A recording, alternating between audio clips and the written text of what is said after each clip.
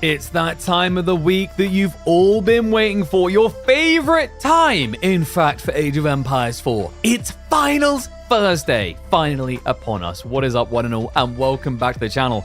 It's time for week number 4 to close its book. But before it does, it's going to deliver quite the epic day of tales. We have got 4 of Age of Empires 4's finest clashing this week all day long. That's right, double semi-finals live into a grand finals live, potential 17 games, all happening in the course of one day. And I mean, you look at those names, you definitely believe it's possible to get that type of distance, right? Vortex versus B, Wham versus Anat, and, you know, interestingly enough, just always consistently the anchored partners really up for contest and making the grand finals, right? If you look at the previous weeks, we had Wham, B, Anat, Vortex. They were all the ones that made it to grand finals. Nobody else has been able to penetrate this quad of force so far.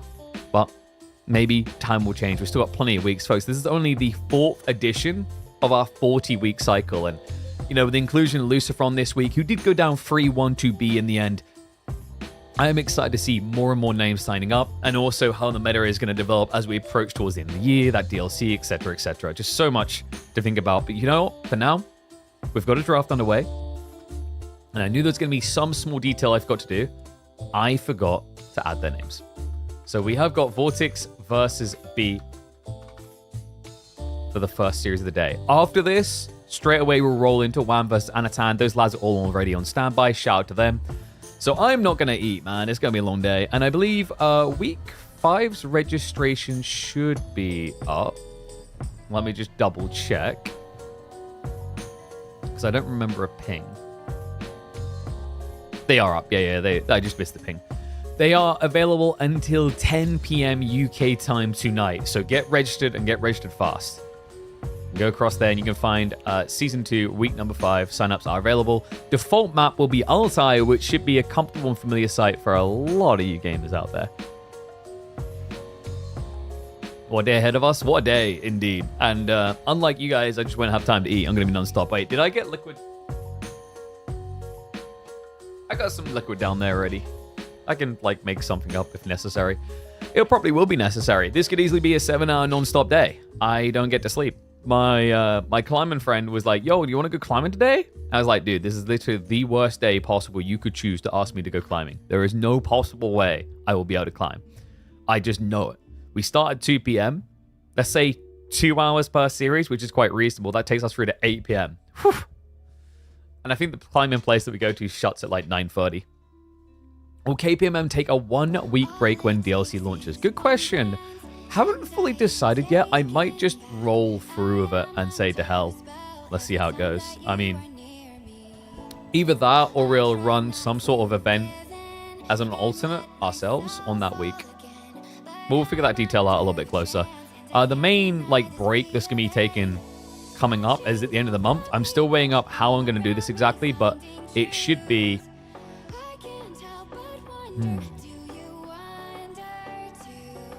Dude, it's such a weird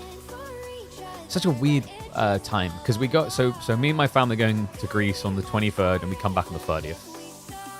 So we can't do the one that would like be Thursday 25th, right? So we'll have to cut that week, the one that would start on the 19th.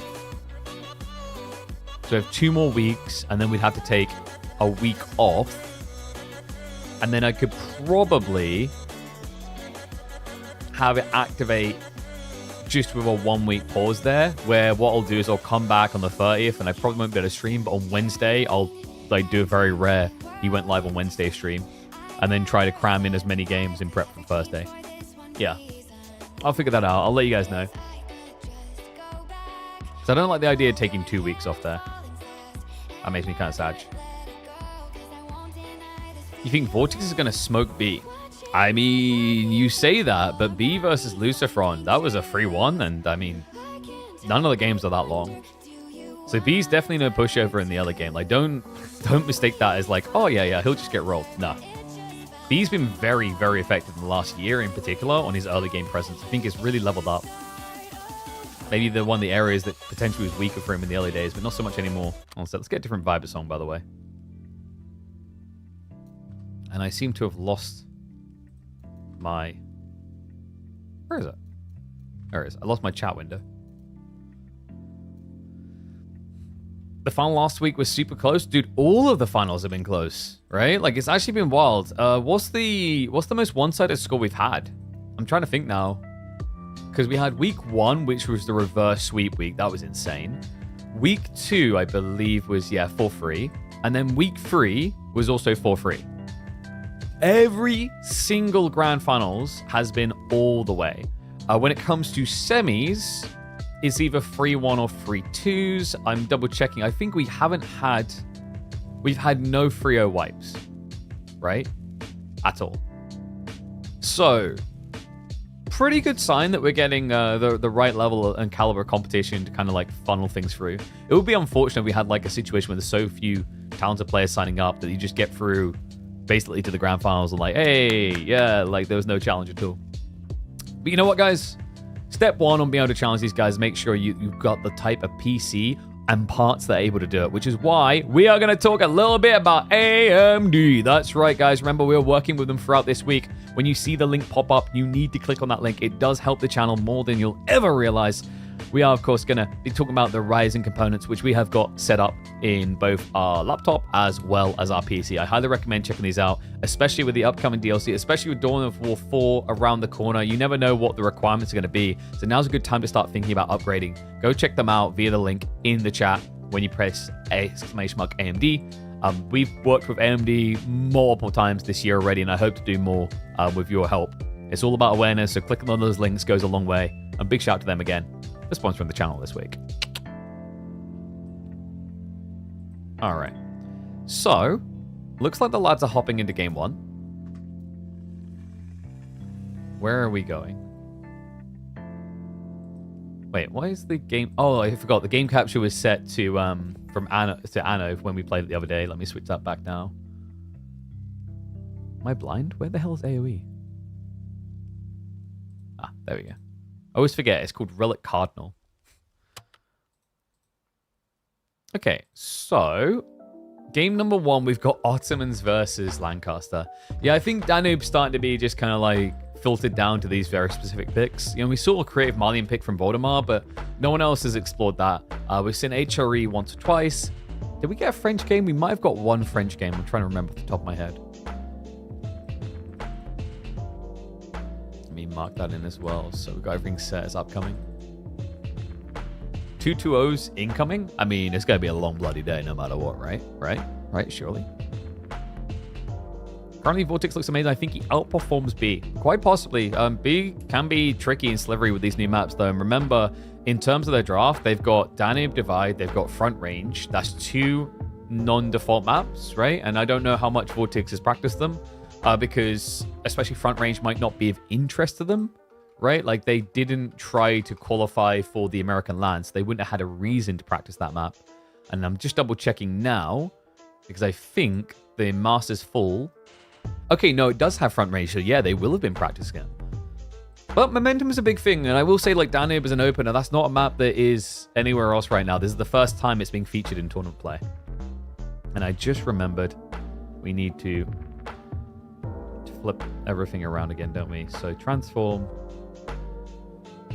center horizontally.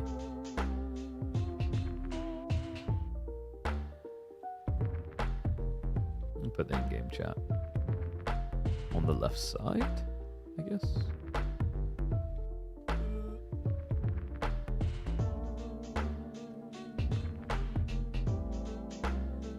I was watching TI KPMM better than TI. Hell yeah. Isn't the Dota 2 scene shrinking? It kind of is. But we're growing, right? Yes, there you go. We figured it out.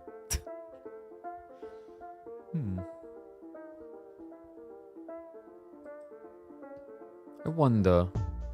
Yeah, I need to check in on the enhanced broadcasting we've been using after the stream. I'm not convinced that the quality is that good.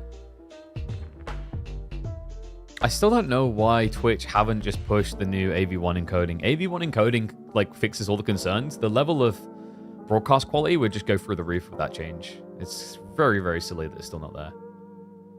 And it is jarring me off a bit.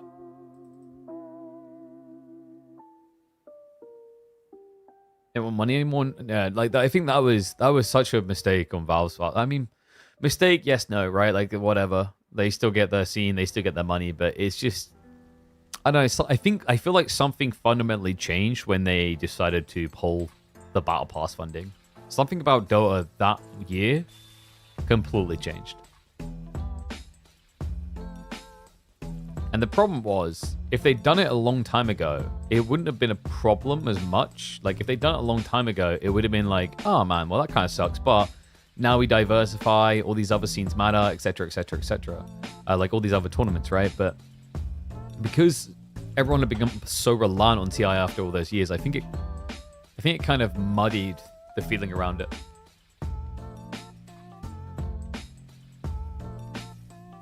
Ugh. Let's get ourselves good old grapefruit blossom. The word is it was something related to match fixing on DPC. Oh no, I'm talking about TI. That's something different, right? And yo, what is up, Debak? Thank you very much, mate. Hope you had a good stream. And welcome on all. Is it? No, it should be debacle, right? I'm assuming it's just debacle. I don't know why I read that as debak. Thank you, mate. Though I hope you had a good stream. Welcome on and all. Just in time for Finals Thursday. But like the DPC in general, like I think its most healthy form was just having 3 minors and a major a month. It's just people moaned and then they changed it too quickly. The way I always describe that point in history is like everyone was thirsty.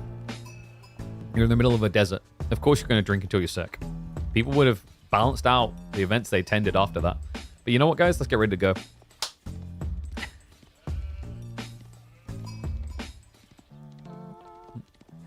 Our weekly tournaments are constantly delivering finals days on par with S-tier tournaments. I'm not kidding. Have a look at the bracket for yourself. Welcome back to the channel, folks. We've got B versus Vortex in a best of 5. The remaining 4 players in this tournament series are the dominators and blockers for KPMM, our $20,000 esports circuit. Every single semis finals features the 4 names: Wham, Anat, Vortex, and B. Yeah, seriously, I don't know how anyone else gets a look in at this rate. We are so stacked at the top. Amazing what a little bit more money on top will do for you. I mean, you guys went a long way making this possible, by the way. Like, shout out to everyone who tuned in on Season 1 and continues to do on Season 2. And hopefully more people are going to keep tuning in and we're going to get bigger and bigger because we went from $9,000 to $20,000. And it just feels like the caliber of games didn't just double up, it quadrupled up. It is incredible just how phenomenal the games have been only 10% of the way through our esports circuit. Well, I'm sure this matchup is going to deliver. Vortex with the House of Lancaster looks to move in. B on the Ottomans does not have any interest. You know, I really like this element of Danube Divide, by the way. The forward back spawn of gold, it just gives you variability to whether you have to defend against the Dark Age rush, right? It gives you a bullet dodge, which I think is quite unique with this map. Like a lot of maps, it's a bit RNG. You're not necessarily going to get this type of gold split reliably. And it really changes the dynamics. Whereas if this had just been a forward gold, you would have just had players having to fight with spears. And whichever Civ had better spear spam would have essentially won. So yeah, really big shout out to Value. With Corvinus helping on the design side, they came together to make this really cool on the opening. So, harassment onto the mining camp. B pulls away. He already got the gold required. We are going to be seeing probably Madrissa here. You could go Sultani Trade Network if you're worried about getting gold access, but it just doesn't make sense. Like, you're on a map where food is hard to come by, right? It feels a little bit finite, and you get pushed before you're able to move out often. So having that lifeline of food burst on the berries is just so good.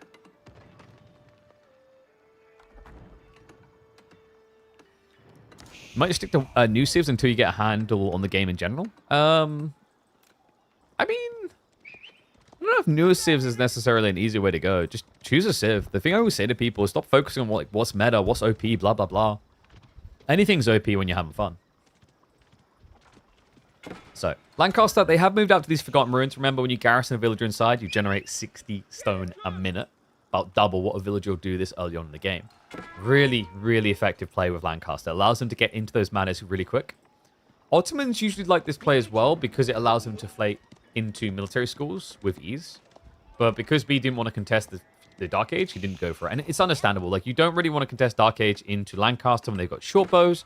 And also when they produce more spearmen than you do, right? The gathering rate on sheep is just so much better that it's hard to keep up. And usually the Dark Age shouldn't last long enough that you get to see the healing point with the Ottomans.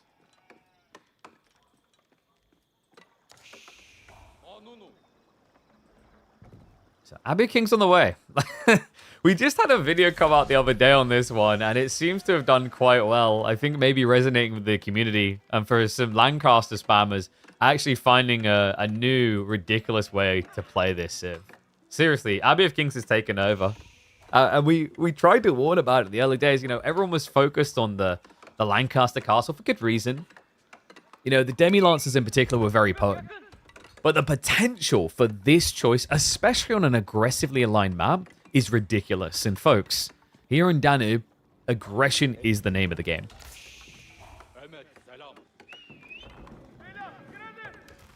Wait. Do Danish people not get to gamble on Twitch? Really? Oof. Well, let's see who's going to be having the oof feeling here. Because I wonder, do you just straight yeoman? Probably not into likely Sapahi. I think what Vortex is likely to do here is spear Hobbler. Hobbler has been the backbone of these Abbey of Kings plays. It makes Abbey of Kings look good, right? Because you're now playing into a light cav that you can spam really fast. And also, you can pull away quick enough to heal. And B's reaction is going to be to no yeoman is going to be archer plus spear, which just makes sense. Like, if you go for Sapahi, you're kind of getting baited in. You need a way of addressing the spear spam before it floats up. The Hobbler are going to be annoying, but the nice thing at least is you've got these kind of choke points to fight around that should make it easier to not just get fully surrounded. And you have to begin archers anyway into this. And what is up, Macabre? Apologies, I didn't say respond to the previous gifted sub. Thank you for those ones as well. 6 gifted subs, you legend. You're kicking off the day in style. I appreciate it, mate. Remember, guys, get those subs in. Plenty of content coming today. 17 games, potentially. So B wants to be a little bit careful about how he trades early on here, but the good news is you have the Imam point to essentially mirror what the healing aura is going to be for Lancaster. Actually, in a better way, arguably, right? It's like, for them, they need to not be in combat to heal, but B will have the ability to heal through combat, and we can see he's already pulling the Imams for that. Yeah, this is the dream, right? Vortex has gone full melee, which means he doesn't have a quick way of sniping the Imams.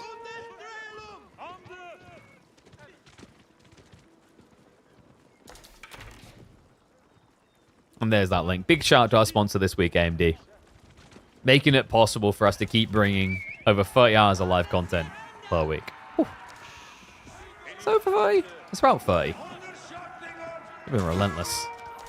And so these Lords, ridiculously tanky. Like, normally, the issue with Lords here, guys, is that they get overextended, they get ran down, they get killed. But this map is so short, they can get back to base with ease. A great start there. Gets himself an archer kill. Double villager pull. So B, is he going for the outpost? Yeah, I think he's trying to get the outpost to lock out the gold before the Hobbler count gets up. Although B, he mismacroed here. The wood isn't there. And he just queued up more units. Okay, so this is just incredibly wasteful. The 2 villagers just doing nothing. And I'm concerned. I am really concerned for B here. You know, the idea here is this is like a rush reaction before Vortex gets enough Hobbler online so that he doesn't feel comfortable going to the back gold. But this delay is painful. B, he still keeps queuing up archers. Oh my god. No way. Without the tower, he can't easily get this decap. On top of that, you know, the healing is nice at the moment, but you're seeing Vortex just continue to scale his hobbies. He did throw away the spearman, though. Yeah, so it's just raw Hobbler. This is so weird. I mean, the fact that B just had these 2 villagers out, he finally gives up on it. Walks back home. Will just garrison his own. Yeah, he wanted to do, like, what, the forward and then do the back and have the double garrison. Vortex, an expensive engagement there, really. Like, I'm a bit surprised that... Why did he commit them after losing the spears? I mean, it's because of the gold, right? Like, if he does lose control of this front side, at this point, he won't be able to posture on the back. Imams are going to arrive.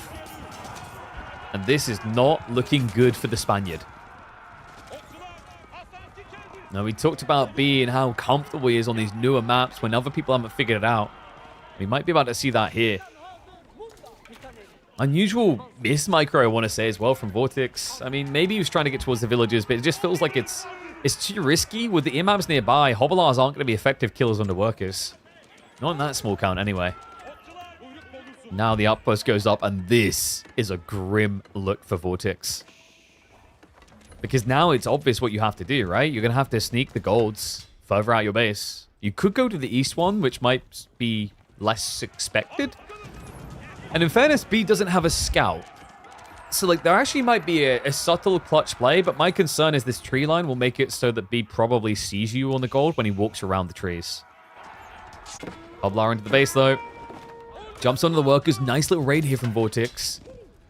Looks like he will be able to secure himself maybe 3 kills. Formation shuffling with a villager is not going to be good enough. So, a dive commitment in. Vortex able to net some kills. Mirrored reaction out of B will not be able to get as much. Vortex, a good job that he got most of those Hoblar away. Remember, he can just take them home now and heal them with the Abbey of Kings. Getting more difficult now that you've got this forward outpost. But you can still kind of trim the edge. You can stand here, get the aura. You don't need to worry about the outpost disabling your healing. It's really cool that Richard Hammond streams AoE4 now. I mean, you know, there's not enough game shows going around for him anymore. Had to do something. Yeah, I was about to say, that looked like a miss micro. You want to have the imams inside the spears. A bit of clash coming out. Now, reminder, you don't get the aura if you're in garrison inside. You can see the spear's not healing here. These lords are so infuriatingly tanky, though. 267 HP. And props to Vortex. You know, in a game where you would have felt pretty dead, he's managed to kind of vibe a little here, but it has come at cost. He got sniped on the tree line again, right? So, all of a sudden, a 2-worker lead for B. The archers are going to find even more. Doesn't quite get that final touch. The Vortex, this tree line is shaky, man, at best. You know that B's going to keep rotating around the back of it. If you had more Hobbler, you could try to intercept him. We've now got Vortex switching full Yeoman. Which isn't a bad thing. You know, it is a nice comp to scale towards Castle. And you are in a game where, yes, you're up against Ottomans, but it's an Ottoman player with 0 Sipahi. So it just kind of feels like you're being invited to do this. A little bit surprised that B didn't try to add in Sipahi yet.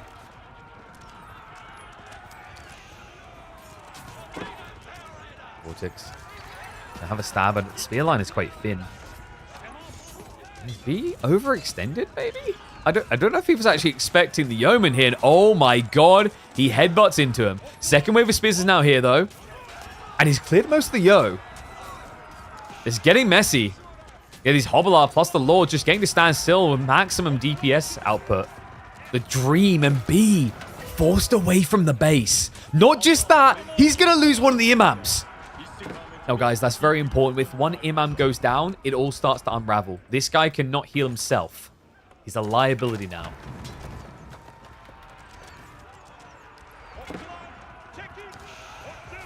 Archer's just not able to trade out. Yeah, he's getting baited. Oh, my God.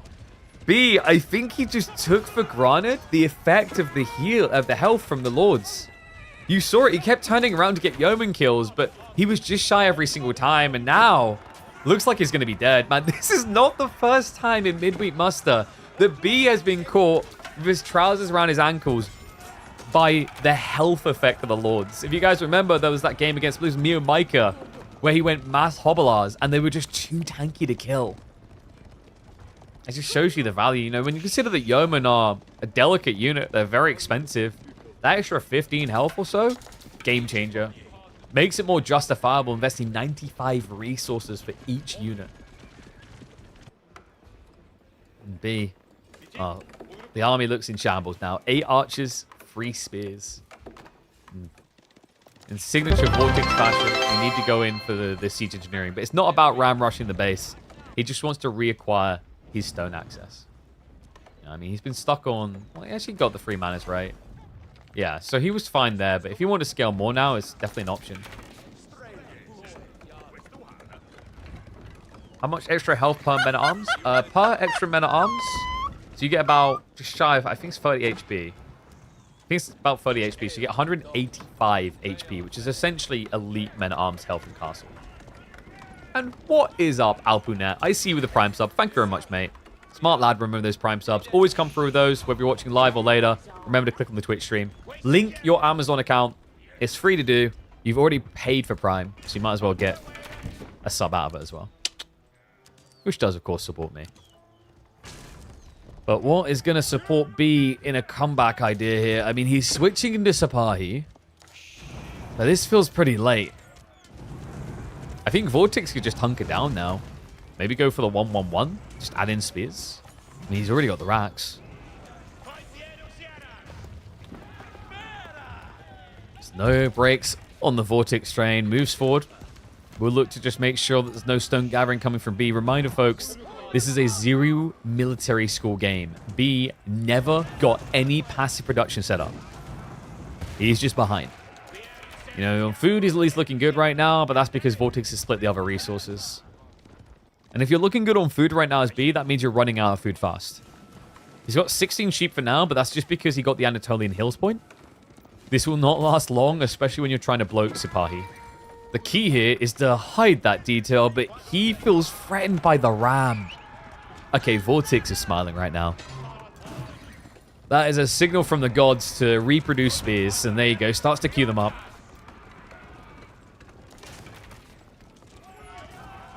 Every single unit in range will get extra health from the Lords, including Rams, which have 450 HP.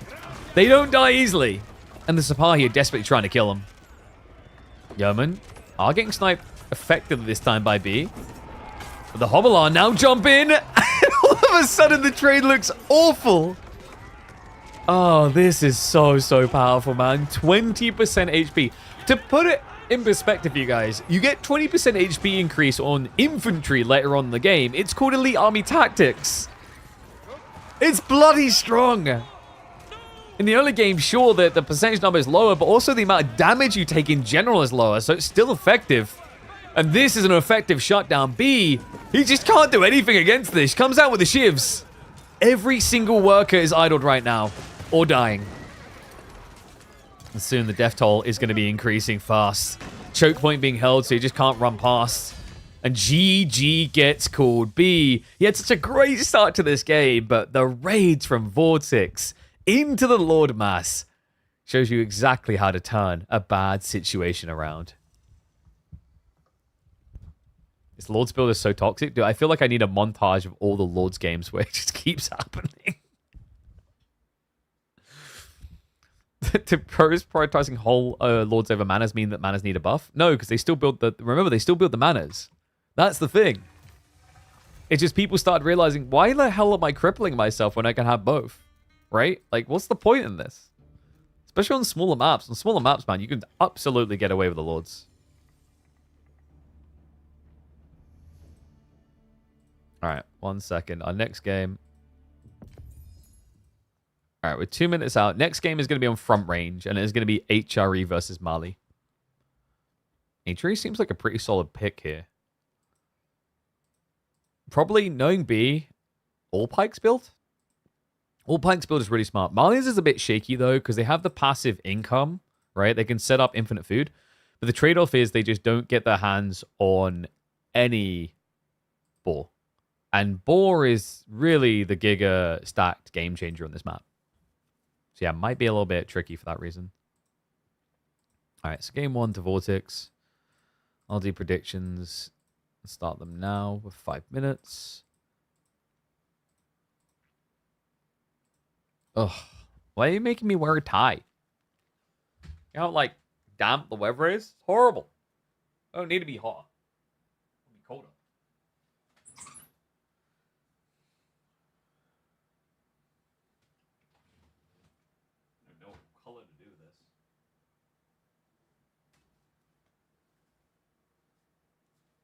Maybe?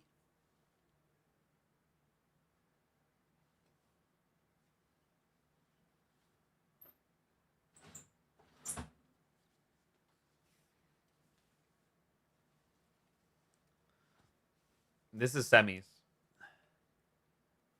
Alright. I am not this is going to look good. probably look bad. I looked at it, I'm like, I don't know. Pattern on stripes, that sounds weird. But, screw it. Alright, let's do full Windsor. And Lancaster doesn't gather 25% quicker, it's 20% quicker. They nerfed that a while ago. Because straight away the devs had the foresight to go, oh, actually, that does sound pretty broken. Is that a Swedish flag, you wish? That's why I can't go to any event where Johan's at. He's going to try to steal my tie now. He's going to claim it. Wave it around on a little pole. Dude, this looks so bad with a tiny collar. Why have you done this to me? Ugh. Wear Kaz shirt and you do this? All right, predictions up. Let's get ready to go.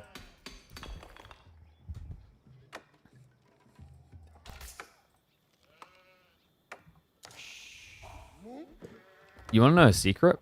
Malians might actually suck on this map. Yeah, welcome back to our semifinals, folks. Game number 1 already complete, but Vortex takes an early lead and now turns to the Holy Calcif to try and extend it. Yeah, we are here in our $20,000 esports circuit, week number 4 semifinal showdown. And it has been recurring, always the same names appearing now. The reason why I think Malians might actually be a bit sucky and overrated here is that on Front Range, which is a custom map, the boar is king. And Mali do not eat pig. No, not just that, but you're also up against HRE, one of the better civs at playing this map, courtesy of their effectivity with their prelates, and also how good the mine work can be. We might actually get to see mine work this game. We've already ticked step 1. It is going to be a Rax Rush opener, another thing that HRE are infamously good at doing into the Mali. Vortex, he has already left space for an outpost in an interesting spot. I love that. Oh, that's sick. No. I mean, yeah, it's fine. No, it's fine, right? But is it? Because I think now you can just get outposted here. My thought is you place the outpost here, you build the mill here, but I think what Vortex is probably worried about is that B maybe outpost rushes him on the west side.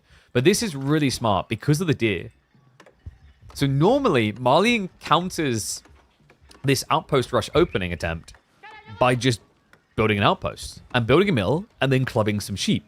But you don't need to club sheep, folks, when you've got deer this close to base. It's really smart. First spear is going to arrive. Vortex pulls a third villager just to make sure he's safe, as you normally do against HRE, because of how quick they move across the map. B is just kind of a poke at it best he can. But inevitably, he will have to walk this one off.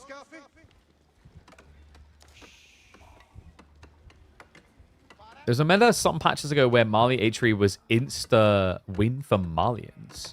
Yeah, not so much these days. About a few months ago, it looked really grim being a Malian player because of this rush that you just couldn't do anything about. You just lose your houses, etc. But ever since we've had this transition towards the outpost mill play, the odds are being shifting more towards the even point. I do think that there's an all pikes build that feels super effective for HRE though. Because if you think about it, all pikes, what's the weakness? I mean, usually you're thinking someone like your opponent goes archer spears. Well, Malians could do javelin spears, but then your jabs are just fully exposed against the horseman play, right? And HRE also, with a buffed eco, are capable of playing a 1-1-1. One of the biggest baits about mine work is that it's all about all pikes, but it's actually not. You actually get a lot of value out of mine work just for playing archers as well.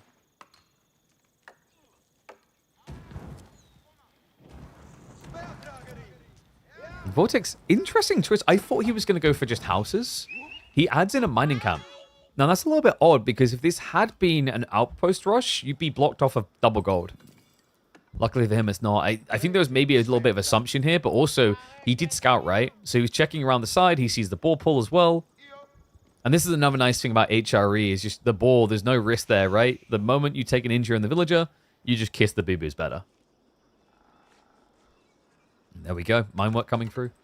Seriously, guys, this is the map. If you were going to do mine work on any map that we're seeing in tournament play at the moment, this is the one. Front range begs mine work. Every time I see an Archon, I cry a little because there's just not really that much for Archon to buff. You get small gold veins.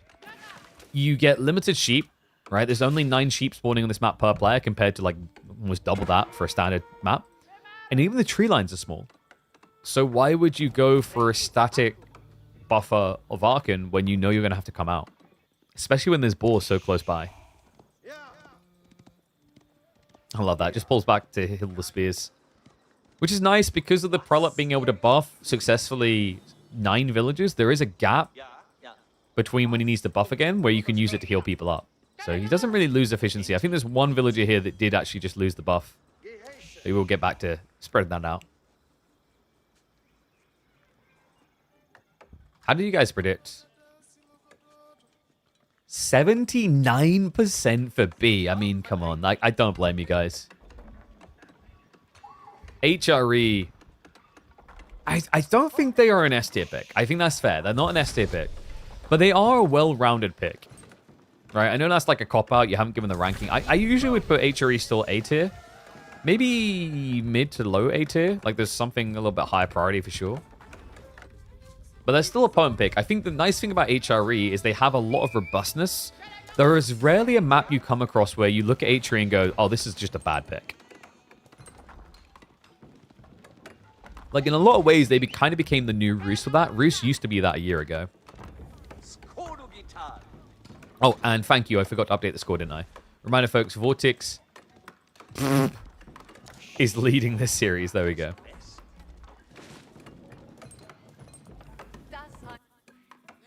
All right, so Vortex is going to be opening the jabs. Correct read as well, because archers are coming.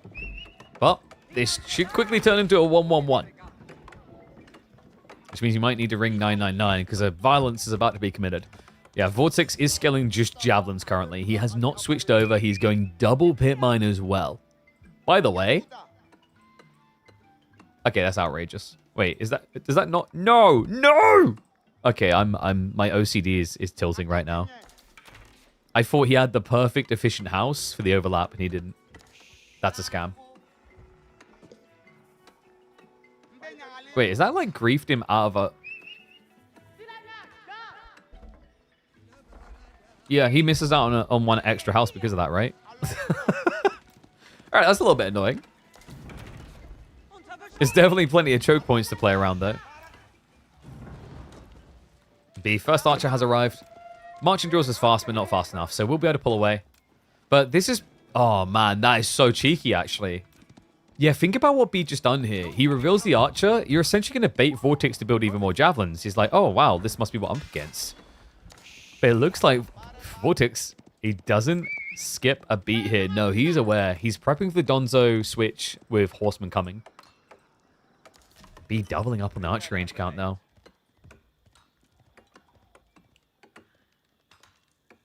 HRE eco that makes them good? Agreed. Malian eco is gradual build up into castle, right? And then it gets insane with the superior ability to produce a lot of meat-based units. But in the early game, that 35% buffer wins out for HRE most definitely.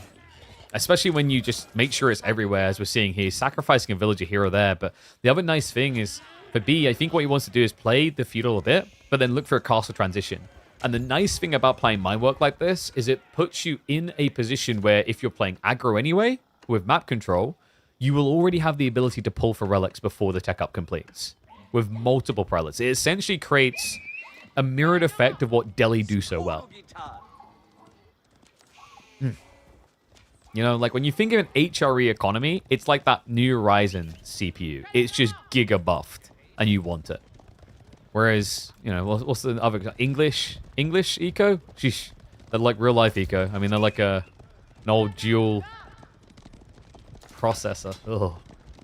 I can't even think back to a time where I had less than 4 cores. It's horrible to think about, actually. 8 cores and beyond these days, baby.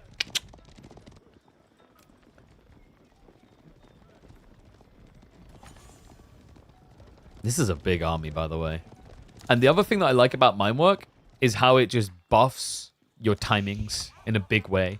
50% discount on tech is one thing, but it's the speed.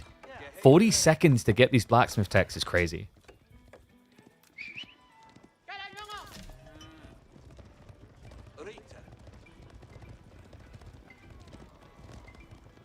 And B, he is prepping a spear switch, which is intriguing. Is he suspicious of sofa play? We don't have any. I mean, then again, even without that, spears aren't terrible here. With all pikes, they're pretty decent brawlers. Yeah, reminder that your spears are actually better than Marlian spears, because although Marlian spears have a throw and 1 armor, you now have an extra 2 damage than they're possibly capable of, and you have movement speed to gap close.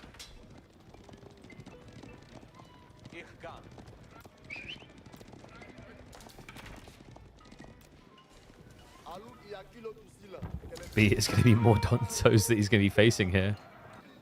So yeah, I mean, he's forcing Vortex's hand to just keep reacting to the Horseman play, right? Like, Vortex is so heavily invested in Javelins, I would be surprised if he finds a way into a 1-1-1 comp.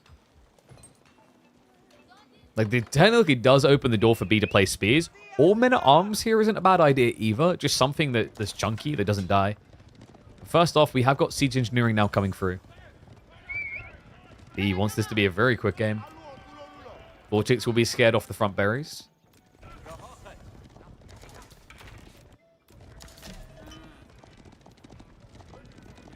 And this has been so refreshing in Mindwork, by the way.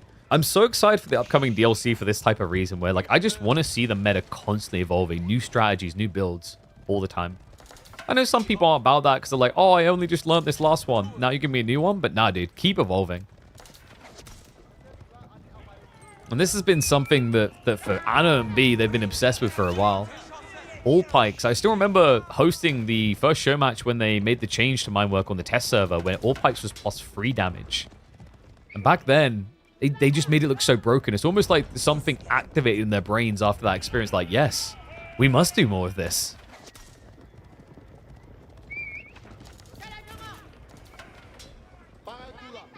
Vortex, how are we doing on the cow count? So he is up to 14. He's not far away from being able to pull the trigger. I just think it might be one of those guns that shoots you back in the face. You know the ones I'm talking about, where the gunpowder's been messed with? Because if you do tech against an army this big, it's gonna cost you a lot of Marlian blood. Archers now moving in. Horseman looking for access. Let's get pinched on 1, but you see the hesitance for Vortex. He's a little bit paranoid. The archer count is not that high for B, however. Was this premature? He had to make a move soon. I think he's just trying to go for the pop block to stop the resurge into more spears. He's starting to work here. Vortex now housed. Archers, they're clown carring. Oh, this is brilliant. B now commits the horseman in. Archers come out to play again onto the Donzos. They can get about 2 Donzo kills in the time it takes the Javelins to kill them off once. But the archer count is low, and this is turning into a big fat A-click.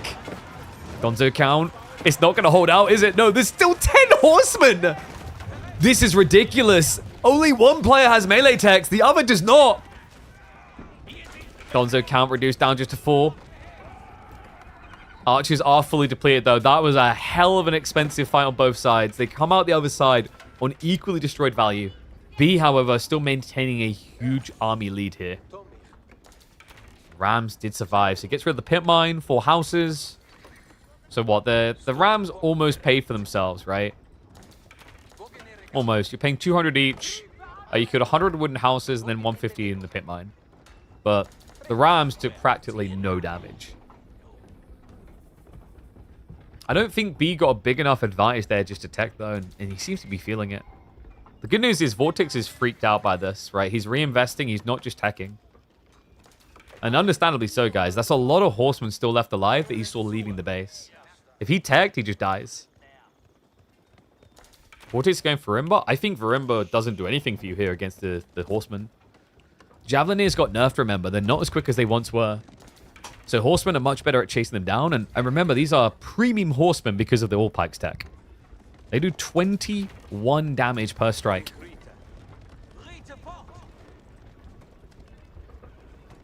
Does B just consider a tech up himself is what I'm wondering now.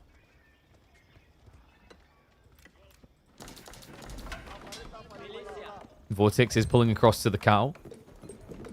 Not really adding in that many units, so it looks like he is getting ready for his age up. Yeah, maybe just looking at this thinking, huh, I guess B must have ran out of steam. Might be dead right on that one.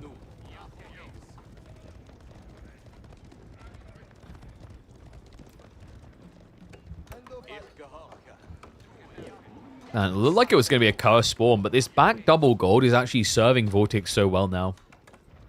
You're seeing how much time it adds to B's rotations. Like an extra 10, 15 seconds, it feels like.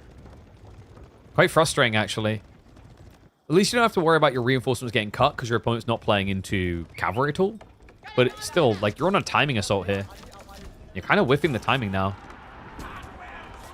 You're probably wondering, like, why did B not just go men-at-arms in the end? As we're going to watch the Rams just be thrown away. A bit curious. Was that... Wait, was that a misselect on the groups, or did he just not care?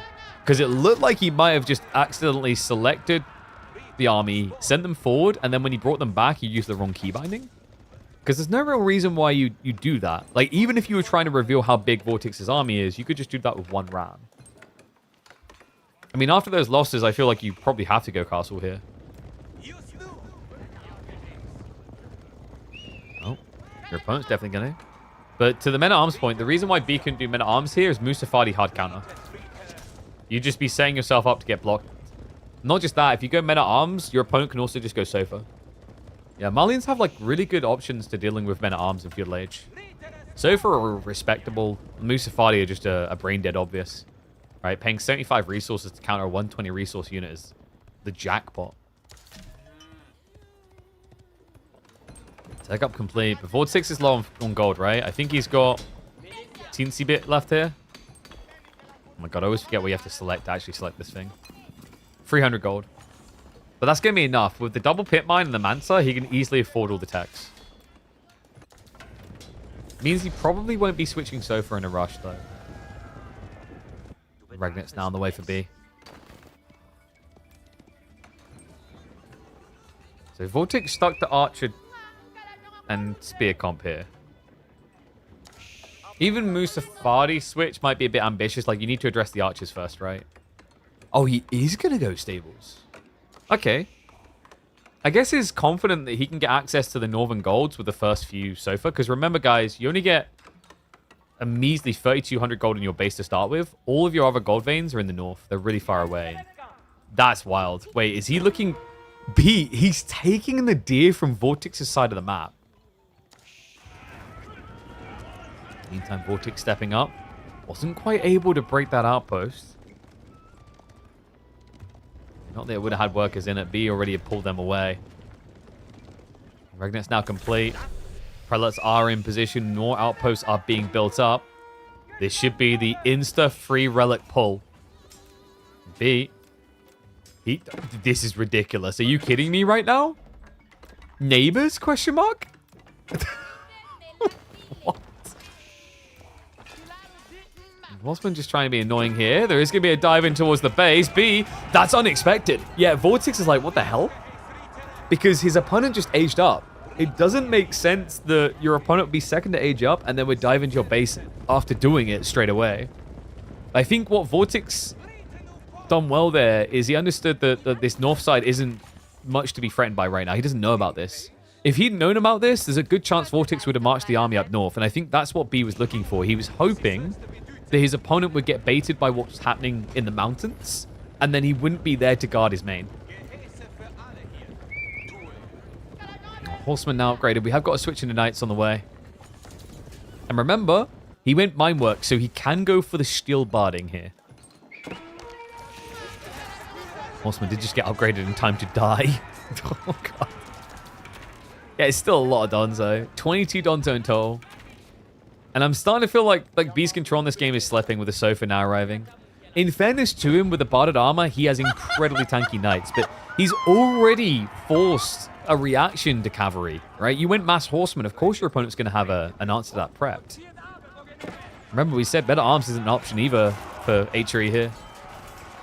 Mass is going to come through, archers. Just overkilling. He's having to target fire the spears. This is the other awkward thing. The Sofa's muddy your objective. Javelins are always like the overkill, so you can just like kind of micro them easily and target down individuals. But for archers, you know, like you want to be A-click move, A-click move, A-click move. When heavily armored units start to get muddied in, your life becomes a living hell. Vortex now looking to send B to hell. Goes in for the clash. Springwood upgrade is on the way, but still 15 seconds out. The Javs are doing a great job of trading their lives to those archers. The archers are all gone, and B, where did the army go? No chance of standing up against the Malian bodies here. Yeah, the Sofa arrival, the Donzo's having the extra health here as well as the armor. Just going the extra mile. And I guess Marlians ain't too bad after all. I mean, I don't know if everyone can play them the way Vortex did so cleanly. But props to him, man. On a map that has been dominated by board picks, he made me eat my words. Flexing the Marley. I mean, it's not like we haven't seen people experiment with Marlians and other civs that are infinite food-based. But the ball players have definitely been kings for the last 2 weeks, it feels like. Props to Vortex for proving otherwise. And B, it just felt like not the right spawn, not the right time for what he's trying to do. And clean micro as well. Like, can't take that away from Vortex. Never really overexposing himself, despite the shenanigans of B, especially with the clown carring attempt.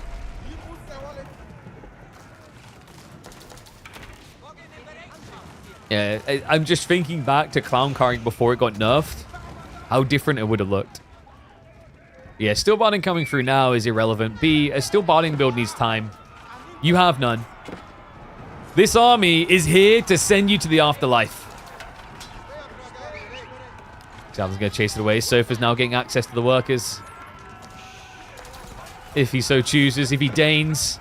But instead, Vortex wants B's army to feel the full ordeal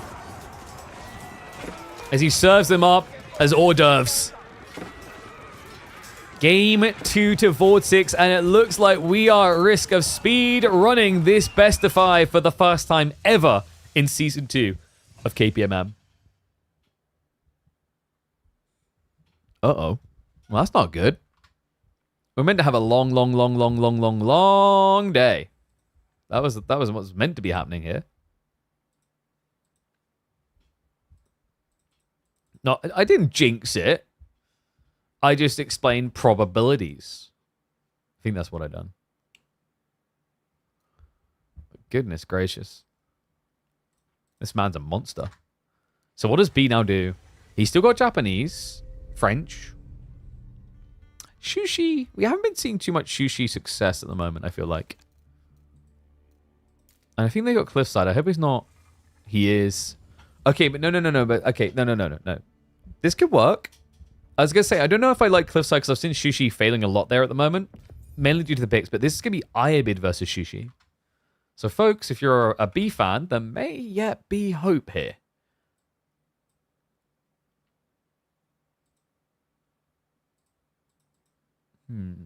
I guess probably Vortex is going to try feigned aggression into Castle. Would make a lot of sense. It's normally what we see a lot of IA players try to do here. But game 2, pay it out. Game 3, we'll get predictions ready. What was I going to do? I don't know. Maybe that game 2 is uploadable. Maybe.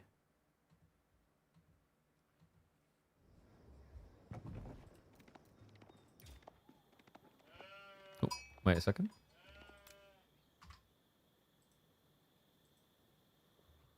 Alright, I'll figure it out afterwards. Let's get ready to roll.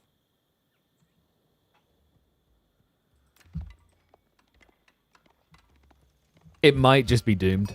For the first time ever in Season 2, we might get a full wipe in semi-finals. Welcome back to the channel, folks, for week number 4 of our 40-week, $20,000 esports circuit. Vortex is running away with this series fast. He is currently 2-0 up. One more victory, and he will book himself the quickest ticket we've seen into the grand finals. B on the other side looks to try and start staging a comeback with the Sushi pick. Map is going to be Cliffside. Vortex, of course, on the Ibids. Definitely a matchup where I could see Sushi being able to exploit their aggressive timings earlier on around Chuk. Wondering what Vortex's reaction to this is going to be. Normally, in these type of situations where you're expected to be more of a defender anyway, we do see a lot of growth into fast castle timings. Cliffside is a little bit more difficult for that due to the nature of the gold spawn sometimes. But this is a good spawn. A really good spawn. Wow. Berries, gold, like the only thing that would be nightmare fuel is if you were against a Mongol player here. Yeah, because if a Mongol player came around and set up an outpost here, everything would get denied. You'd have no food, you'd have no gold, you'd hate life.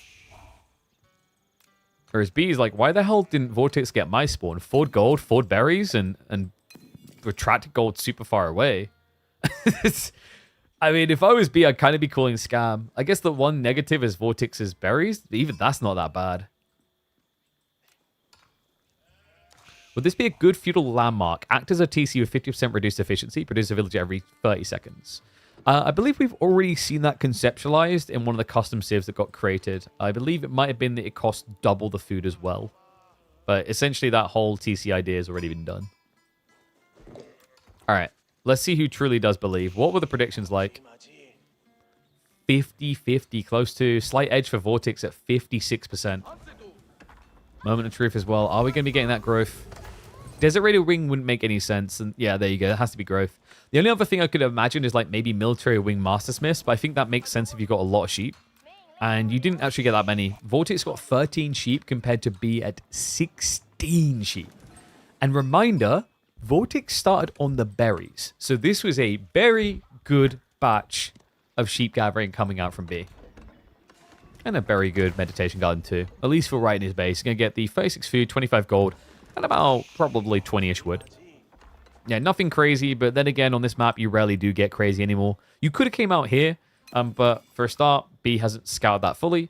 And also, the walk time is the other issue. Like, often when people are like, oh, but I see this really good meditation garden. Oh, yeah, where is it, Timmy? Oh, it's all the way over in the corner. Wait, but do you know how long it takes to get that far out? That's the problem. Especially considering that you don't really tend to get wheelbarrow before Feudal Age with Sushi. That mill's a bit open for harassment. But the idea here is that Vortex shouldn't really be the harasser, especially with the Growth Wing play. Like, you're probably expecting him to be the defender. And if he does try to aggro you, like, Sushi has a really solid comp into Chug plus Spearman. Chug, in particular, being the kings. Right? Because, you know, your opponent's best unit, the versatile unit, the one that makes them different is the Desert Raider. Can't really build Desert Raiders against Chug. Not unless you like losing games. I mean, technically, you can do whatever you want, right? Like, you could tier 3 subscribe to my channel. I'd recommend just doing the tier 1, though. That's good enough. Maybe the tier 2.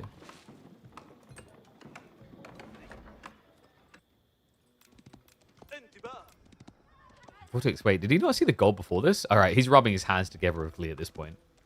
A lot of wood's been gathered. We aren't actually seeing him go for an outpost, so Vortex is going to try to play aggressive on the opening, which fits his playstyle. And okay, that's going to most definitely be a desync. Oops. Alrighty.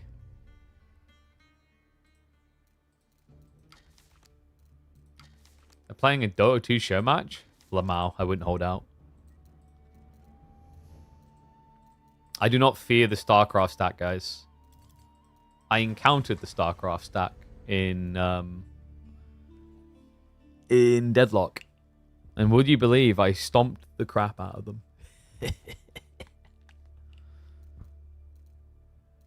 How are you even getting this amount of desyncs? It just happens. Alright, so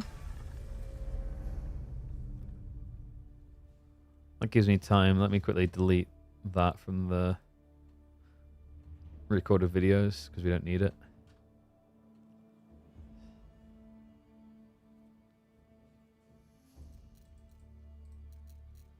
Where's the remake? I don't see a re. I think maybe he's just... Yeah, okay, yeah. Vortex's internet went off, so he needs a minute. Are we going to call that, like, last game, the Malian one?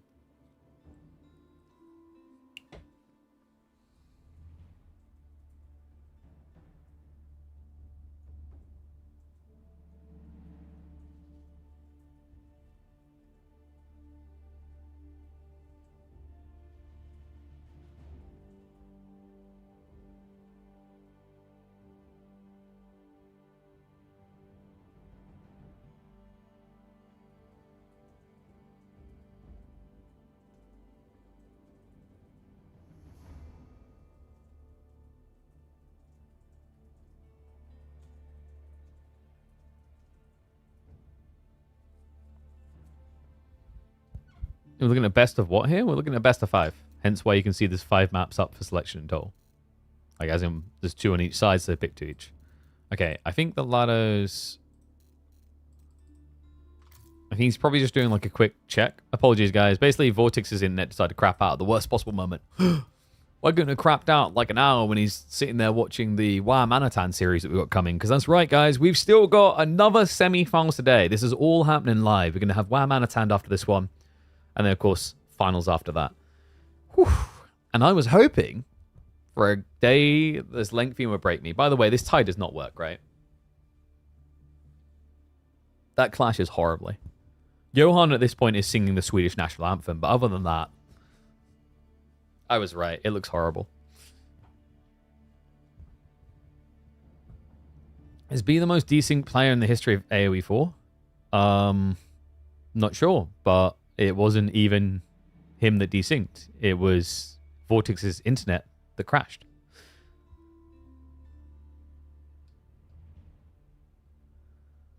Like, I don't know, like... This is the thing about opinions. They're like assholes. Everyone has them. Yeah, we even said it wasn't even Vortex. It wasn't even B. It was Vortex's internet that dropped. I mean, that's like, I don't know. I think people need to sometimes think about what they say and the undertone impacts that it has, right? Crackety has dog crap Vodafone internet. If he starts crashing in the middle of tournament games we have to remake, is Crackety now a cheater? No, he just has a really sucky internet provider and should probably do something about it. Sometimes, sadly, for certain players, they can't. Oh my shitting god. Poppy Paw crashed again? Another tree fell on their electric line? What's the chances that Wham has a chainsaw? If they own a chainsaw, they could easily just be cutting down those trees. I bet they are. I knew it. I freaking knew it. That's why the Canadians keep winning. Oh, what's that, bro? You didn't get the spawn you wanted. Run it back.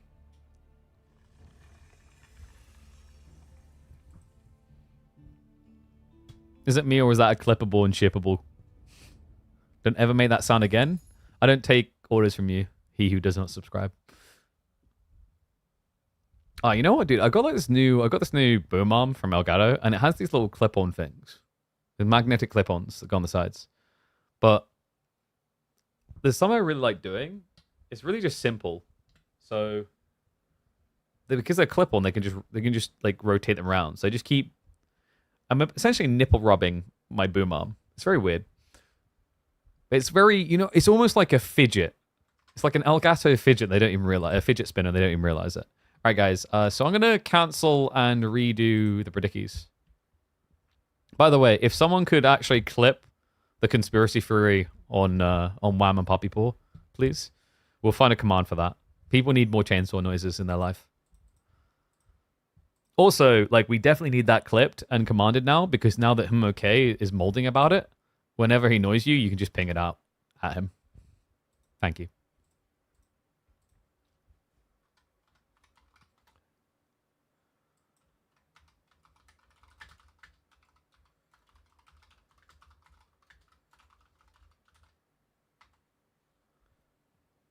By the way, when we were saying about like things that help grow the channel and like the live stream fails type thing, those are the type of clips actually I think that pop. We need more of that type of content. Like, I love when you guys turn up with the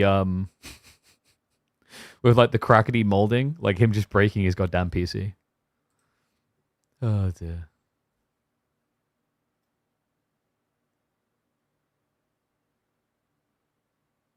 True forms towards you? That's your problem, Corvinus. You must have like drafted a matchup against Poppy Paw early on again. I'm telling you, those guys are out there. They probably, you know what? They strike me as the type of people that have those like lumberjack shirts as well. Like the red and blue checkered ones, the flannels. It's all a conspiracy, man. I'm telling you. And if you think about it, it's possible. If they live in the middle of a forest, there's enough trees to just keep on chopping. Oh, sorry, HDL. I think we missed that in the middle of the desyncs and everything. Thank you very much to Prime Sub, mate. You're a legend. Welcome to Swarm. Thank you.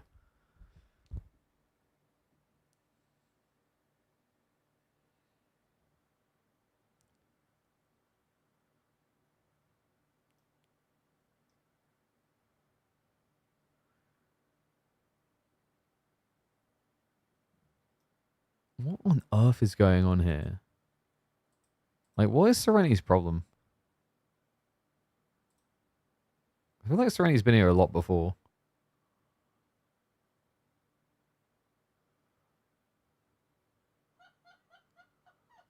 Like, dude. Pull your head out your butt, man.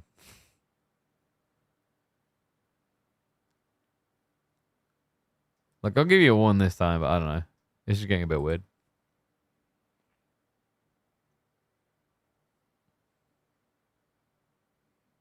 And yo, what's up, Werner? Thank you very much for the prime sub. Like, I'm just catching up on that part of the chat. Like, I don't even understand the brain cell logic here right now. Pull the plug strategies yet. I could say something really dark right now, but I'm gonna refuse. I'm gonna rise above it. We're gonna purge a little toxicity. We're gonna feng shui into the series.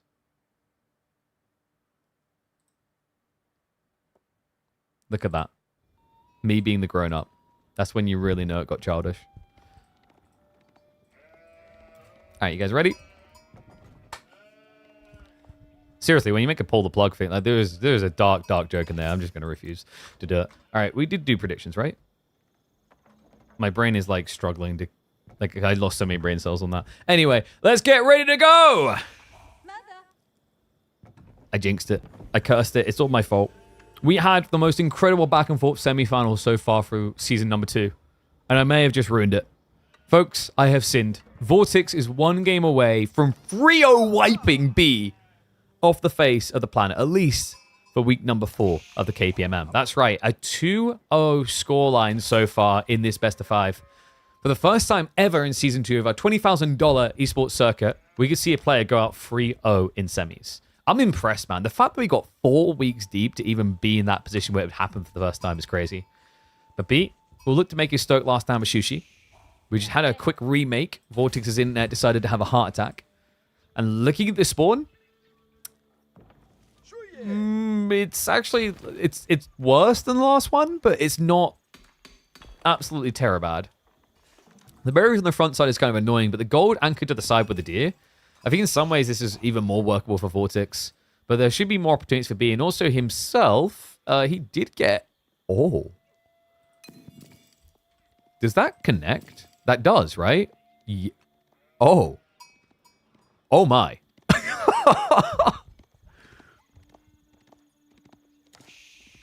That's kind of crazy.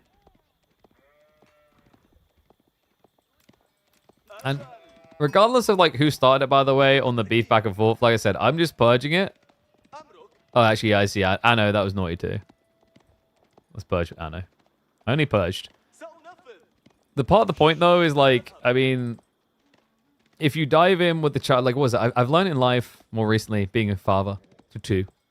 If you argue with someone like you're a 5-year-old, they will argue back with you like they're a 5-year-old, or 3-year-old in my case. Just don't indulge it. Rise above it. So Growth Wing coming through.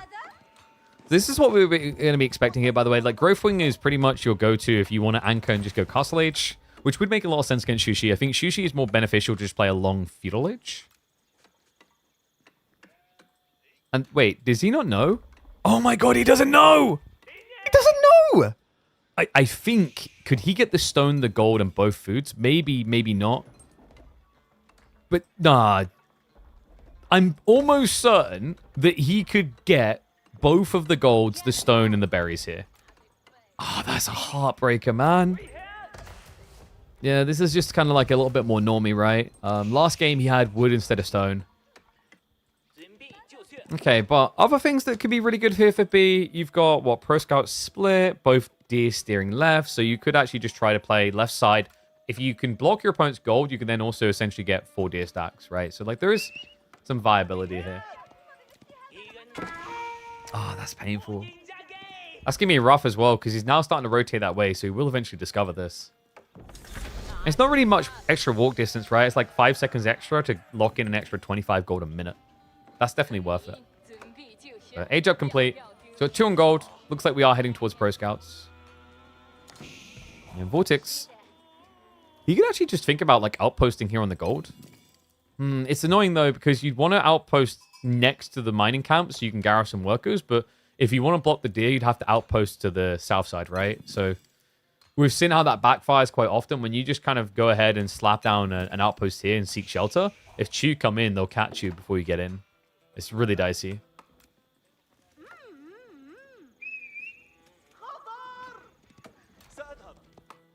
Yeah, I don't know.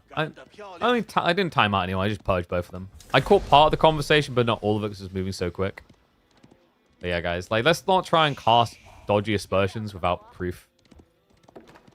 Because that is assumptions, and assumptions makes an ass out of you. I hate myself. 36 food, 25 gold, 25 stones. So just kind of the normie that we're expecting. 86 resources is pretty average for mini gardens these days. Well, slightly above average, I'd say. Sometimes you get screwed over and you don't get the double resource next to the food. But pray tell, Vortex, what's your reaction? It is going to be Spearman.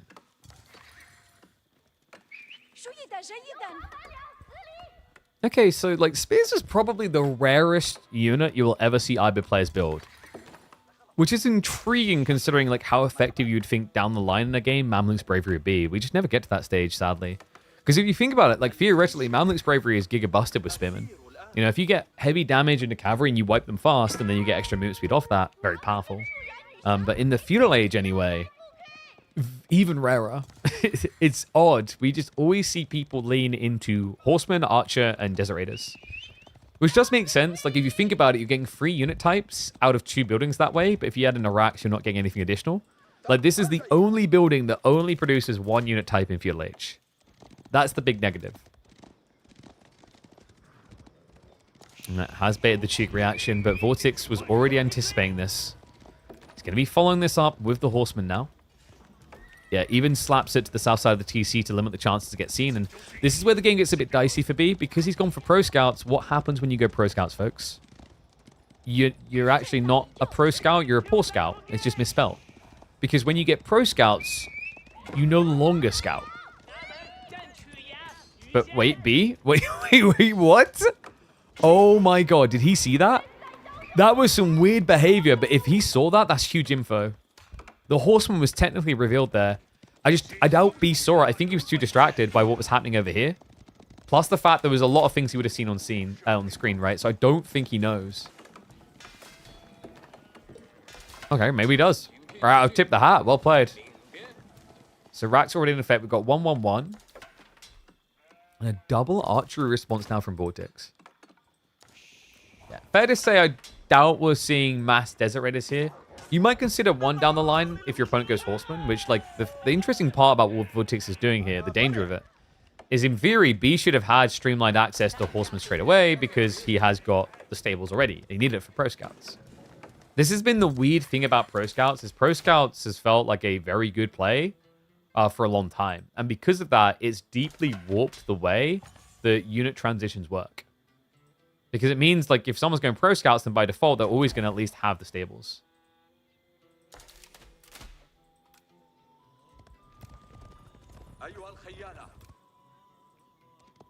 B.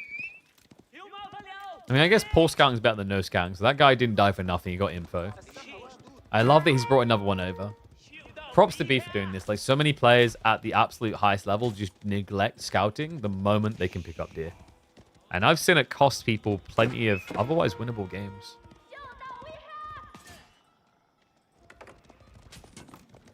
Horseman intercept from the back. Nice little bit of poke here. Vortex, I think it might be better just to go after villagers. Like, you're not quite getting enough to stop the deer coming home eventually. And you know the longer you sit here trying to idle this out, the more spears that are going to get spammed. That's not a bad thing, right? Like, it does mean eventually your archer's going to have maximum impact. It's just if you're standing here like this, is it better to kill a scout or try and harass the gold? Oh, the Vortex is just like, both. Why would I choose one when I can just ruin his day in every single way? B now going on the offensive. He brings the Chuk forward with the spears. There's no outpost here, and Vortex is about to get the bad news, but luckily the spears should take the brunt of it. Unless the Chuk target fire. Not able to do so, no. B, he could not see into that tree line. Wait, and B? Wait, what? Oh, I think we've got to select all army, boy. And oh boy, is it going to backfire. No way. He clicked on the horseman twice. The Tube, they wasted so much time there. Vortex, given an absolute freebie, gets the trade out against the Tube, barely losing anything in the process. And you can see in the destroyed value. That was insane. I don't know if Vortex intentionally like kept horsemen and archers close and it forced B's misclick, but whatever it was, that was atrocious. A disastrous position now for B. Heavily behind on military. And this is the type of thing that opens the door for castle. Vortex, he's already steering more people towards gold. Has got Steeled Arrow coming because he's already been scaling into the archers, and that will allow him to contest the Palace Guard. Yeah, so Vortex, the idea here should be to gradually get towards castle, but you still want to contest B a little, because otherwise you give him an opening into a Palace Guard play with a castle rush.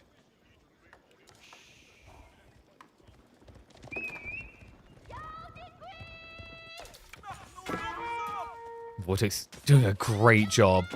Man, I love this spear opening. This spear opening has been phenomenal for him. On a civ where you just don't ever expect them to. Even against pro scouts, normally they'll just maybe think about desert raiders instead.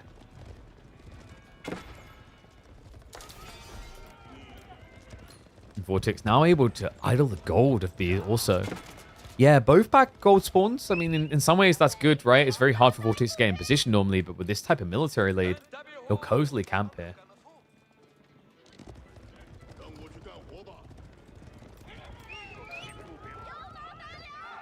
Good news, at least for B, is the power of these villages. Able to easily just garrison, immediately protecting your people. Tech up now on the way. Vortex is going to be Logi? No. Oh, what? We've got Master Smiths. Okay, this is sick for a Camel Lancer timing. Remember, Master Smiths gives you Military Academy now, which means you can start pumping out Lancers in like every 24 seconds. It's 25, 26. Still, it's a lot quicker than it normally is. Usually you wait 35 seconds for Lancers. What a play. Maybe even Gulam could be potentially on the menu here. Vortex still maintaining that military lead, but B, he's bulked up a lot of PG. And oh my god, it is a Gulam timing. Okay, so if B can find his castle up, then he's in a decent-ish position with the Palace Guard spam. Palace Guard are a decent frontline to Gulam, because Gulam prefer lightly armored units for the double tap. But still, the problem here is B has not got the gold for a tech up.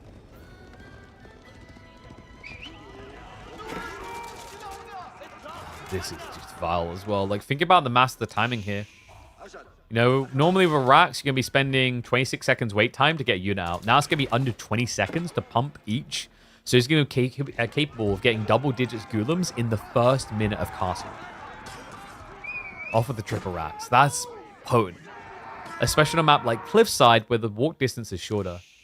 In fact, you know, in the early days when Cliffside first came out, and we were kind of theory crafting a lot of the different potential strategies, this was one of the ones that seemed most viable. Gulams, not in the Master Smiths, but the Gulams detail. It's such a short map that these meta arms rushes are more effective. Normally, you don't like doing it with Ibids and Abasas because you pay so much more per meta arms. So getting bulk is hard. You see Vortex, he's just keeping an eye on gold. Was pushed off, B did get access. But B has still got a long way to go, man. He's reinvesting, he's going up to 20 Palace Guard.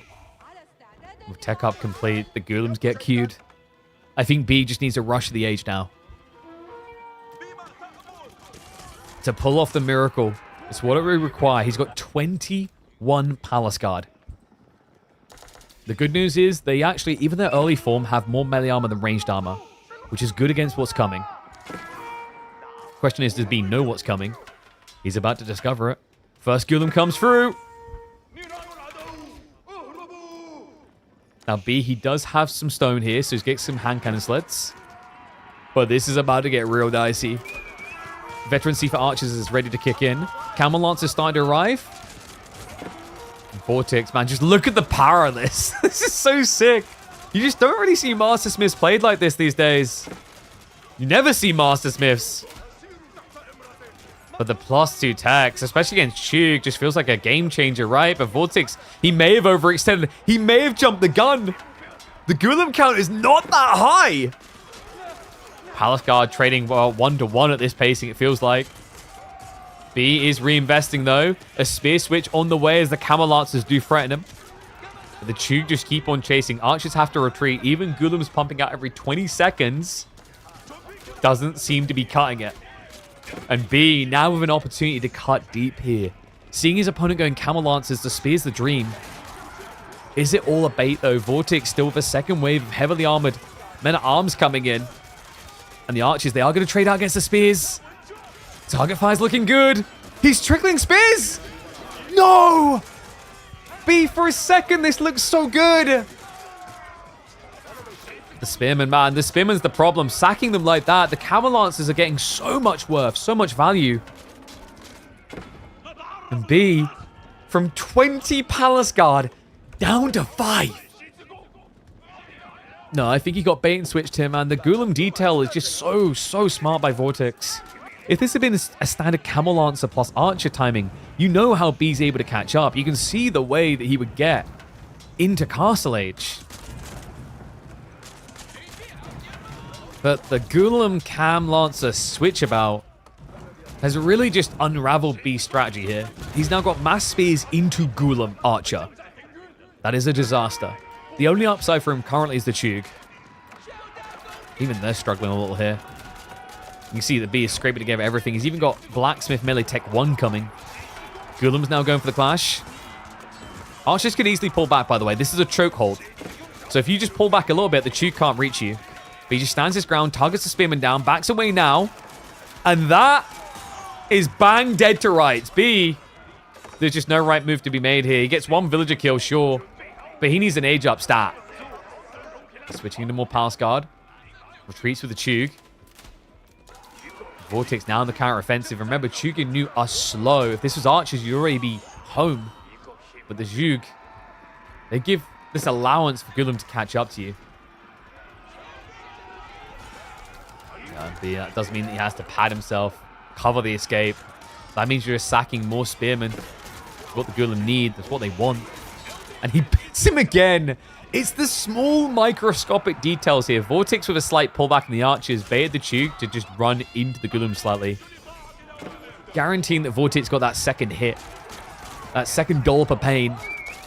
And it's going to be a Frio dish of pain served up in the Spaniard's restaurant. This is his cathedral, and it's looking like it could be his week. Our reigning champion is going to take down one of the fan favorites 3-0 in the semifinals. For the first time ever in Season 2, we will see a 3-0 And a creative way to do it, man. Mass Gulams with a slight twist. It's just not a strategy we get to enjoy much when we see Ivorids. They're too camel obsessed.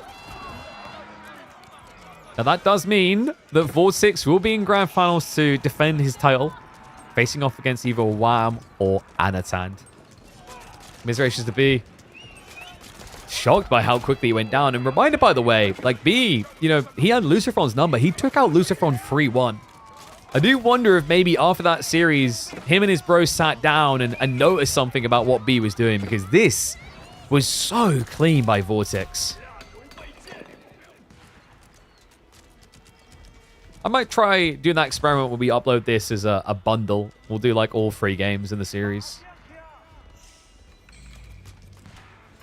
Because these were short. I think this series overall was maybe about an hour long. Slightly over an hour. Like if we talk game time. And yeah, B, he just doesn't want to throw in the towel, right? It's, I mean, you got nothing else to do after this one. But no doubt about it. Vortex, he's broken the Chug mass, or what was left of it. And B is still not aged up. I don't even know how many Palace Guard he's built in Feudal at this stage. The idea around mass Palace Guard is to get them to castle where they really take over the game. But he never got a chance in this one. Not against the Iobids. Mass Palace Guard. Well, Gulam. That's their own variety. GG comes out. Shout out to the boys. Let me know what you think in the comments, guys. Vortex, is he just turning into the boogeyman for the later part of 2025?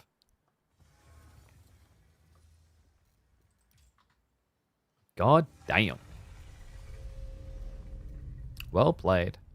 So, let me ping the lads.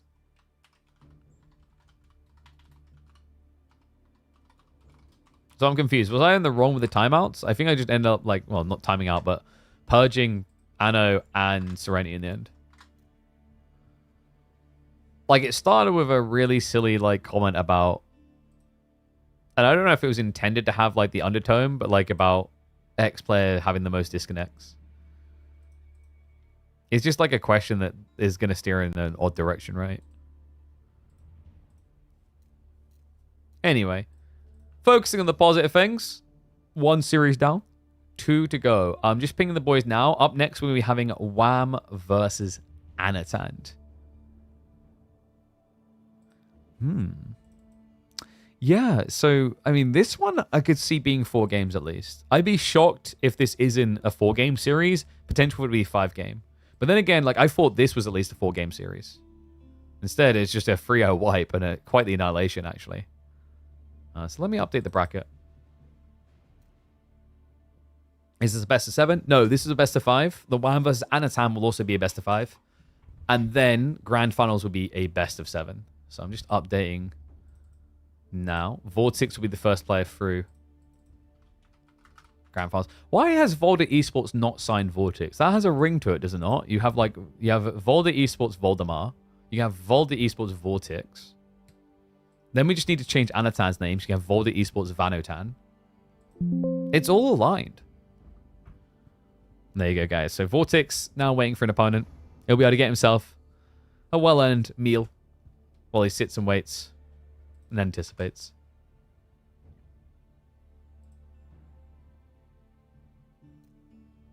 All right, have I got my boyos drafting? I have. Wonderful. So, lads are now starting the draft. I'm going to pull that up and across. Up and across, rather. Sorry. My brain. I'm doing like 15 different things. So, Civ draft. Oh, nice. They already drafted full. Fantastic. Lads are prepped, ready, and able. Love to see that. I remember game number 1 will be on Danube Divide. We always have a starting default map.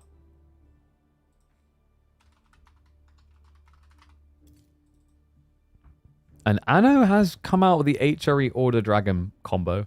Remember, Anatan is a very big fan of the Order the Dragon pick on front range. And for good reason. You know, up until the other day, it served him really well, right? It cost him for the first time in the previous finals, I believe it was, right? When it was Vortex B. Was it against B? Let me double check. We had an Order the Dragon pick from Anno. Oh, it was the Numenor game, wasn't it? Yeah, the Numenor game on front range where Numu went for Lancaster and Anatan picked Order the Dragon and it failed him. It's the only time we've seen it not work for him so far. So it definitely has a great success rate with it. And I believe the boyos... What are we drafting for game number 1? Looking at the draft... If you're going to Danube Divide, you're probably thinking either Mongols or Ottoman for Anatan. And knowing that, Wham...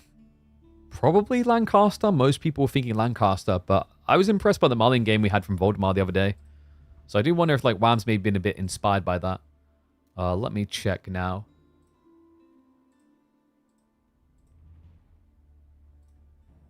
It is going to be Lancaster. So Lancaster Mongols for the opening game. Yeah, it's been fun having that map. I think now it needs... I'm glad we're like obviously not keeping... We never really keep a map as the default. We're shifting it around, and for good reason. I think Danube Divide is an interesting one, but the players need more time to cook on it, right? Because everyone's just coming to the same conclusion of Ottoman, Lancaster, and Mongols as the go-tos, right? So it'd be nice for people to have a little bit of breathing time, theorycraft more, come back to it, re-explore new civs.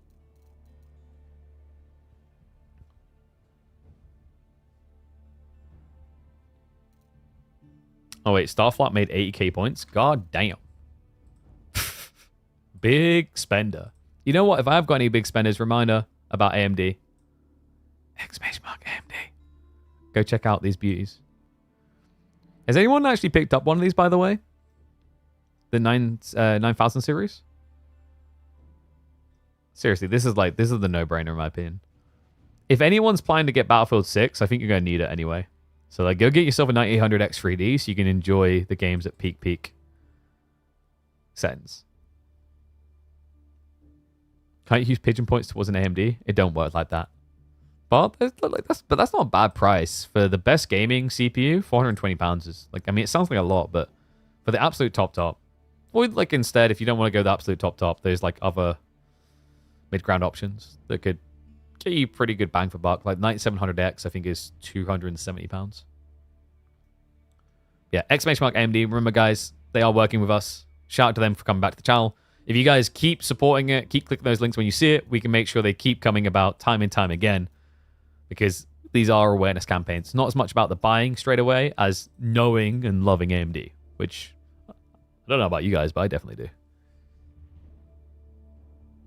Considerably cheaper than the older gen high-end CPUs. That's true. Fair point, nothing personal. Like the price, especially for like, if you think about the number of cores, right? Like 8 and 16 cores and what they would have cost you before. It's kind of crazy how the prices have come down.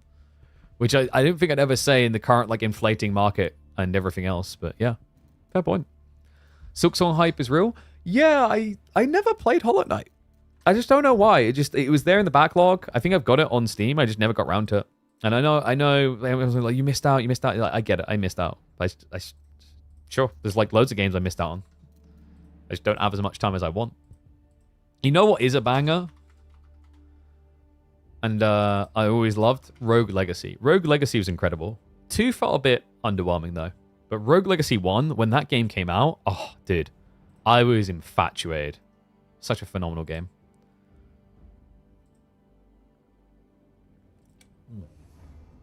All right. I think the boys are loading into game now.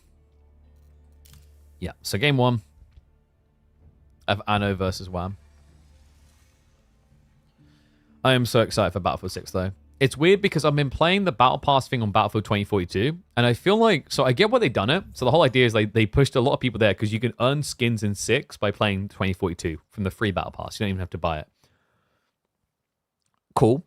But here's the problem.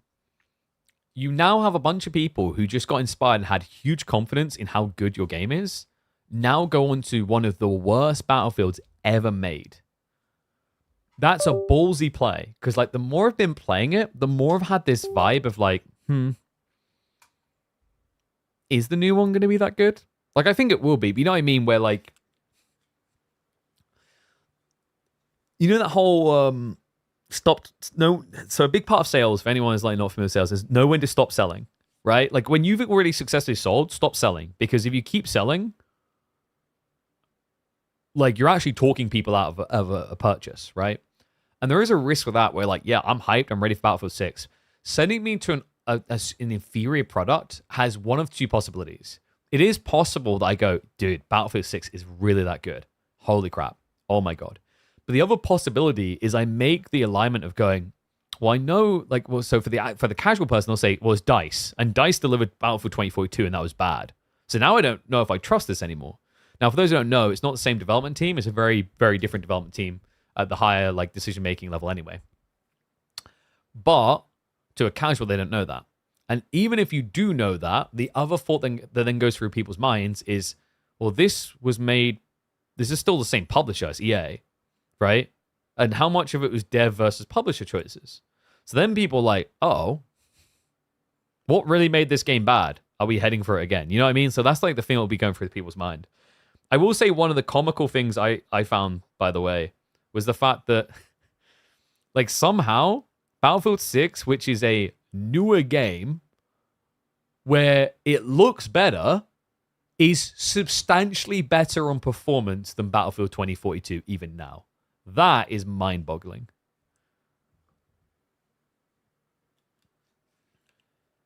Oh yeah, I played the crap out of the beta, but my point is, like, the beta isn't the full product, right? So what is or isn't missing sort of thing, you know? What's the grooming cost per month as a presenter? Very expensive. What are we talking grooming cost? Like everything? To look this pretty? Negative money. I have to pay people to look at me. Haven't you heard? The meta is to buy bots. Nah, I can't afford bots. It's an interesting time actually right now on Twitch with the fixes for the bots coming through. It is a very, very interesting time, folks. Yeah, I'm like very curious to see how things change up in the coming months. I mean, like some people like, I've seen people with like, I didn't know it's being bought. It's like, even if you didn't, it's like you need to wake up to the reality of what's happened. It's just a shame because there will have been plenty of people for years that actually did viewbot and they viewbotted to make a real audience because that's how you done it and it worked. And now they're still at the top, and then now until Twitch adds new discoverability methods, etc., there's no new way for people within the platform itself to grow with the Twitch view button being dead, right? So it is good. And I like my only hope though, like my really big hope is that what happens now is that brands start to re-look at the way that they interact with Twitch sponsorships, etc., and think, okay, actually, yeah, now this is really good because like they've gotten rid of all the bots, so these are real viewers. So all of a sudden we can actually pay this money for X size creator. Whereas like what's been kind of happening is a lot of brands have been diluting the value prop they put on sponsoring streamers on their metrics because they're speculating like, you know, they're speculating the return value against fake figures, which has been the case for years. I think like, I mean, XQC had a dramatic way of putting it, but like I think he referred to it as fraud, which like kind of is what people are doing, where you promise a certain level of viewership and then you deliver fake bots. That's pretty fraudulent. All right. Perks having a good face that you look good with a buzz cut, which is very practical. Yes, sir. I'm just going to address that correctly, like directly. If you're having to say yourself that you have a good face, isn't that the equivalent of like when someone has to call themselves smart but no one else does? All right. Anyway, in we go. This right here is a series that always delivers. Anat versus Wham at the moment feels like the go-to to watch, and I am excited to see which one of these two is going to go through to our grand finals to try and win that bread up against the legend Vortex. Welcome back to the channel, folks. It's Wham on House of Lancaster up against Anat on the Mongols, a best of 5 to decide it here in Midweek Muster Season 2, Week 4. That's right, a $20,000 esports circuit already underway, and for the first time ever this season, we've seen a 3-0 from Vortex. It almost feels like you need to make a similar statement if you're Wham or Anat, but I don't see how you're going to get a 3-0. Like, these two right now feel, I'd say, evenly matched. And Mongols versus Lancaster, definitely a matchup that has steered both ways, but I am starting to lean more and more to Lancaster because of how insanely powerful the Abbey of Kings build is. You guys might have seen my video the other day on it. It does look broken. Like, it's the way it's being played at the pro level makes it look completely broken. So for those who don't know, the whole idea is with Abbey of Kings, you're able to get 20% extra health on all of your military units in the feudal age, from the feudal age and beyond. And the unit that gives it itself is absolutely worth building because it has more health than a castle age knight by default. And it only costs 160 resources. Is it good in Castle too? It's a lot better in Castle. So the thing with Abbey of Kings, and this is a subtle change that I think probably a lot of people didn't clock at first if you're just like casually vibing to AoE. They made a change where now the lords, they actually scale their stats a little bit, so they get like more armor. Whereas before, one of the big problems is like your armor level didn't go up as you went up in age, right? You know how a lot of units at the moment have these auto upgrades like the Demi-Lancers? They fixed that. The interesting part, though, is that Wham isn't going for it at all. Now, that does surprise me. Yeah, not just that. Look at the placement of everything. Oh, dude, this is a fast castle build, isn't it? Yeah, think about the placement, guys. So if you want to know what a Lancaster player is up to, and for some reason he's not going Abbey of Kings because I still believe in Lancaster Castle, look at where he's placing things. So if Wham was playing a long feudal, I think you probably would have seen Abbey of Kings because Abbey of Kings is incredible for that. But for a fast castle, you want the defensive nature of Lancaster Castle to get you there. So he's placing the Lancaster Castle on the 8 stack of berries. By the way, unique thing with this map, Danube Divide, you get 8 berries. Normally you only get 6 in your base, but this placement tells you a lot about what his intention is. He's securing not stone, but food and gold. So he's gathering stone early. He'll look to get those early manas. But then it seems like Wham's primary concern is probably just getting into castle. He can also actually, like... I mean, you can't fully secure that. I was about to say, you could actually get your stone here, but you can't really fully secure this. Hence why he hasn't gone for the Forgotten Ruins. Only 3 manas? For a White Tower Rush, yes, that's all you need. 3 manas into Ulfsgard spam. It's a really short map. Now, if Anatan reads through this correctly, like his opening play would be into probably Keshik's. The reason why you don't really want to have the Lords with these fast Castle Rush White Towers, by the way, is that 20% scaling is really nice when you have units that are at risk of dying at a reasonable pace. But if you fast Castle Rush, the whole idea with Ulfsgard spam is they shouldn't really die. Okay, so he is going to pull the villages. Yeah, I like this. Okay, so yeah, and then he'll garrison afterwards. Does he pull back off the stone now? No, he's going to hang around. Am I wrong about... Is he actually going level 2 mana? That's pretty wacky, actually. This is a really different style, guys. We haven't really seen people do this with Lancaster so far. Lancaster on this map has been Rax Rush openings where you pressure. But in fairness to him, he probably reviewed what Anatan's been doing. Anno, I think for the 3rd time on this map with Mongols, has dropped the TC next to the Forgotten Ruins, so you aren't able to harass him. And props to Wham, it's 100% the correct call, because you wouldn't be able to hit the gold either. He's going to go for an out. Dude, this is a really different build. I want you guys to just think into your memories, because you're probably looking at this building right now as a Lancaster main, going, what's that? What does that do? When did you last see a Lancaster player building an outpost at 5 minutes into the game? They just don't do that. The only time they do that is if they're rushing your base.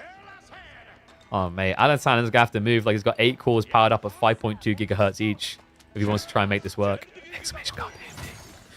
Because he is going into Magadai. What? I wasn't expecting Mango at all.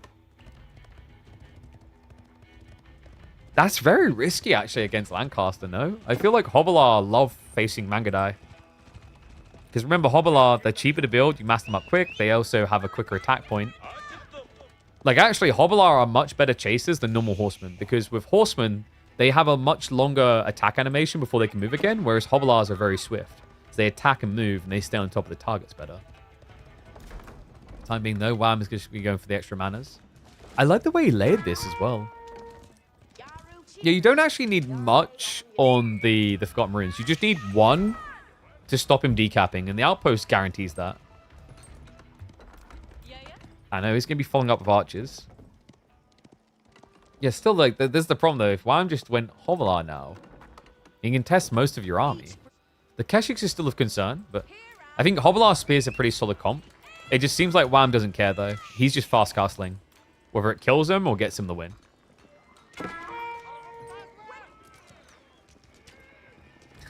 I love the fact that he's just defending with short bows the whole time. Used it on the Magadai when they came in on the tree line. Anno, is he going to try a double attack?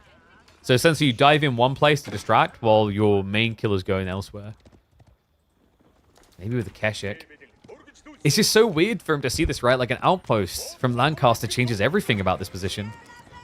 Still, it is a bit of an overgather, and oh my god, he actually is going level 2 mana. Wow. Is this because of what Anatan done? Maybe because he saw Anatan adding in that Ulfsgard doesn't want to rush castle now? Because remember, Keshiks can deal with Ulfsgard. Is it too greedy? It feels pretty greedy. I think the reason why normally you go 6 manas is because you want to go for the King's College. But on a very aggressive map against a Mongol opponent, if you go King's College, you have no real defense. The villagers are going to get caught moving out towards the gold. Bad luck. And wait, he clicks the con. No. Surely not. Gets one of the kills. Magadai. Oh, you don't even kill him straight away. No, Anatan, he is going to back off. It looks like he might be able to snipe the scout here. Yep. Okay, that's a freebie. The dive on the other side is distracting. Wham now goes for the repair, but he doesn't have any answer to the ram. Short bows aren't just going to now come out. That's going to be another worker down. Gets the double Magadai kill in the end. I know, still keep harassing with the Khan. He's not going to die as easily. The first mana is about to drop.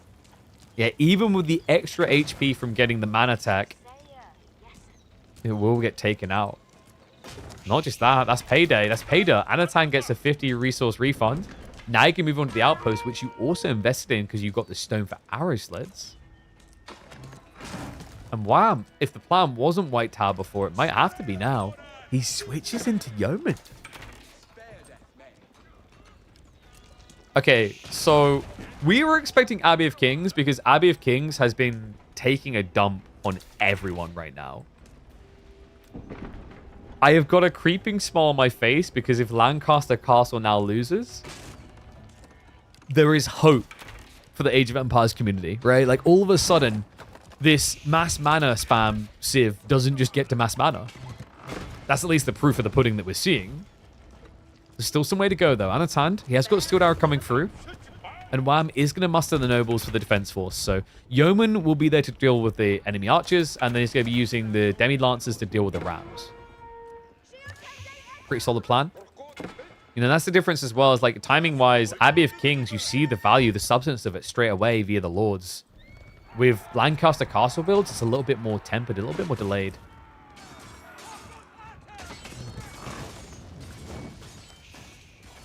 Rams are going to go down, but not before he sets fire to another building. So 1, 2, 3, 4. Bounty on each. That's 200 resources. Not to mention the losses for your opponent. Definitely worth it for what Anatan invested. Another mana. Is guarding the backside here, just barely clipping in, I think. Wait, is it not? No, it's actually not in range at all. Ooh. And he did get Scout building the blacksmith, right? So Anno knows that Wham is sticking to the age. I mean, it's more a case of Wham doesn't have a choice, guys. His back gold keeps getting harassed. His forward gold is guarded. He has to commit. Demis are going to look to creep in the back, but there's just nothing there right now. Wait, or maybe... Wait, Anno? Wait, where's the Gur? I mean, in some ways, not knowing that he hadn't had the Gur there might have actually been better for Wham, right? Like, Anno would have just kept walking back inefficiently.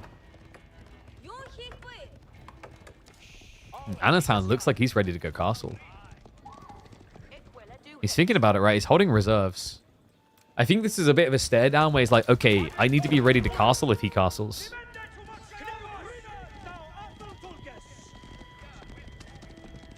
And Anatan, yeah, he didn't pull the villager out, so he turfed both relics up.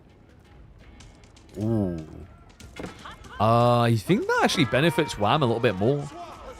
Lancaster feels like the type of Civ that rushes this relic opening a bit more often. Good trade-off for Anno, though. Yeah, that was a phenomenal trade. Loses 2 archers, but kills 3 yeomen. Yeomen that come to a total cost of 285. The 2 archers were 160. Great trade. Now, Keshik switch that continues to scale. Something that Wham is reluctant to react to because what's your reaction going to be? You could go Spearman now, but your opponent already has 20+ archers. This level 2 mana unlock has felt very odd, right? Like the level 1 unlock, I guess. It didn't really pay off. It almost felt like it exposed him. But he has at least got them now up. So a lot of resource gen coming through. Reminder, they give 105 resources each. 600+ bonus resources. Which you can definitely see in the numbers. Anno, meanwhile, is struggling a bit for food. Yeah, playing pocket resource on the north. This does set him up nicely if you go step redoubt down the line. That's got some ways to go. Come on, another one? Yo. Yeah, I'm going to go try to get the kill on the ram. He's going to have to hard commit to protect it. Keshik will get a lick of it. Mana is about to be set on fire. Archers continue the dive. Wham. Taking quite a few losses. The heavy cav just not dying as quickly as he would hope here. Now bogged down in the choke point. A phenomenal trade for Anatand. And guys, it gets worse than this. Does Anno go north? If he does, he finds a jackpot right now. He backs off, though. Wham dodges a bullet. That was shaky. Because, you know, you kind of get to the stage where if you're camping as Anatan in that position, you wonder where the economy went. Where could it be? Wham has snuck back onto the South Gold. And he's ready to go castle. And after that last dive, no doubt about it, it has to be a White Tower. Yeah, you just can't take the risk. After what just happened, if you King's College up, you're going down. So Wham will posture just in case. Demi Lancers are drawing a lot of attention, so he knows he's safe to do this now. This is the frustrating thing about Demi Lancers. You know, they might not kill anything super fast. I'd argue they kill at a decent pace. It's the fact that they threaten the map. That's the vulgar and vital value they provide.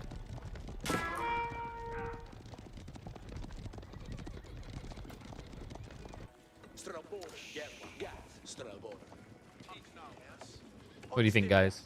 Ones if you think Wham's going to win. Twos if you think Anatan's going to take it.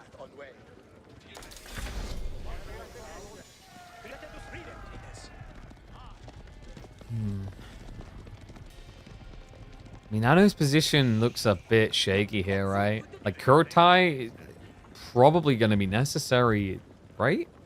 But if you do Kurotai, you're so far behind on economy. So, yeah, it has to be step readout. So, maybe this... I feel like this gives Anatan an out of Imperial Rush. I'm not sure how I like Imperial Rush against House of Lancaster, though. Just a very good civ at rebuttaling it with a mirrored answer, right? Just do the same, but do it a little bit better.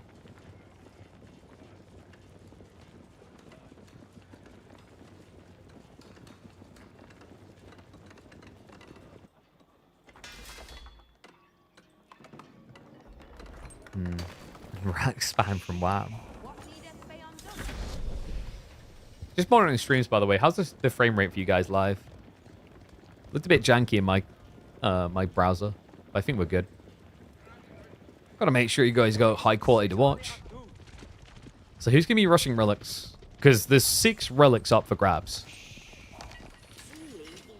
I really thought that Wham might just try to sneak it straight away. I do think that Anatan needs it. Even with step readout, like, he's got a few worker kills so extended there, but the mana effect is huge. It's going to be priority upgrade on the veterancy for archers. More pastures getting added in a very weird way, actually. I don't know what happened here. And low ram that could, will. Oh. Even more resource? Jackpot. 50 resource payout for Anatan.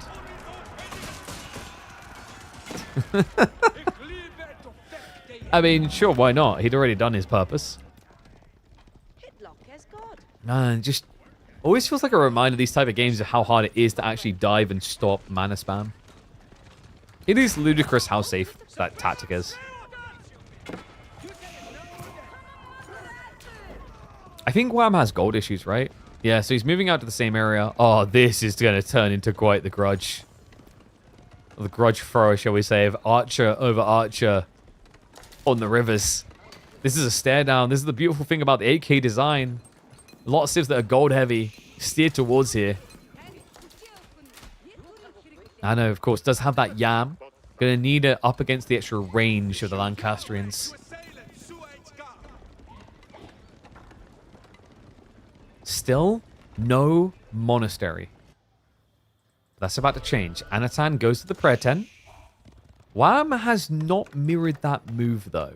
No. So this is going to be a potential jackpot for Anno. It is tricky, though, due to the way that they've split the map. How do you get more than 3 relics here, right? Like, everything feels kind of blocked.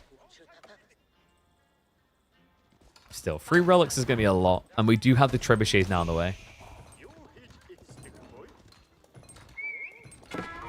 Nice thing about this being an 8K also means that Anatan can justify dropping more defenses. Like an extra 2 Spring emplacements here isn't a bad idea. Especially now that you're going trebuchets, you're in a position where you can force your opponent off of his or force him to dive you. That dive does come right now. I'm definitely leaning Wham, though. It's a lot of Alsgard Yeoman.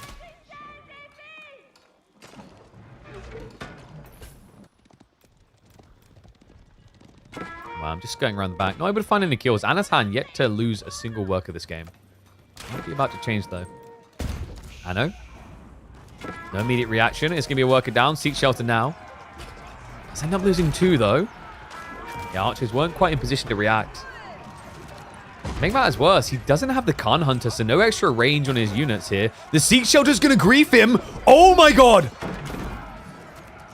And just like that, from 0 to 10 kills, the Seek Shelter into the single tower, unraveling all of the good work of Anatan up to this point. Keshik backstab gets 2 kills, but it's just not the same. Demi Lancers were scared away. But Wham, now with even more yeomen. Most Earls gotta get wiped, but absolutely worth it for what he achieves. Ah, oh, this is the curse of it. It always is, man. This is why you don't trust Seek Shelter. In fact, Anat at first selected individual units to send in, and then for some reason the rest just ran over anyway. Like, oh yeah, that looks fun. They seem to have forgotten they're not British, they're Mongols. They do not like queuing this much. And Sync Shot is now going to make it even scary next time. Synchronized Shot, remember, is the long-range skill shot that the Yeomen get from House of Lancaster. And it is a powerful tool in your arsenal when you're up against unarmored units, of which archer crossbows can be categorized, as can villagers who do not have textiles. Wow, I'm fishing for it. Sync Shot's going to come through. A decent connect. Gets him a few kills and some heavy damage done. Still, the delay on him doing that, the Serena placement actually equalized the trade, so not terrible for Anno. Neither player, reminder, has played to Southside yet, by the way, where there's a lot of food. Everything is focused on this northern side.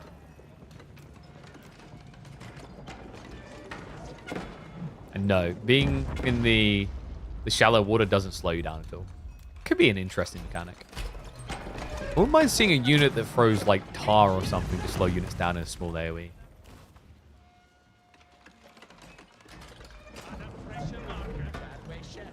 I think Anatan forgot about the Khan Hunter, by the way. Khan Hunter is very important here. The extra 0.75 tower range is going to allow you to essentially be yeoman. And the reason that's important is with the Yam, you're actually as quick as yeoman with the crossbows and quicker with the archers. A horseman switch up from Anatan, though. So horseman crossbows is how he's going to be able to afford his counterplay. Defense arrow comes out, makes him pretty chunky, and it will be a dive past the Sync Shot, but it's a bait one! Wham! With the 1-2! That was sick! He baited Anatan, reacted like he was going to get hit on the repair crew. Anno thought he dodged it like Neo. Instead, the Reaper came sweeping. What a sick fight. And Wham also revealing the Horseman transition to Anatan so early. Wham. On cloud 9 with this. Look at the Demi-Lancers. They're in the back of the base. And he knows that Anatan's army is so small he can't easily react to that right now. New Horseman coming out, but more villagers going down, even with the improved textiles. That's right, these villagers have 100 HP. This time, he won't fall for the trap. But he will start to lose control. To vacate the gold area, the defenses are failing him, and you can see that Wham is propelling towards victory here. Yeoman count still at 30 plus. Sync Shot coming off cooldown in 20. Anatan lacks the Horseman answer to this. He has 4 Horsemen in total. The Relic advantage, not really true anymore. Wham already banking 2. Third one sitting in the corner waiting to be retrieved. He's also playing the flanks in a way that Anatan can't. He never got rid of these Demi-Lancers this whole time. Even now, 1 remains. Anatan start this game looked like it was going his way for a moment until just the manners could not be stopped. And since that point, it really has felt like Anatan has needed to do something. And it's just put him in such a vulnerable position. Anatan is at least getting some free resources after sniping these low HP buildings. But it is a full trip war both ways now.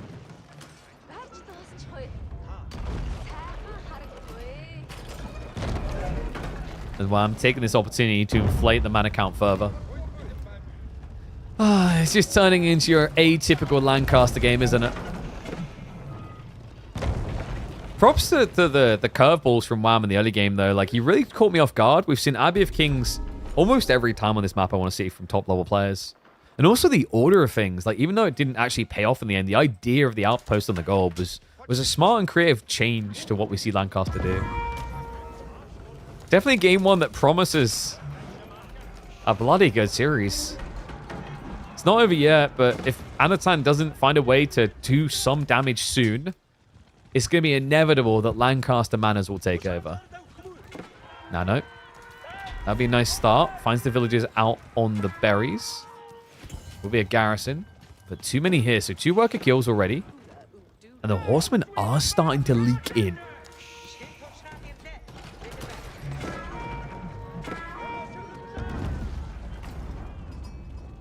And I don't know. He has got the Khan Hunter now, right? Yeah, so here we go, guys. If he has got the Khan Hunter here... No, he hasn't. Where is he? There is a Khan Hunter somewhere. Okay, horsemen go after the mill instead. Interesting. Has he misrallied it? No, it's showing up now. So here we go, guys. With the extra range, you basically have yeoman range. It's 5.75 versus 6. So this is how Mongols can contest. He did dodge the synchronized shot, which is important here. And now, with a little bit of yam, he'll be able to push forward, but he doesn't have the network forward. He is looking to brute force horsemen. They absorb a lot of shots. And wow, I'm now trying to switch into spearmen to answer that. But a good fight back here by Anat. Range mass advantage is huge for him. Defense arrow is going to get activated. He continues to dive. Yeomen are quicker, but the formation is griefing him here in the choke points. I know, dives in deeper. Needs to, otherwise he's going to start A-clicking buildings. How far can you go with this, though? You're starting to reach the manors. They have arrow shots out of them, remember. So there's extra DPS to the defense, but Wham. Sacking a lot of his front line. Limited front line. Synchronized shot to punish on the retreat, but Anat doesn't take too much damage from it. Wham's count is getting a bit low. Yeah, only 20 yeomen. Previously 30 plus constantly. And now the trebuchet is hitting onto the monastery. That's now going to fall. Anat. He's just brute forcing this. He's got a trickle of horsemen coming in. He can taste the victory. Just needs to find a way of leaking into that backwards economy. And he's done it. Archer's now moving up there. Gold is on the ground. And Anat now with an impressive 10 worker lead. Not just that. He's the one housing relics, not the House of Lancaster. We talked about this need to be aggressive. That if this sat back and chilled for a minute or two, it would just favor Lancaster now with the 9 manors. And Anat sprang into action when it mattered most. And now the forward outpost. Extra movement speed galore. This is going to give him the chase down. Who needs yeomen when you've got archers and Mongols? 1.44 movement speed compared to that 1.31. Some new production also just getting caught. Both forces start to rebuild. Anat has got more cavalry coming, this time Keshik and horseman variety.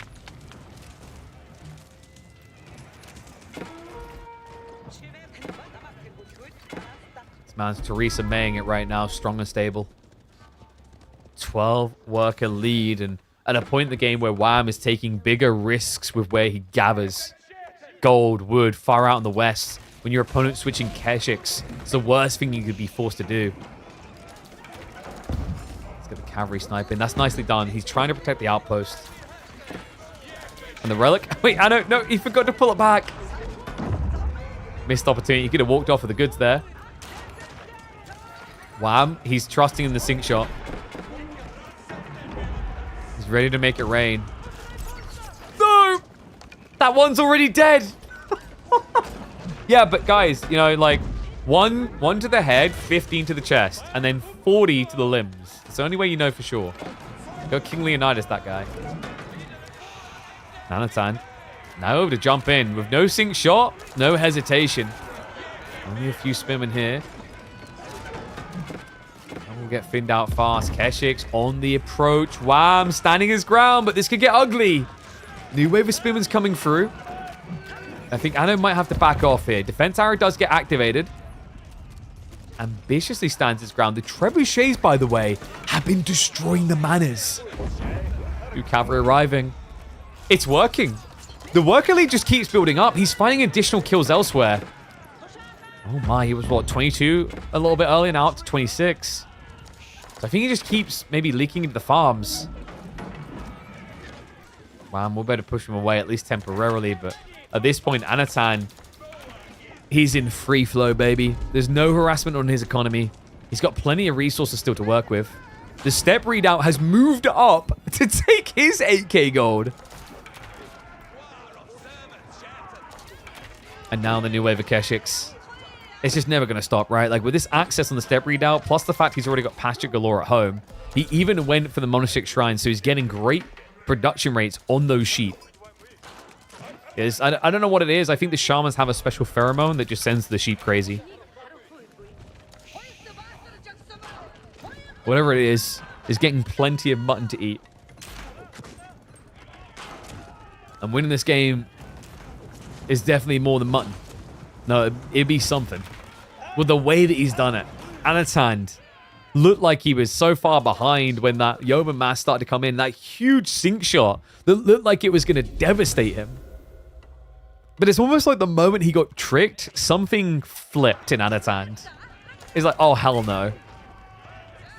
Since then, we've just been staring at Wham scrambling to hold on. Needs stone to build up more of these manas.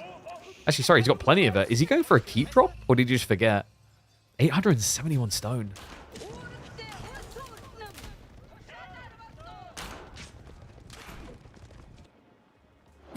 An outpost creep around. He doesn't even know. I love this. Just extending the aura. Flexes to fight in more locations. Also lets him set up springholds. Also, for some reason, Wham still has...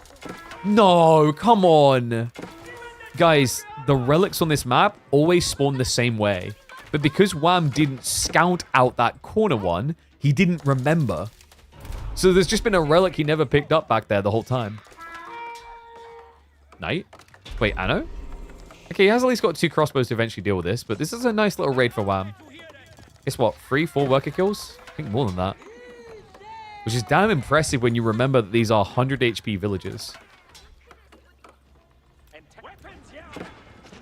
Wham, now with a full hobby switch.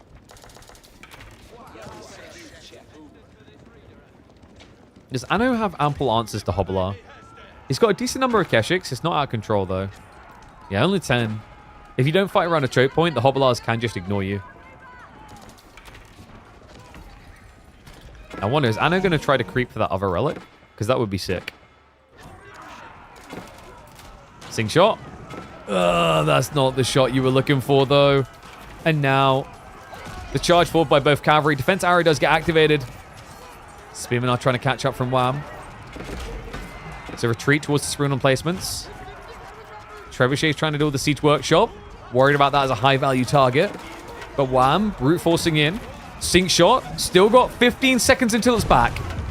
But his front line is failing. The Spearmen overcommit. And the Keshiks break on through.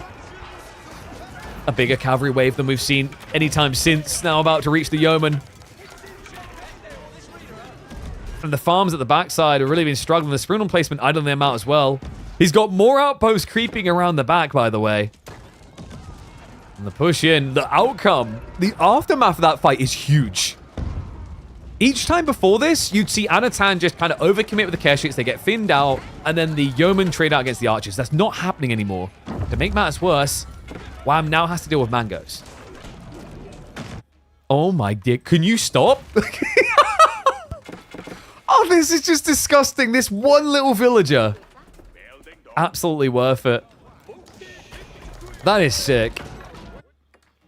And Wham, because he never captured his abandoned outpost, he won't know about this. A guy who usually moans about vision, it was right there for the taking, my friend, and you never exploited it. It's the type of thing you just won't notice straight away either. If Anat times it right around a Springle upgrade when he fights, you just won't know.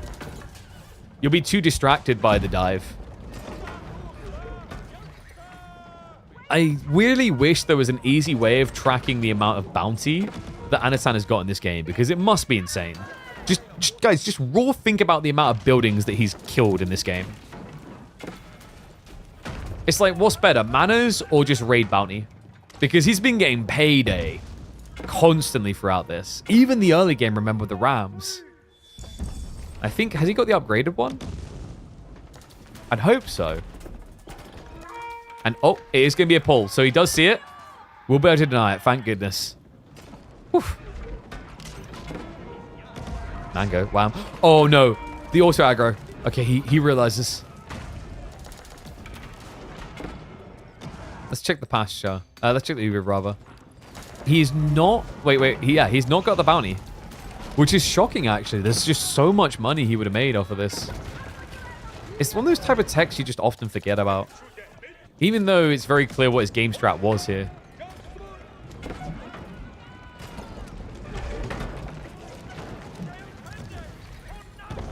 Lancaster Castle now on fire. Another payday for Anat.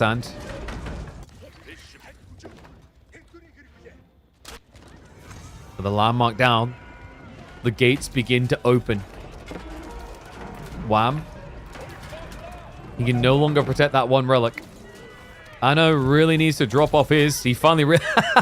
I love that. Yeah, it comes in now. He's like, oh, yeah, more relics.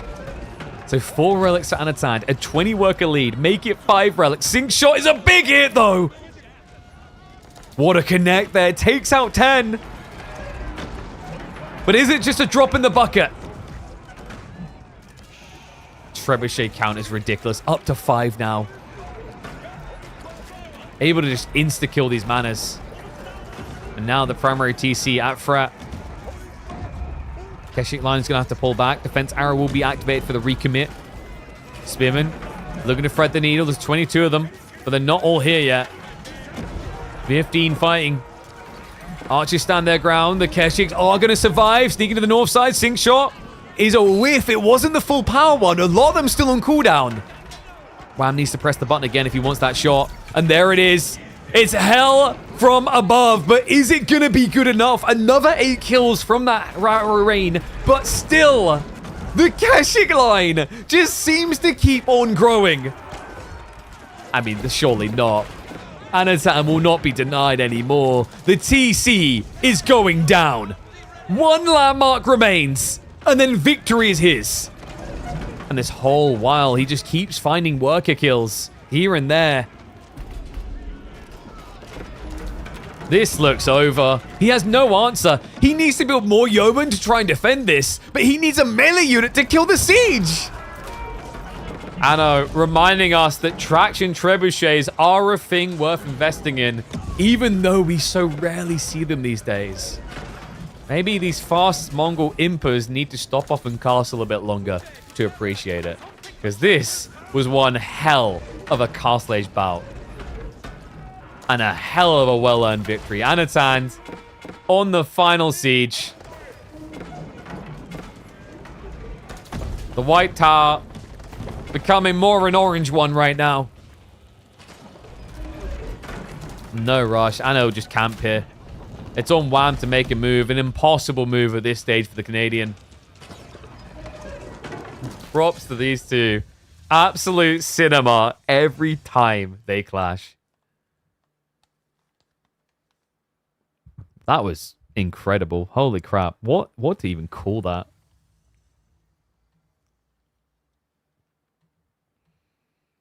The bait, I almost want to make it about the bait and switch, yeoman.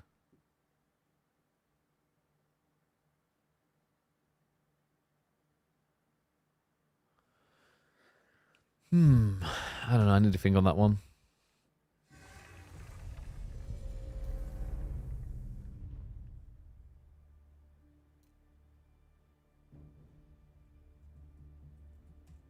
Mongols have a bounty farming operation.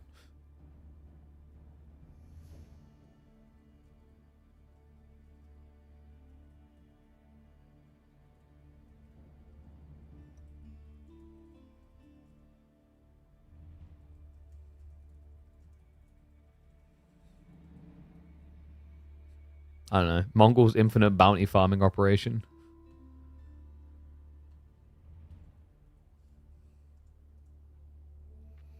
Incredible. And guys, that was only game 1. Whew. Well, we needed somewhere and someone to deliver after the first series being just a 3-0. And these boys just 1 game in already have. What a game. Anat now with an early lead. But guys, there's still a bare minimum 2 more games to go. Up next, we are going to be heading to Dry Arabia. HRE versus Biz on Dry Arabia.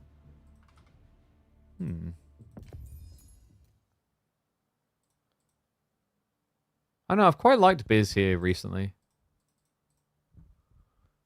But this is Anatan's HRE. So think things like all pikes, think mine work. Always think mine work is on the menu with this guy. Why is Louis not participating in KPM anymore? I don't know. It's up to him, really. Maybe he's like Tim for hatting. He's like, yo, I need to keep all my like practice secret so that I can get ahead.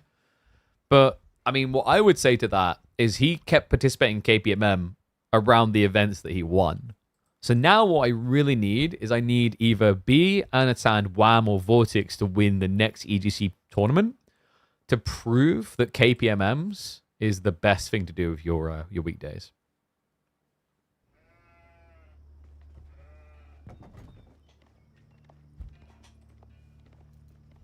All right, you guys ready?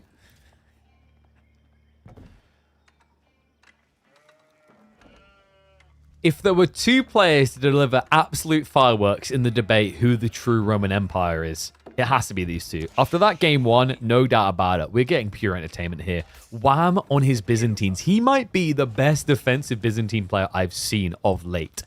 Going up against Anat as the HRE, a player that loves to put his own twist on the German Civ. Welcome back to the series, folks. Game number 2 here in our semifinals. An early lead developing for Anat after an epic game number 1. And we still have so much more to show here. Yeah, I gotta say, you know, like, I almost feel like a broken record, but it has to be said time and time again because it's so true. The caliber of games that we have been experiencing here in our $20,000 weekly esports circuit has been on par with what you'd get out of S-tier tournaments, full stop. Like, these games are incredible. And I have high hopes for this one. Dry Arabia to be the map. Looking at the spawn, that is a lot of crazy forward spawn from HRE. Double gold right next to each other. Berries, deer, exposed. Deer, ball in the south. I feel like this is a Minework type game, man. Like this, the layout of this looks so good for playing Minework. And then maybe on the other side, like, what have we got here that could make sense? Berries back? Okay, back spawn berries. 8 stack in the corner. Double D north side. So, like, if your opponent's going to go pro scouts, you can deny that pretty easily. I think if Anno plays Arkan, his spawn is really bad, right? But for Minework, I feel like Minework is just encouraged when you get a spawn like this. Because then you can pull for huge food over here and even drop an outpost. Also, double relic nearby turns this into the true jackpot. We'll get a moment of truth. Does he feel confident, or is he maybe worried about if he goes wide, if this is a Hippodrome build, which is going to be? Oh, but he doesn't care. It is Minework. And this is going to be a game of fireworks for sure. Like, this is very interesting, guys. So we're getting Minework versus Hippodrome. We're getting superior horsemen on both sides. Like, these two civs create the best standard horsemen in Age of Empires 4. The only ones that come close are what? Japan with the Uma Bannerman and their +1 tech. But with HRE, you get the +2 melee straight away. And then with Byzantines, you get the temporary +4. No! He switches it up! Oh, yes! So it isn't going to be Hippodrome, but it is going to be a fat stack Grap Winery. He goes for the 8 stack in the corner. And that is so ballsy, but with this type of spawn, desirable, right? You can easily just kind of wall off this corner. And then the other side is very close to your base, so it should be a fairly defendable area. Also, almost a perfect area just to expand into with farms later on. Like, imagine just walling this up and spamming Grand Winery olive groves here. Damn, I'm surprised. And has he got something special? Nah, Chuk, you don't really want to do Chuk into HRE, I think. I think that's a mistake. War Elephants could be sick. But that's down the line. Yes, unfortunate, because I think on the other side... Oh, I don't know if you would have wanted Magadai against the All Pikes Horsemen, but it would have been nice to have had options. So Minework soon to complete. I wonder if Wham just suspected it after he scouted the front side of the base and saw the lay of the lands, because he never checked the back, but he would have seen these type of resources and maybe been suspicious. Also, he's against Anat, who's one of the most prolific Minework players in Age of Empires 4. Full stop.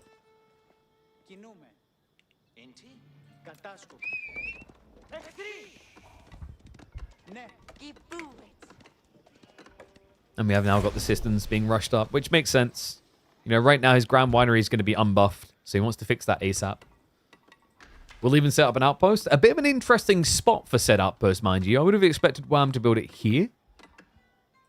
But it might be... Yeah, if he builds it here, he might not get vision on the north side early enough. Because he's ever so slightly exposed around the back here. But still, you could fix that just by walling. Like a short wall. We know Wham loves his walls as well.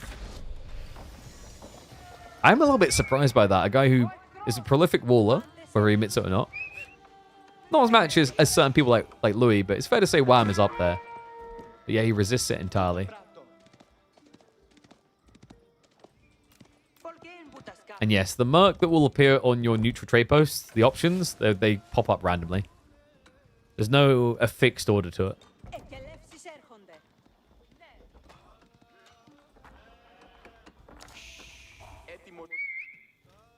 I wonder if he just drops the merc house at the trade post anyway, so you can produce quicker. Because reminder, when you place a mercenary house near a trade post, it produces 50% quicker, and then you can buff up the system afterwards. So you can kind of just machine gun out your mercs. I know, it is going to be full melee comp. Wait, no? Oh. Double stables archery.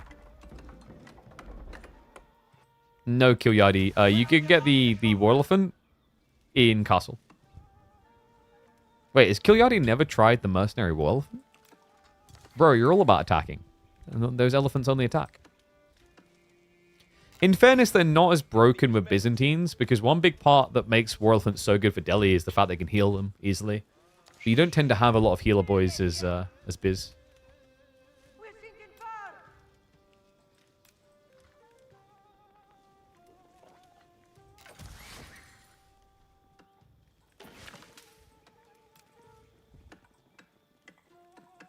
Hippodrome War Elephant? No. The number one play with Hippodrome is Magadai. Magadai Hippodrome is insane. Because they are a low base damage unit and you just get a raw +4. That's why Horseman Hippodrome is so good, right? It's like it's a 9 damage unit getting almost a 50% damage increase. But then like even though Cataphracts use the Triumph well, it's like compared to Horseman, the DPS effectivity is nowhere near comparative. At least in terms of raw increase. Okay, so we've got level 3 system connection already in. But Anatan is full ham sending it, man. Horseman spam, he's trying to force an archery reaction, but that's intriguing. Wham, he goes Keshiks. I've never been a really big fan of the Keshik players. It's very rare that it's that effective. It's hard to justify. And in a weird way, Horseman can contest you here because it's all pikes melee. Nah, he's just fishing for the kills, though, huh? Kind of gutted we didn't get Hippodrome versus Minework. It just would have turned into a villager bloodbath, right? Both players would have just lost everything.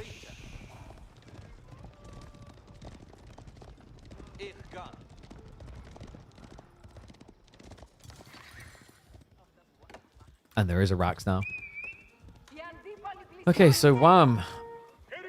Probably going to be Spearman would be the expectation, right? Like Spearman plus Keshiks here. Even though you're going 1-1-1. Looks like he just wants to go Castle, though. Is that maybe a bit obvious if you don't build anything here? And he has at least got the outposts, which you could fortify to secure. Wait, that system didn't get connected. Oh, come on. Are you kidding me? Okay, that's a full cap. What? He's been das Uber-griefed and... Oh, the hit with the Horseman. No wheelbarrow. 3 villages down. Made that the 4th one so far. Anatan in a great position. And now with the burn through, he went for arrow slits, not fortifications. Guys, remember, all pikes plus the melee tech. He hits and kills in 5 on the villages. It's very difficult to repair against this. He even just splits a few to just poke at them. Keshiks are going to be forced to commit soon. Archers target firing down the barely alive workers. The tower, it just feels inevitable, doesn't it? But the Keshiks come in to save the day. Last second, able to push him out. But now he knows, right? Now it's kind of obvious. Okay, you haven't built any archers. You haven't built any spears. You're clearly looking for castle. Anatan now steers into spearman. And Wham does something truly unhinged. Are you kidding me? So far, he's only built Keshiks. He switches into horsemen. Yeah, because he saw the archers, right? But That means that Anatan's next step transition is perfect here. Marching drill spears with all pikes. Horsemen are going to raid onto the stone. Onto the stone tower, rather.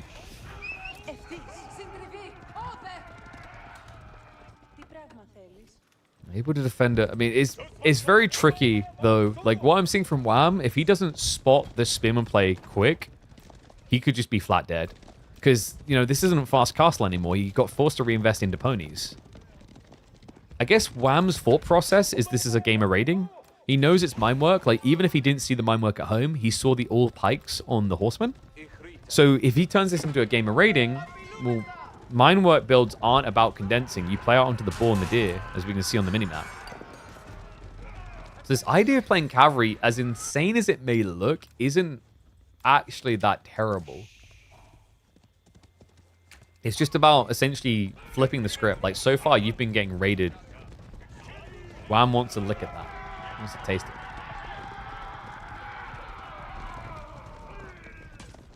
Should Biz get new mercs for the new Civ variants? Hell yeah, I want the big club boys. What were they called? Was it Cabanara? I can't remember. Dude, I'm so looking forward to those giant club boys. They look so fun. I hope they've got the most ridiculous noise, like a thunk, when they thump people. I don't know. I don't know if they'll do that with Byzantines, though. Like, some of the units would be a bit weird to get access to. Like, do you really think you want to have Byzantines have access to yeomen? Guys, just think about what you're doing there. Longbow yeomen on the same civ. Oof.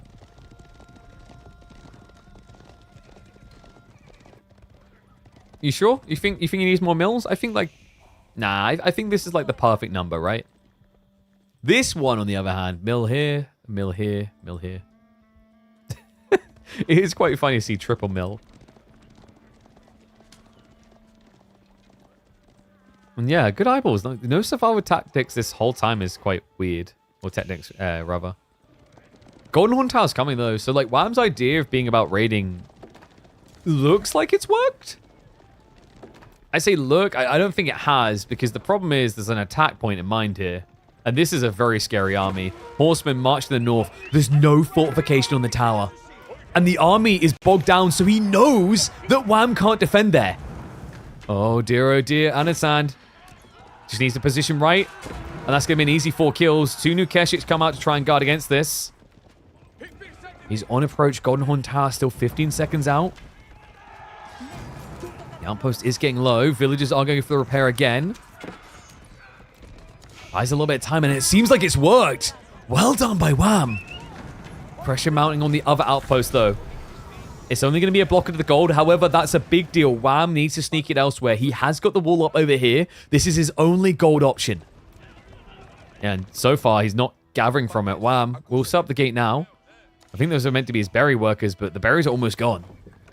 In fact, gold might not be his problem. I think Wham has a food issue.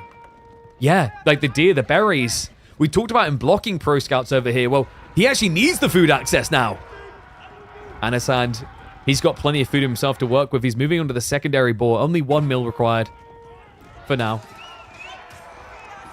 Dive into the base. Wow, I think he's starting to regret being only cavalry. Oh, no! The spears! It's full feast! And Wham knows only famine! Archers will chase after the few villagers escaping. But there's nowhere safe to be right now. Wham tries to buy some time. Veteran sees it on the Keshiks. The spearmen get baited onto the workers. But the damage is already done. An absurd worker lead for Anat. And an immediate GG by the Canadian. That was wild. And we have now been once again reminded why nobody goes Keshik. Oh my god. The greed, the next level thinking, maybe against an Arkan, but Anat and his minework builds are something else. Yeesh. That was brutal. Guys, are we literally about to be cursed with 3-0s? I mean, the grand finals at least can't be a 3-0, but this is becoming a quick day. Good lord.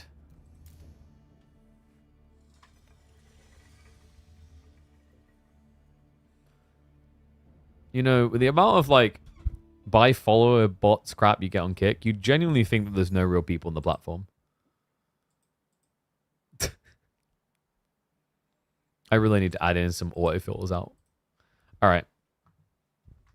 To try and actually get on the board, we've got Wham coming in with Malians.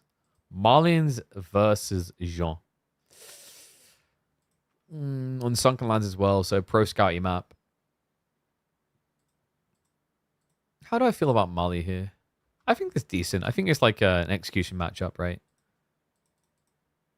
Vortex 3OB, he did indeed. Dismantled him.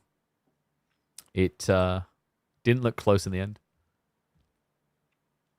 Yeah, he's speed ran that semifinals. It's kind of hilarious because, like, I'm like, oh, guys, we're gonna probably have a long day because, like, you know, some of the quarterfinals were late playing. I was like, you guys okay with, like, you know, everything playing on the one day? Like, yeah, sure, that's great.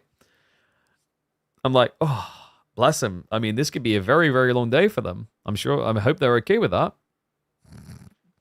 Might not be long at all at this rate. No, we could have both semis wrapped up in under 3 hours. Which is annoying, because that means I probably could have went climbing. It's like, what, almost 5 now? So let's say this is a 3-0. Grand finals, maybe another 2 hours. I could have went climbing, damn it. I booked out the time. I need some 2-hour games. Come on.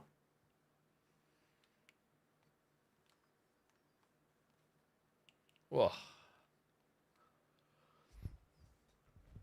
Game's so going so quick, maybe we'll finally have time to organize those cables. I will add more cables if you keep this crap up. I won't be talked to like this by someone who has not at least clicked the link 15 times for !AMD. !AMD. Have you clicked the link 15 times? Have you? I suspect not.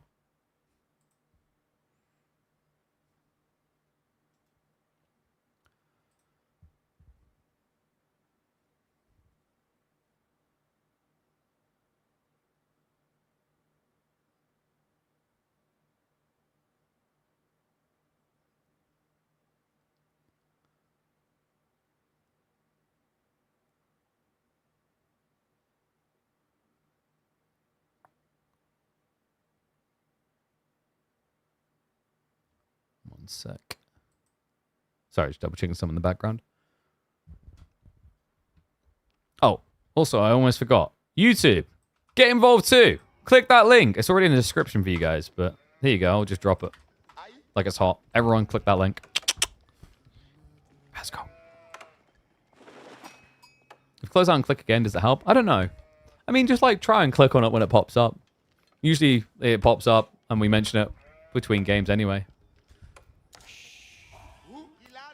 I don't want to create like fake results, but I mean, if you're like, you know, don't sit there and like refresh. I don't want to be that person. Actually, I don't know.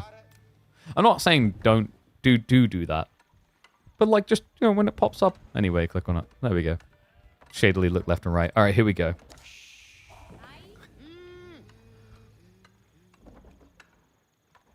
Jean is creeping back into our minds step by step, and it all begins from the east of Europe. First it was B, now it's Anat. Anna, who is 2-0 up, is whipping out Jean d'Arc here on Sunken Lands to try and sink Wham's hopes of making it to another grand finals. That's right, welcome back to Midweek Muster, folks. Week number 4 here. Vortex already 3-0'd his way through.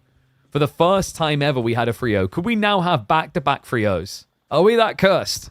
Can we not just get the glorious 5-game series that we've been getting so often here in semifinals? Wham is hopeful with a Malian pick. And I love this start. He goes straight out onto the deer. It's ballsy against a lot of civs because, remember, you're playing Malians, so the expectation is that you are going to get Dark Age rushed on the gold. However, Jean isn't exactly known for her Dark Age rushes. And in fact, she has mirrored the play. Both players pocket deer. That's pretty cool. So maybe no pro scouts at all. Do AMD ship to Canada? Yes, AMD is available globally. So if you can't get it at the link in there, after you clicked on that link, be sure to go check them out. Reminder, guys, we do regularly partner with AMD, so whenever you see their links, be sure to click on it. They're a sponsor in particular. I'm always happy to shout out more because they keep coming back and sponsoring us more. And that's very much a big part thanks to you guys and how positively you always interact with the integrations. So sheep count's going to be important then if both players are playing deer. And it looks like they're fairly even. Yeah, 13 sheep to 12 so far. And I believe B might have more opportunity here. Oh, sorry, Anat might have more opportunity here. Yeah, because the west side hasn't been covered. So he should end up with a sheep advantage. Unless... Does Wham realize? I mean, he's spent so long in this one little area, right? If it seems fickle, like we're focusing that much on sheep, it's because it does really matter, especially for Jean. Because for Malians, they can at least just duplicate bigger sheep that don't have wool. They're called cows. But for Jean, last time I checked, we don't cannibalize the people, so there's nothing you can do to just get more food easily. Good news, at least, is with Jean, you are able to discount your buildings to make that food last longer. Yeah, normally when we see this matchup, it does feel like a bit of a timing attack focus out of Jean. Is that you're trying to thread the needle, make sure you got enough to pressure into your opponent's base on time. There is a fallback plan for the late game, especially when you consider just how potent the guild halls can be. But that definitely requires time, and it would give an opening. So usually the idea for Jean is you want to try and pull ahead militarily in H2 in prep of the Malians catching up in H3. Because if they only catch up, they can't overwhelm. Like, the interesting part about this matchup is there's this race of timings where Jean is about feudal and then eventually about imperial. Whereas Wham's Malians here are usually going to be about castle. Now, what's interesting is if you actually reach peak population, French Jean is always better in every stage of the game, right? Mass French Knights in Feudal Age versus, Javelin Donzos, you're going to feel pretty good because Jean will be leveling up as well. But we don't talk about that because you shouldn't really be seeing 200 pop Feudal often. But Castle Age, if Jean's able to mirror Castle Count and reach max pop, you're going to be talking about Sofa Archer versus probably Archer Knight or Arbitrator Knight. And then don't get me started on Imperial, because at that stage, there's definitely no argument that a French Knight is better than one Sofa.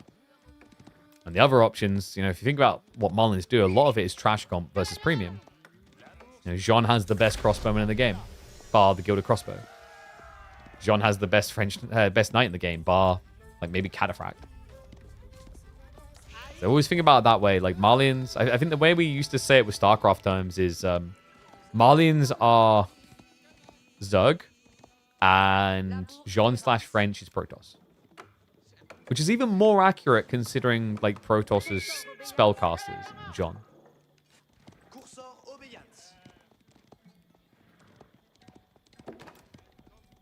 Okay.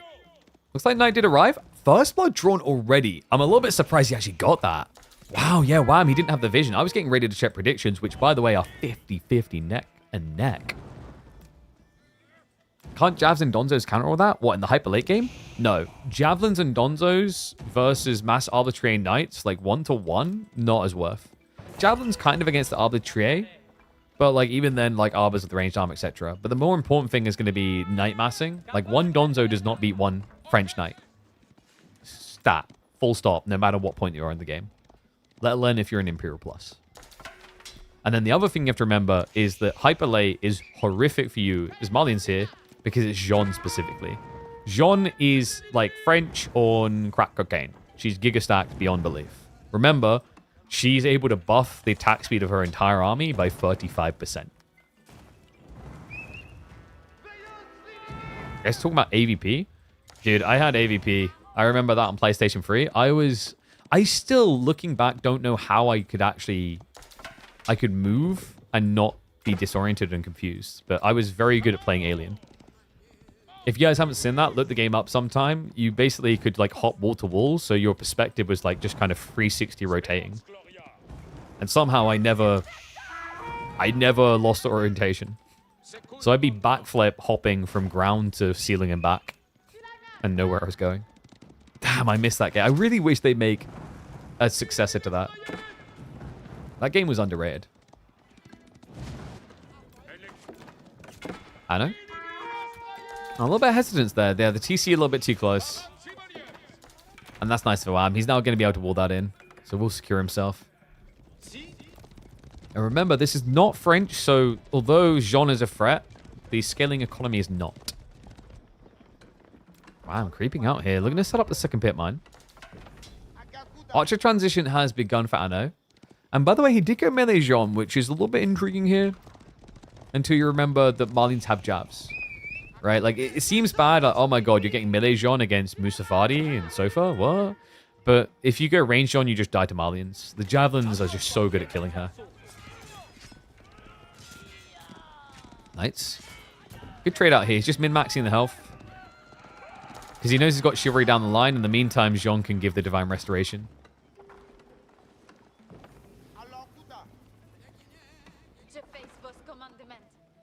Marlins have to end this before Castle.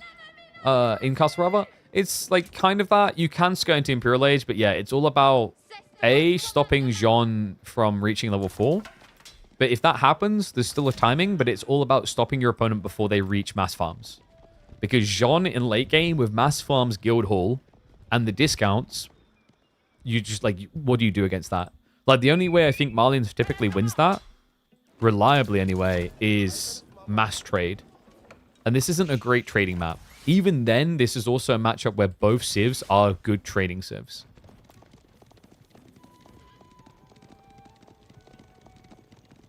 And yeah, for those who haven't played that AVP game, it was interesting asymmetrical balance. And a time where most people didn't do it. The AVP game. Because I think you had like, I think it was like 9 or 10 Marines. You had 5 or 6 aliens. And then you had 3 Predators. But the funny thing, for those that never played that game, is every single faction, you felt like you were playing a different game. So I remember when I played Marines, I felt like I was playing a horror game. This little beeping icon on your little map, like, getting closer and closer. You're not sure if it's friend or foe. Now, I guess in a way, for kind of like PvP FPS games, AVP was like the extremes of asymmetrical balancing in AoE4. You know, like if you have Order of the Dragon versus Lancaster, you feel like you're playing 2 completely different civs.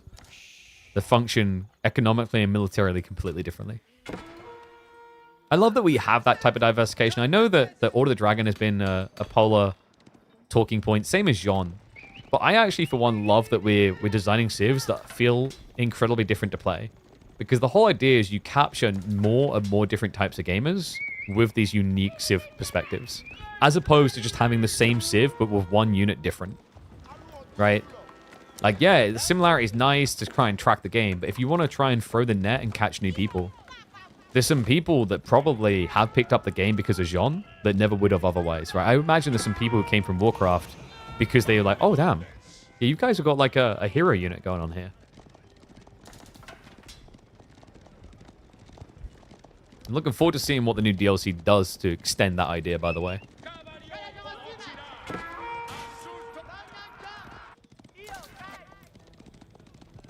So Anatan is just looking for that mistake, right? Like Wham, at this point in the game, it's very difficult to have enough Donzos to easily defend every angle. But the concern for Anno is as time goes on and the Donzo count goes up, Wham's difficulty of defending gets easier and easier. So really what Anno is going to be looking for at this pacing is either this all-in strike point, which doesn't seem likely with his current comp, or an out. Now he's playing pocket economies, he's onto the boar. The out would be to just scale knights into castle, and then you're either looking at a Royal Institute timing or Guild Hall for the hyper late. Royal Institute has fallen off in terms of popularity in recent months. It's not often we see Royal Institute anymore. Most people just go Guild Hall and play for the super late game. Because like the idea with Guild Hall is that Guild Hall alleviates the concerns of you needing to be all in. It also kind of throws the ball back in your opponent's court where you're now saying, okay, you need to do something about me. Because you might have this elegant scaling farming mass with cows, but eventually I will just get Imperial for free. Ambitious dive in there by Anno. Oh, but the micro, he pulls him away. Quick reaction out of Wham, though. Only pulls away the injured villager. That was crafty. And keep in mind, Wham's only made one error, and that was at the very beginning of Feudal Age when he lost that one villager. Since then, it's been pretty clean.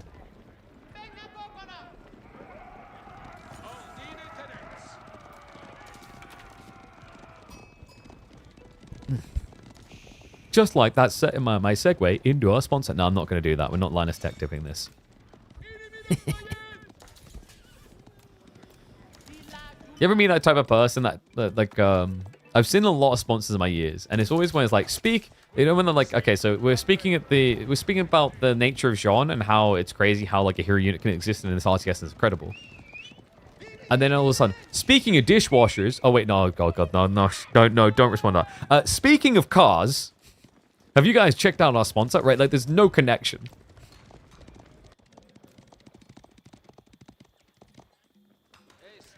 Jesus Christ, I'm going to get clipped on that first piece, and I know I am. Anyway. Looks like Anat is reinvesting into archers.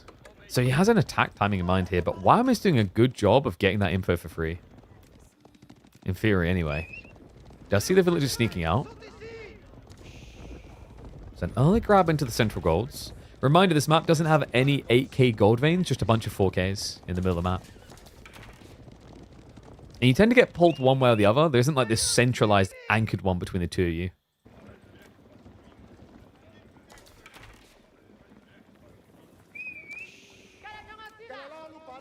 I mean, Linus is fine with it because they made it their identity to do the really weird segues, where it's like, speaking of this thing we weren't speaking of, now we segue, sort of thing, right? But it's almost like because it became a meme. Does that make sense? Like, you know, content creators have things where if you weren't exposed to it for a long time, it seems out of place. But like, if someone else tried to copy the way that like Linus Tech Tips does their segues, people would be like, huh? So you have to kind of own it. You have to make it your own identifying factor. It's the value of being first there, you know what I mean? Like, first person to do a thing. So for example, I have a friend in Dota 2 who he can play 2 heroes at once. He's the first person who ever bothered to do it. But if other people start doing it, it'd probably be less impressive now. Nice. Tech up's complete for Wham. Anat needs damage. Like, he's scaled for this, by the way. He kept reinvesting. Jean has got some way to go until level 3, and Anat, he doesn't seem to be convinced there is a play here. No, he's pulling all the way back. He does bait the Donzos out, however. Divine Restoration is going to be pumped. Maybe a slight overextension here as Wham is distracted on the north side chasing. And the Knights look for the recommit. Jean is low. Needs to be sniped here, but she's bogged down in the middle. He can't get the click. Somehow, some way, everything but her is getting clicked. Oh my God. Final shot. She's on 1 HP. Oh my God. How did he not just instantly lose her? How did Wham get away with that tech so cleanly? Fulani up with 18 cow and nothing done to him. Unbelievable. The amount of times you saw about 3 different times Wham tried to click Jean and it always hit something else. A knight, an archer, then I think it was another archer. Then the fog of war break, only a few of the javelins through. But props to him, Wham has made it to the next stage. Intact.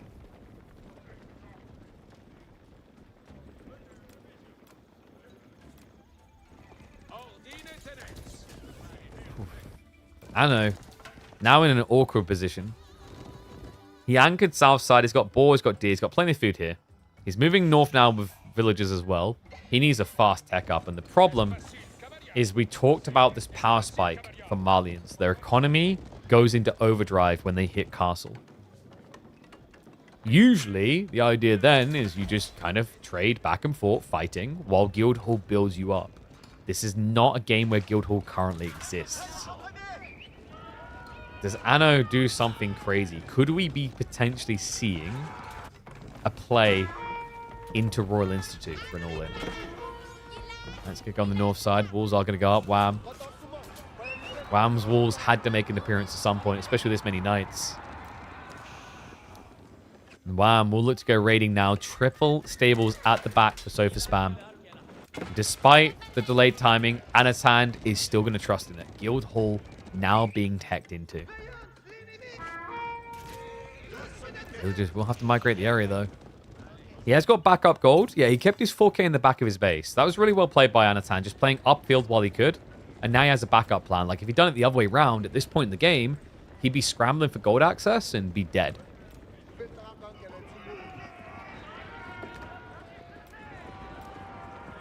Just needs to figure out where the economy is. Got some ideas. He's going to move south side. There is already an outpost up, but if you send the army down there, it'll be an easy -5 villages. So, though, it looks like Anat steers offensively. He's going to force Wham home. Does Wham realize it, though? Because the way he's posturing... Wait, what? He's lumber camping the central... Are you kidding me? Okay, guys, I've got this man on record multiple times saying he hates Stealth Forest. Really? I could never have guessed that Wham hated Stealth Forest when he decides to completely deforest it. There's a tree line right here. And yet still he pulls 5 villages for the outpost and then the lumber camp. Oh, that's brilliant.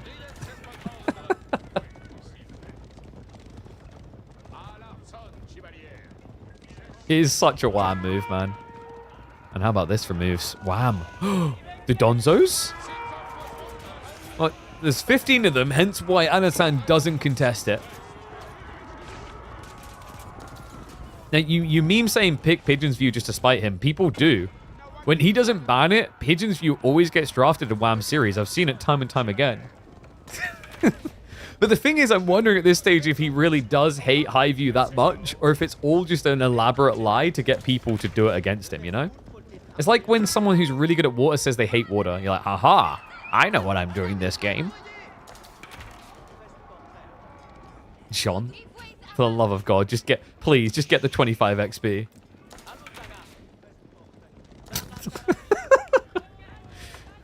You can't ambush me from the trees if there's no trees. And Wham's walls are almost complete. This is such a Wham type thing. I love it. He's so good at finding these points in the game where he can wall like this. So far, I'm going to shut down the south side, so that's going to be -5. The army's coming, but I'm not sure if it's going to be quick enough. No, it's just archers, so they're going to arrive late. Nano, he doesn't even pull for the repair. Luckily for him, Wham doesn't attack straight away, though. No, just clubs the knight down instead. Wait, Anno? Whoops. Halving. Could get them all. Gets the Jean kill! Okay, that's good. Anat, he didn't level up. So you can buy back an insta-level. Yeah, reminder, guys, when you're in infantry form still, Sofa get bonus against you, so you die really fast. Okay, so level 3 achieved. Now, there's no crossbowmen from Malians, so it's very obvious you're going to be going champions here. And you kind of need them when your opponent has 47 space. Wow, in good position to try and close this one out now. Starts to dive into the main. The food income is ridiculous. The difference here is insane. It's 8 times higher for Wham. An 8x food advantage. You heard me correctly there. Wham. Into the tree line. Finds the woodworkers.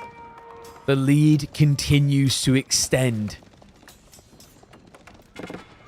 I don't really know what Anat can do at this rate, man.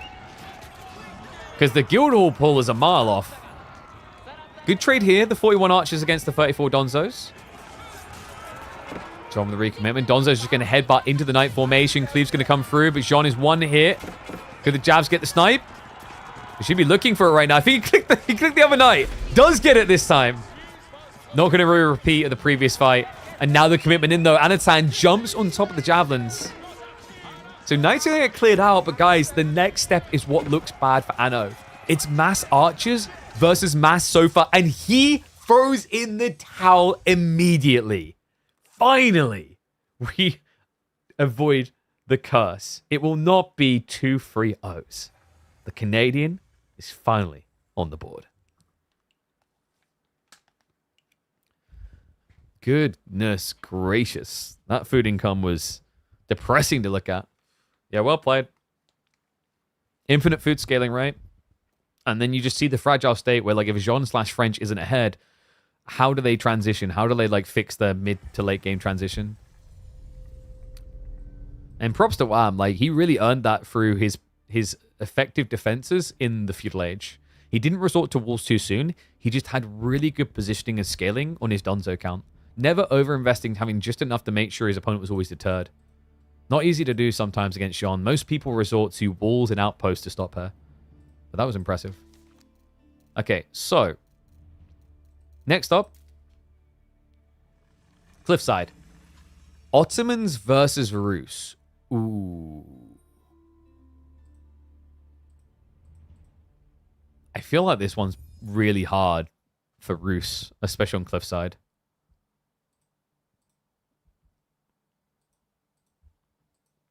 I'm curious to see what Wham's going to do. I don't know, man. I feel like Ottomans are really, really strong Cliffside. I'm pretty damn good in this matchup. What is he going to do? How does he solve it?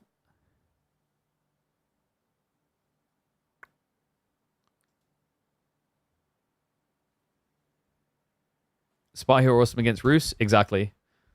And even if your opponent does like Rus Knights, you can just do Sipahi with Meta and the Imams, right? And you just kind of like run him down. It's not like French versus Ottomans where the French Knights can be annoying and heal. Like you just gradually die. It's pretty rough. So like you probably don't want to stay long feudal. Pro Scouts might be tricky depending on the spawn. Do we have predictions up? Let me pay out. So game 3, a win for Wham. We'll start predictions for game 4.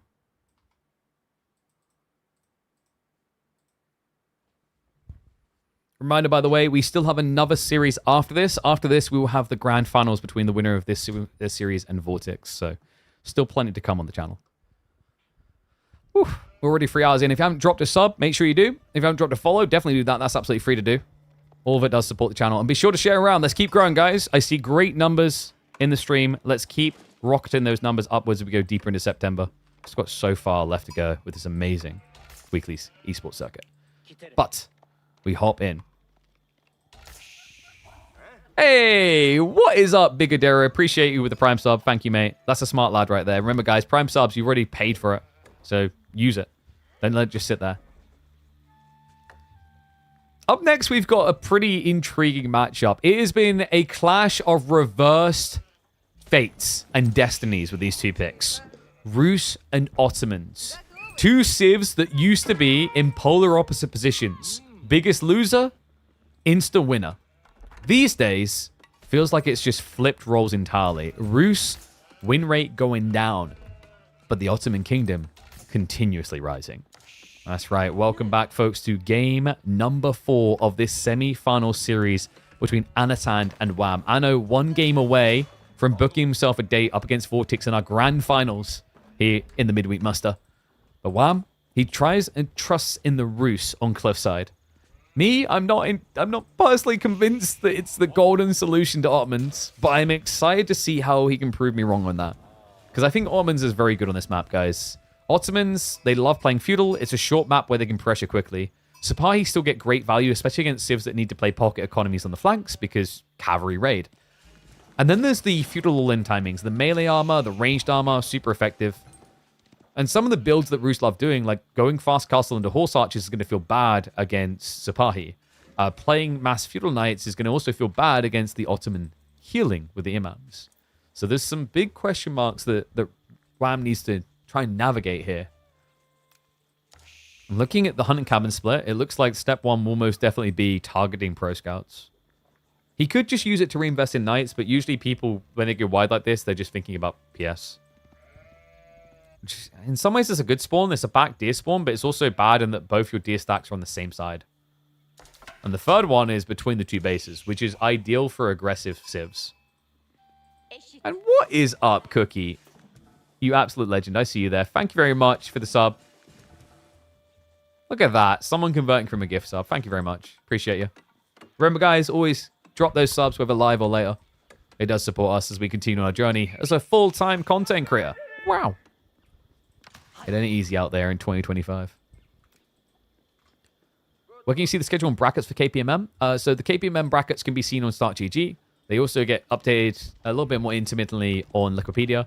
But reminder, guys, if you ever want to watch the games live, we stream Mondays, Tuesdays, Thursdays, and Fridays. Almost every day, we're live by 2 to 3 p.m. UK time. The first 2 days of the week, it's usually around 1 p.m. UK time we're live by. So Mineral Dresser coming in. I know with a little bit more of a full position, but it doesn't matter. He should be the attacker in this. Normally what you see out of Roos here is they'll just stockpile a bit of extra resource and then sell to get the gold for pro scouts. So you chop the wood, you can sell the food, and then just queue up pro scouts. He did stop at 2 scouts. It doesn't mean he's not doing PS. It's just normally if you see 3 scouts, it's almost guaranteed. The third is coming. I think we had one game earlier this week where someone went 3 scouts and then didn't pro scout at all to bait their opponent to react. Which is very creative. Does feel like the type of trick that works once, though.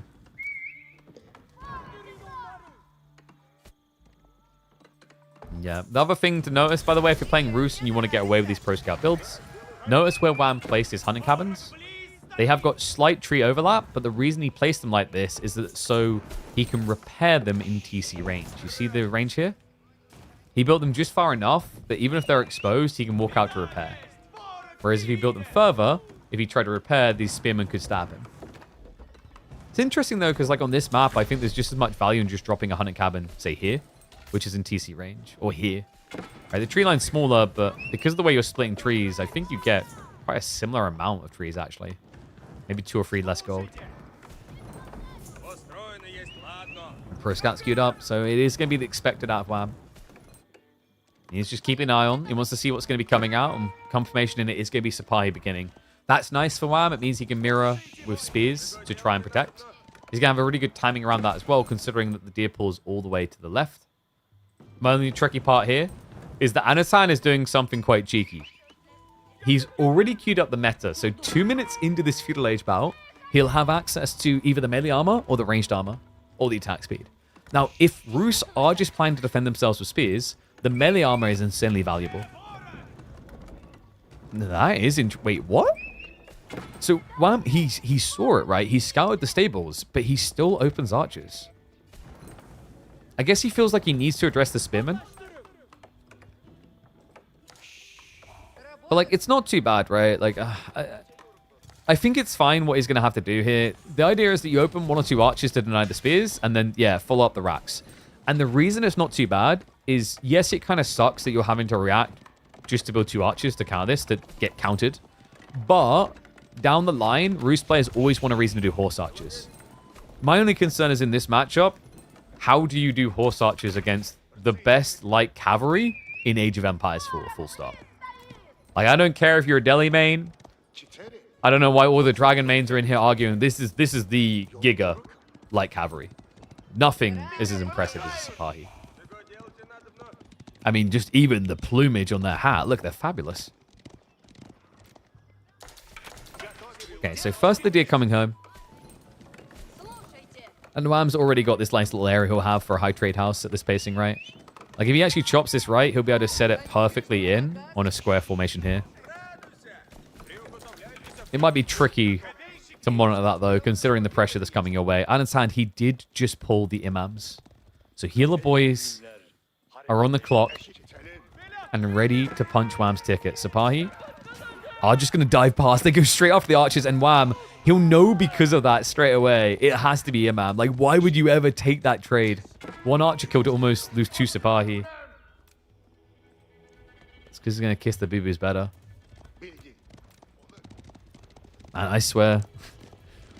Players like Anat, the way they're using Ottomans at the moment, they're going to end up getting this build nerfed. The AoE heal's so strong, but it's kind of crazy because, you know, the Ivids have had this to an even bigger degree, right? The Dervishes can heal themselves. At least with these guys, there's a limitation where they can heal other people, but they can't heal themselves. So yeah, a little bit more balanced, a little bit more reasonable and tame for that reason. I like that. He just backs them off.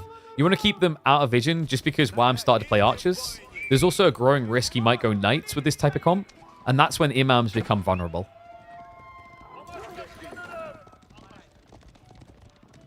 Mass imam build? No, the AoE heal, it doesn't stack, so there's no point in that.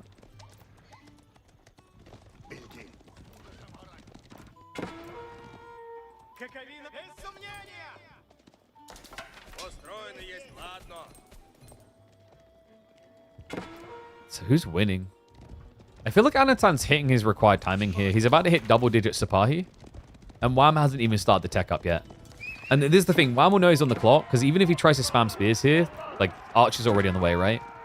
So staying feudal longer doesn't feel better. Great hit there, though. Gets a Sapahi kill.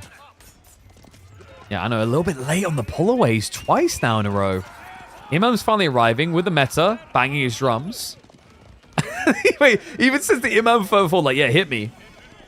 Yeah, that was definitely subpar from Anat losing. Was that 3 in the end? I think it was 3 Sapahi, 1 scout, or 2 Sapahi and a scout. Either way, pretty pricey fight.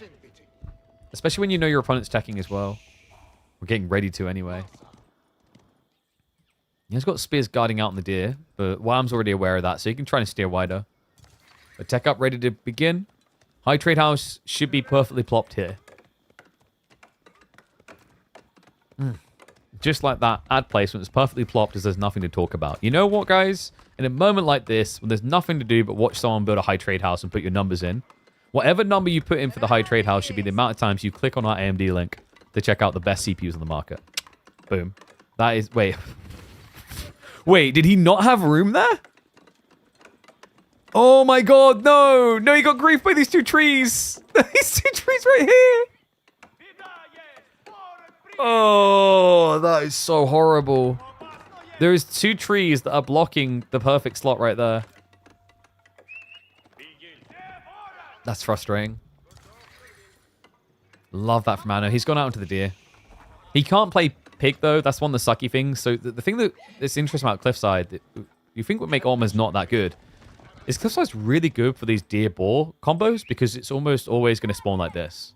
But like with Ottomans, you know, it's not halal. You cannot eat this meat.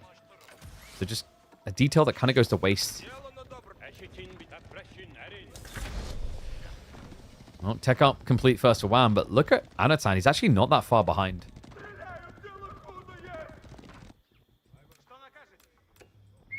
"29 trees. I don't want to talk about it.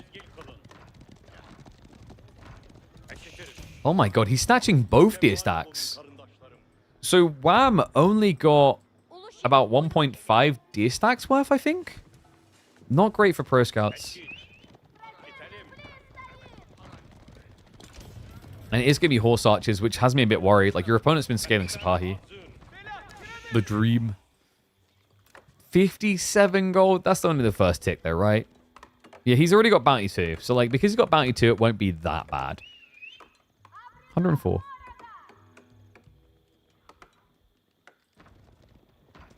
Imagine if it actually is 57 and I've just, like, not noticed. No, guys, it should be 104. Sorry, not 104. 114. My maths today, not great. 114 is pretty good. Oof. Nico was close. No one actually got it, though. I'm just testing you guys know how maths works. Like, you know, 5 spearmen shouldn't be beating 10 Sapahi, right? Nah, they're not going to. The archer's now arriving a little bit too late there. Ranged armor switch over, but... Anno, can you actually stand here like this? He's getting ready to tech up, and he aggro's in. Oh, he can because Wham's freaked out. He has to be. There's a risk that Anatan presses the nuclear button here, the fortitude. So scares him back to the base, and that is crazy. We're getting Istanbul Imperial Palace. Now, you guys might not be used to this landmark because you never see it. This is the alternate to the catapult building landmark, the one that gives you free siege. This allows you to get extra vizier points as well as research them faster. We never see this. I theory crafted that we would see the meta shift towards this after the changes to siege, but it never actually happened. But this means that with the extra vizier points, because you can get an extra +3, you could go for example, military campus, advanced academy. You could get extensive fortifications, Pax Ottomana, still get siege crews ready to roll, right? Because normally you have, what is it, 5? You can get 8 of these 12 techs. It's a big difference. It's not going to be about a Kinji, though. Disappointing.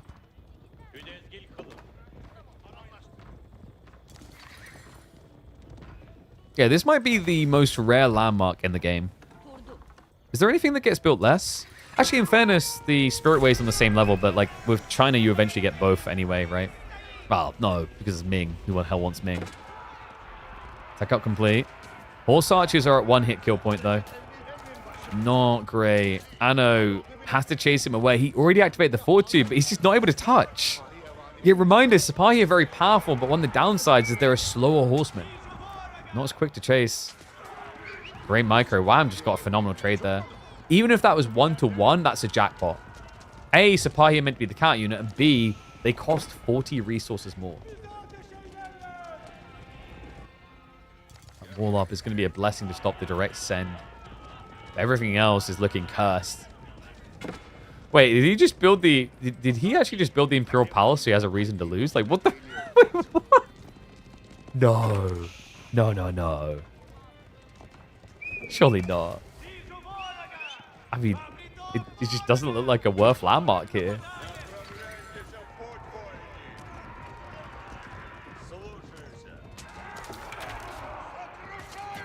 This is just becoming a little bit demoralizing to watch, isn't it? Finally, we're at a point where the Sipahi aren't necessarily dying in one hit.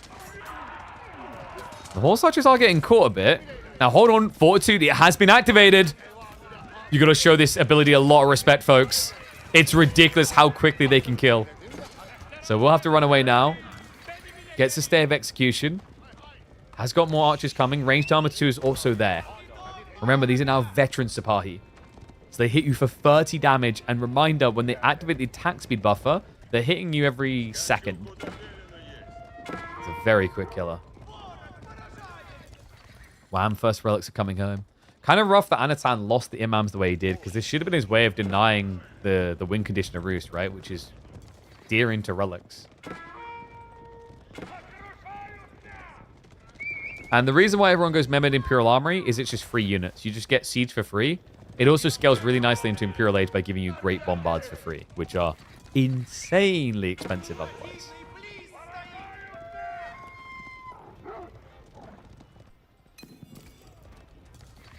Gotta give it to him. Wham's numbers look really good. And oh my god, he is actually doing it. We said it didn't look like it, but he's going Akinji. Does this beat Horse Archers? So Akinji in Age 2 do 14 damage, which is pretty impressive. But they go up to, I think it's 9. So they do 18 damage base. And he hasn't even got Steeled Arrow yet. Like, in theory, this is really, really good into Horse Archers. You even have more HP than them. Look, 105 HP versus 85. And yeah, look at the damage. He hits for 18. This is a sick idea. Like, it's full anti-Horse Archer comp. And Sipahi, they are reaching. They got Fortitude activated. Wham! He may have made a mistake. Did he get too close? Yeah, the choke point kind of griefed him there. Gold slowed down the retreat. Knights are now arriving, though. And, I mean, Akinji are kind of intriguing against that. The 9 base damage is not that bad. Still, it feels like Anno needs a better answer. When this was just Horse Archers, you can see the idea. Kind of. I mean, Akinji are 160 resources each. But now he has to answer Knights. And I don't see what Anatan has that's meant to solve for that. No. Like, what do you do now? Janissaries? Janissaries get outranged by Horse Archers, folks. They can get sniped easily. Wham with the Selectable Army is griefing himself a bit here. Does split them off, so there you go. Horse Archers pull back. Knights hang around. But the Fortitude's coming off cooldown in a few moments here. Anatan's in prime position to try and use it again. Yep. He's been running him through with it right there. It already activated. My bad. Didn't see the glow. So able to push him away again. And he is now switching Janissaries. This feels like such a hard game for Anno to win right now. His army, it just got fully wiped. And yep, there we go. GG gets called. It's happening. Another 5-game semifinals. Damn. That unraveled quickly. Really cool switch over. I think if I just stayed Horse Archers, then Wham's in a shaky position. But he understood perfectly when he was big enough and bold enough to be able to make that switch. Read it right. It does mean we will get a deciding 5th game.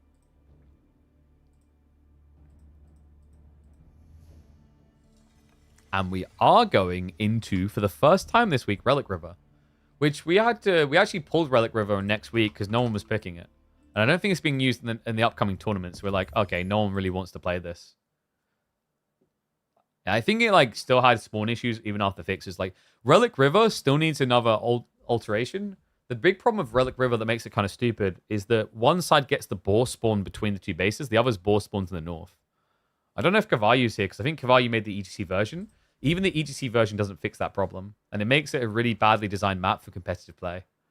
Like it's like mountain clear. It's like if you want to know how egregious it is, think like mountain clearing. Not to the same extreme, but how mountain clearing's board decides the game. It's a big deal. So those that haven't seen mountain clearing, the boar spawns on one side of the sacred site in the center of the map towards the other player, right? And whoever it spawns towards has an advantage. So, not to the same extreme, but Relic River kind of has that with its boar placement, which you'll see when we get in game. Yeah, thank you. Remember, guys, you can watch VODs after the stream. Always recommend, if you're going to watch the VODs, because you can't watch live, do it on YouTube. If you can choose, just watch live on Twitch, just because it's easier for us to like sell those numbers to sponsors than because YouTube's ones are a bit more hidden. Also, like saying you have 400, 500, 600 average viewers on Twitch versus, 2,000 views on YouTube. It's like a different scale in the minds of sponsors. But yes, if you guys, like my point I was making though is if you are watching the VODs afterwards, please just watch them on YouTube. Because Twitch will run ads, but I don't get any money for it. It's a bit scummy of them. All right. Predicky's up. Japan versus French to decide this. Oh, this is going to be fun.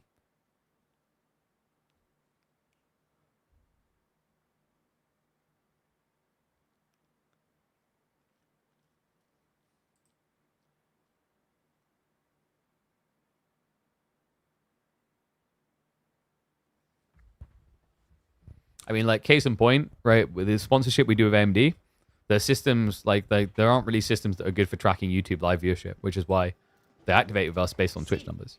It's a little bit of insight for those that were curious. All right, but let's get ready to go. Final game between these two epic lads.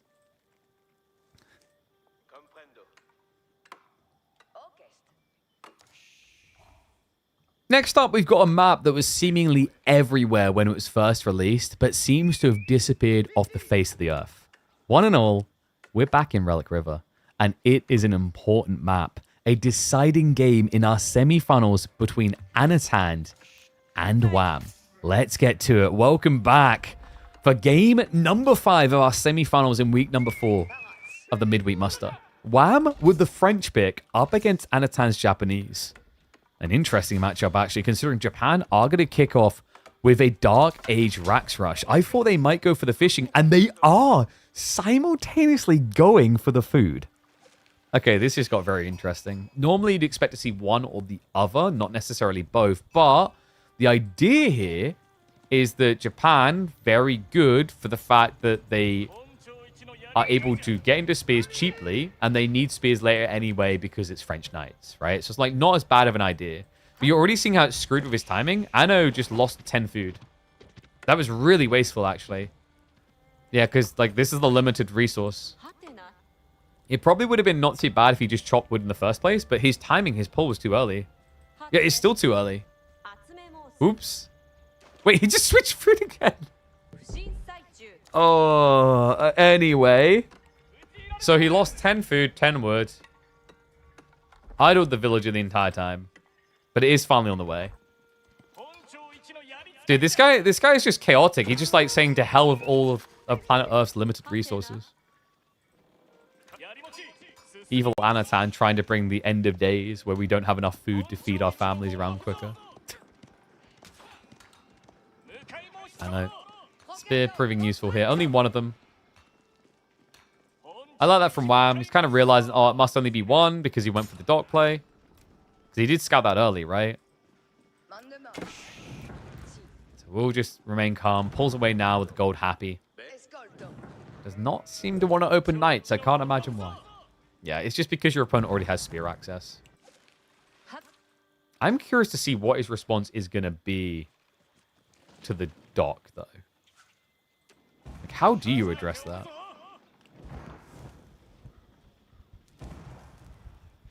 Because if it's not going to be knights, it has to be what? Archer's beginning? Archer's beginning is going to slow down your timing to intercept the dock.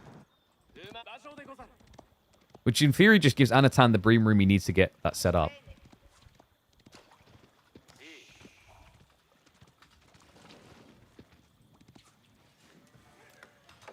This is going to be a back gold. So, like, even if there was some counter-aggression straight out of the gate, he wouldn't be able to connect quick enough. School of Cavalry is just the norm. Remember, this isn't a good map for Chamber of Commerce. And also, you just naturally want to get to Knights eventually. He was originally going Deer. Yeah, so he did get pushed off of that. Nicely played. And you can see that there's a lot of wasted time. He walked out to the point that he started constructing it and hit a Deer. Like, Anno did get some little increments of value. It's really unfortunate the way this began with the whoopsie on the dock.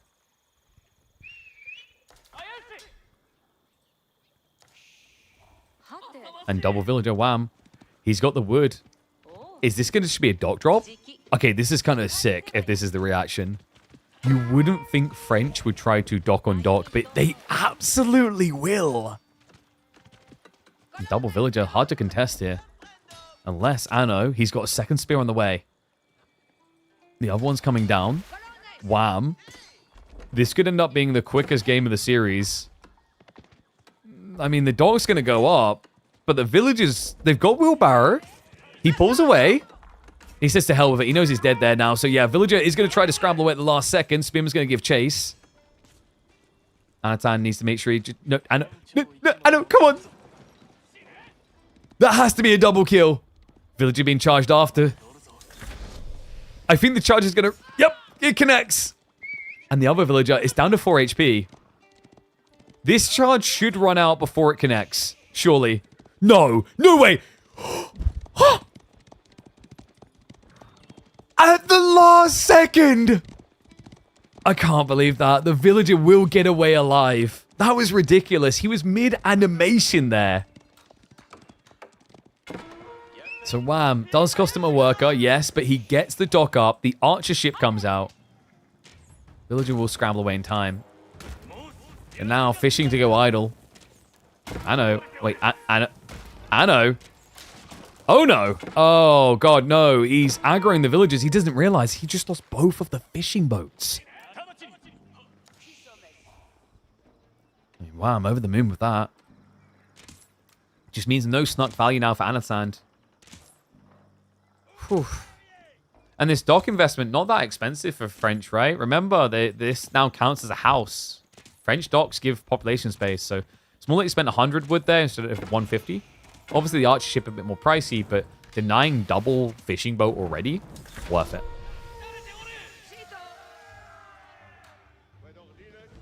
Tech up now complete. It was a Kura storehouse, so we're not going to see Anatan all-in contest with Shinobi. Yeah, just a rare sight these days. It feels like Shinobi have fallen off entirely in popularity. Used to be by far the go-to. Not the case anymore.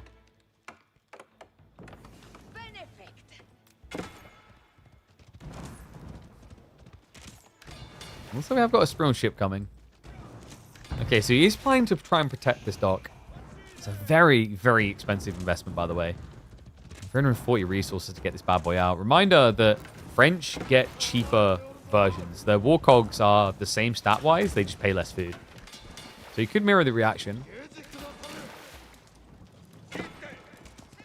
Could even just think about arrow slits here, but doubtful. If anyone's going to arrow slits, it should probably end up being Anatan, because remember, he's gradually getting stone when he gathers gold.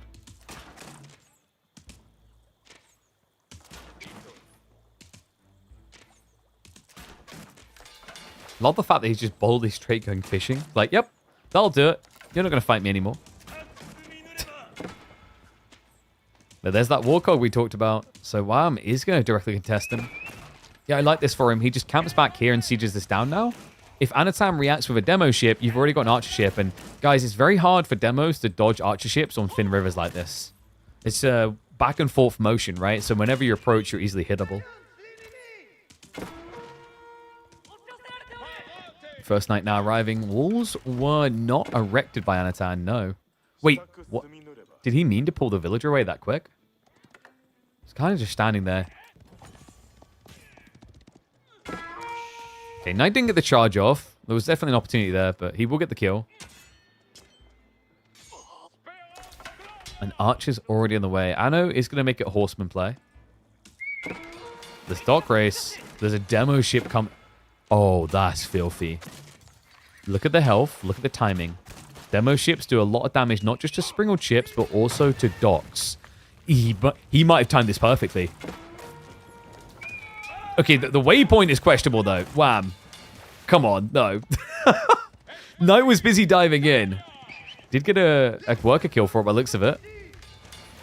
And Anno, he's housed. No, so it looks like he's not going to get the demo out at all. Wham will realize he's still got his demo alive here. So that's now full fishing failure. Anatan will not be able to be on the river.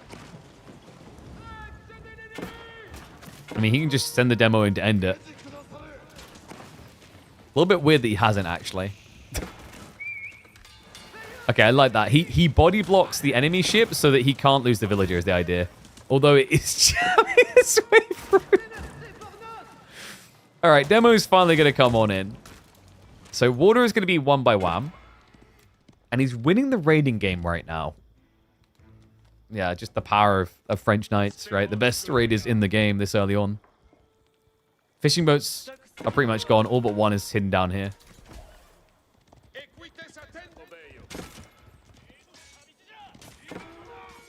I'm trying to figure out what Anatan's advantage is here. Because I'm not really seeing it. No, because Wham can now add in fishing boats. You can argue that Wham spent a bit more on the water side for sure. But really not that much when you consider the amount of fishing boats Anno lost. I think it was it 4 or 5 in total? Plus the dock.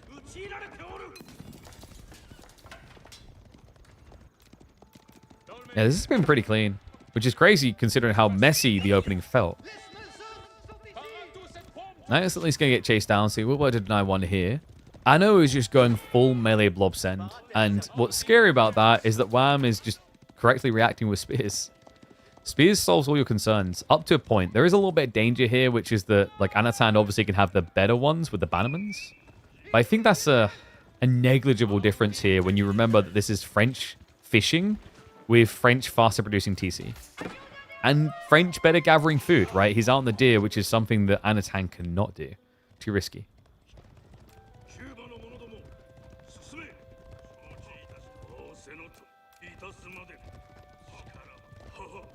Wasn't last week Anatan versus Vortex? My brain's trying to remember now. So it would be a switch up. Oh, sorry, no, it was B versus Vortex, wasn't it? And then the week before that was this matchup, which is Wham versus Anatan. Yeah, we're just kind of musical chairing through the different people, aren't we? Which is great to see.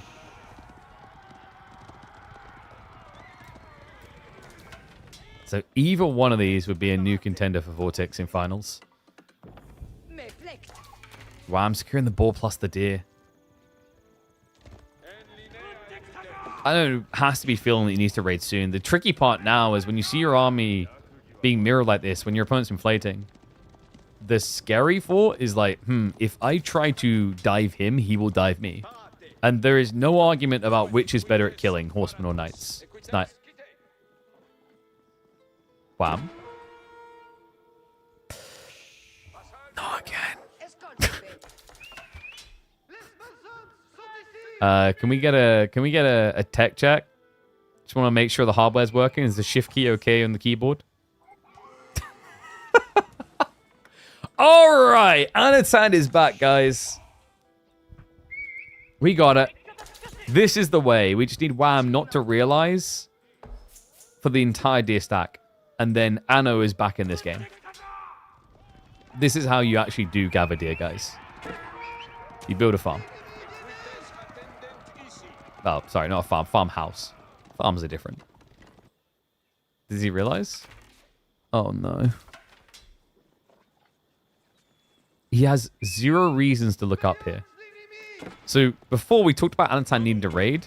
Him not raiding is actually kind of a good thing. Because if he raids here, then it gets garrisoned. And then Wham's like, oh, the mill.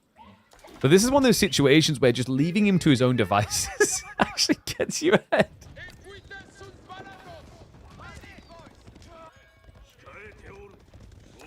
Anatan now with the Yumi switch. Wham hasn't prepped Undermesh, though. He wasn't aware of this. Like, it's interesting as well. I would have thought that the Undermesh would have been a higher priority for Wham. Like, as a priority here, it just makes sense because you're trying to reach that point where you can dive the base.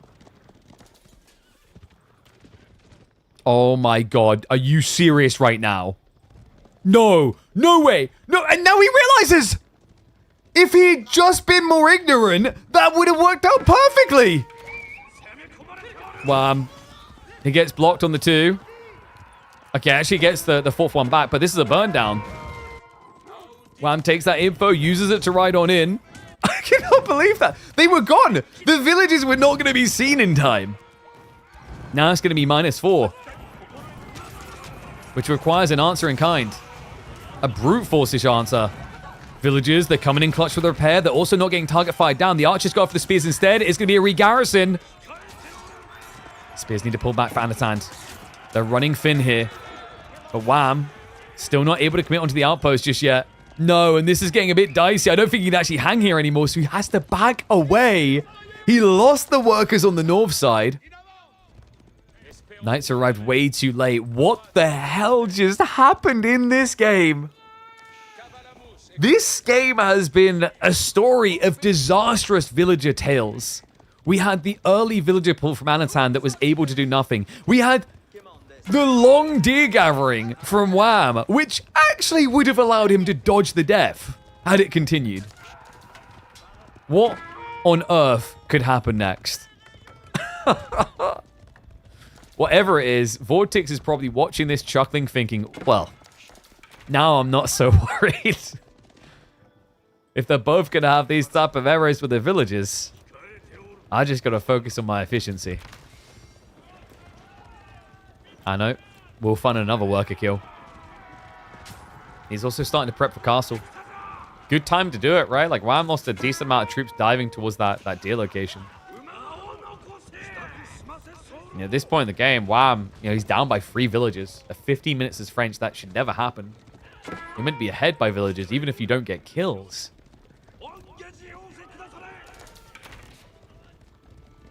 Anno continues to scale Yumi. I've got fortifications on the way. Reminder that this map starts you with 4k golds, not what those 1.6ks. So plenty to work with in the corner.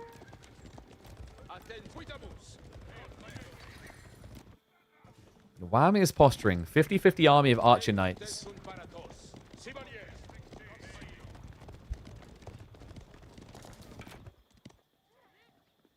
Oh look, another Spanish comment about anus.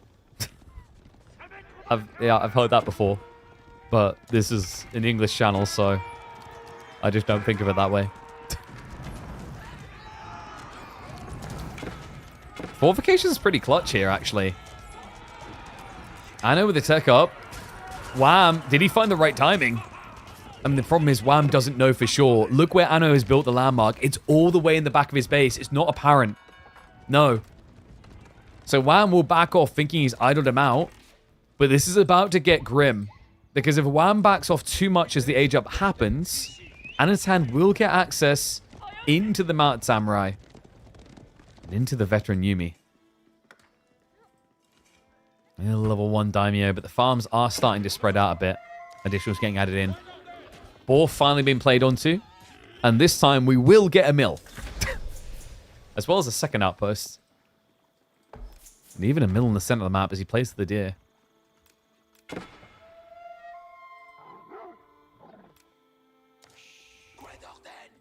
Can Wham actually do damage quick enough now? I feel like if you believed you could, you'd be a bit closer to the base than this. Rohirrim Rider's on the go again. Wham might have an inkling of it. Yep, the scout sees it. Rather, no, they see the scout. Anatan actually didn't go deep enough. But you can see the deer dying through the fog, right? So it's obvious. The double outpost should put an end to that. After all, it's not going to be veteran horsemen.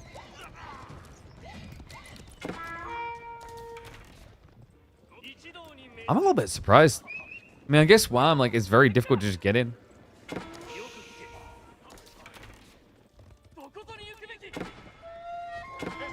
Yeah, do you guys know that in an alien language, 3 different galaxy sectors across, Killer Pigeon actually means this guy is your god and you should subscribe to him at tier 3 sub. That's impressive. I found that out the other day.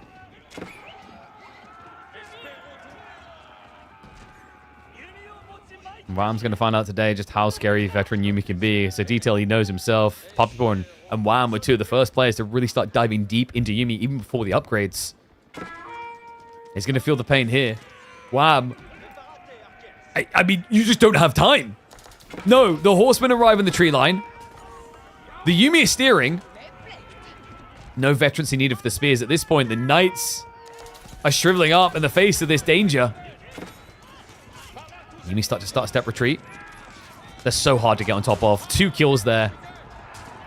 And the spearmen, they're just going to be sacked to buy time. It's all about the Yuumi now. That's his MVP. Anat also with Mount Sam right now arriving. And what a way to do him in. Anat, despite the shaky and messy start, will make it look oh so simple with the mass Yuumi in castle. Wham is not getting out of the Stone Age. He's dead. He's gone. GG is called. And Japan will thrust their flag high in a matchup where for the longest time they've been told they suck because they don't have crossbowmen. You don't need them. You just need bows. Oh, damn.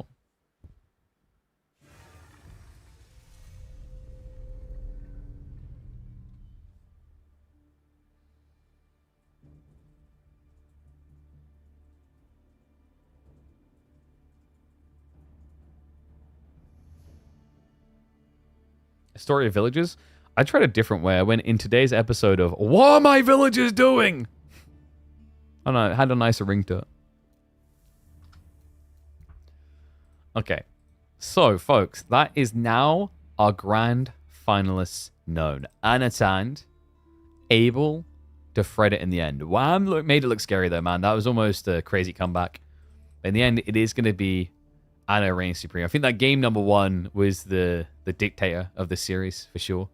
So, that does mean that we're going to have a grand finals best of 7 between Vortex and Anat. Let me get the bracket updated on that now.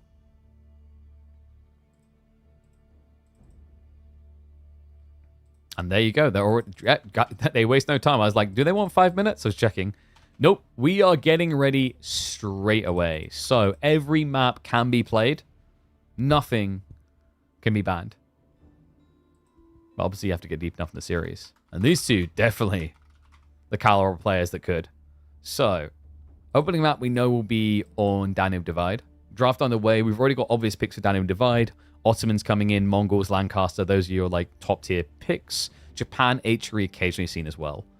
But let me see. What did I forget to update? Oh, that's right. I was going to do Le Photoshop update. So we know the finals now is going to be a 3-2 victory for Volta Esports Anat. And this will be kicking off in about 5 minutes. So if you guys want to get yourself a drink or anything, if you want to get yourself a bio break going, now would be le prime time, because I think we could have another very long grand finals they've been delivering so far. I think every single one has gone 7 games up to this point. Also, while you're taking that break, while we're waiting for that game to begin, reminder, !AMD, we are working with a wonderful AMD crew to drive awareness around the Ryzen CPUs. If you guys are looking for top stock value, performance out of your central processing unit, AMD is the king. It's like irrefutable now. They win in that department. I recommend them wholeheartedly. Be sure to check out the X3D models in particular for your gaming needs. They are well worth the price. It may look a bit pricey for a CPU, but with the V3 cache, the upticks people have seen in their performance increase, 100% worth it. We're talking like 20%, 30% plus increases in frames. So be sure to check them out.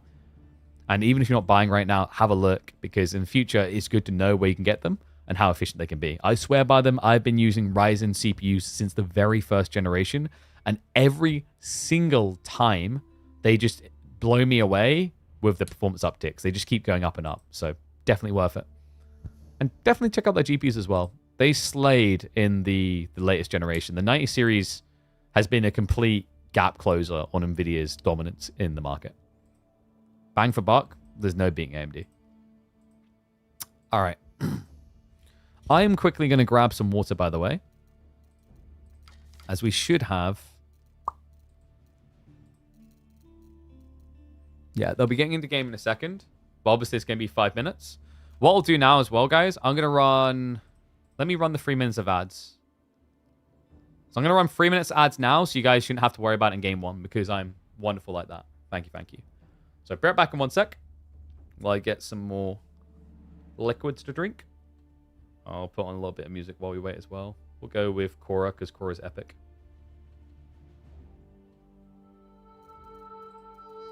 Alright, be right back 1 sec. Is it too loud? That sounds quite loud.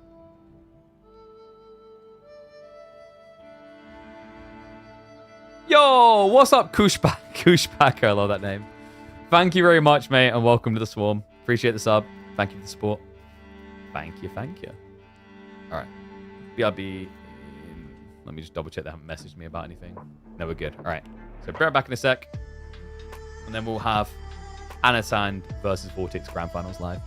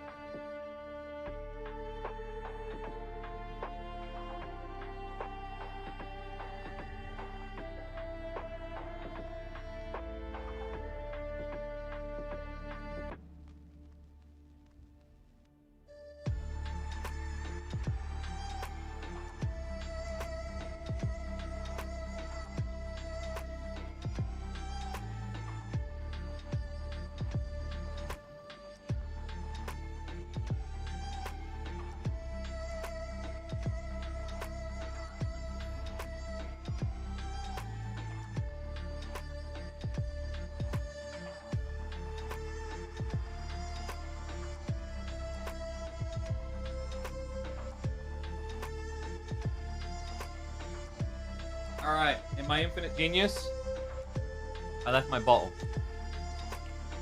So now I've got an open container next to all my electronics. I don't feel safe about this, to be honest with you. Come on, Curtis. Liquipedia isn't updated. You can literally see what series it's going to be if you just look on the screen.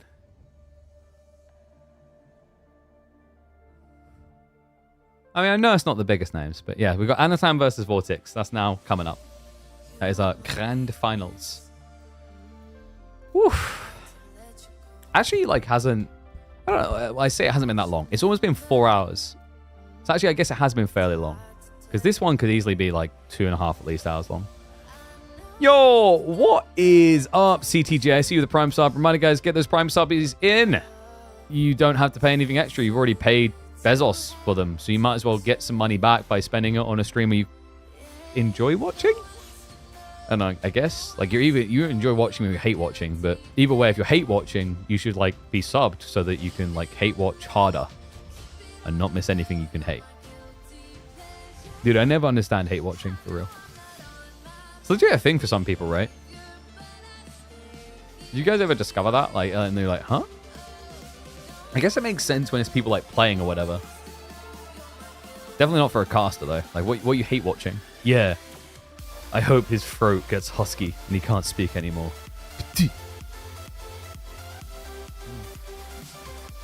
All right, boyos are hopping in the game now.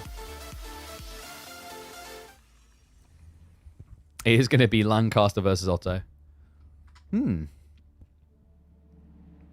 we get this earlier? No, we got Lancaster versus Mongols in the Wham versus Anat turn 1, didn't we?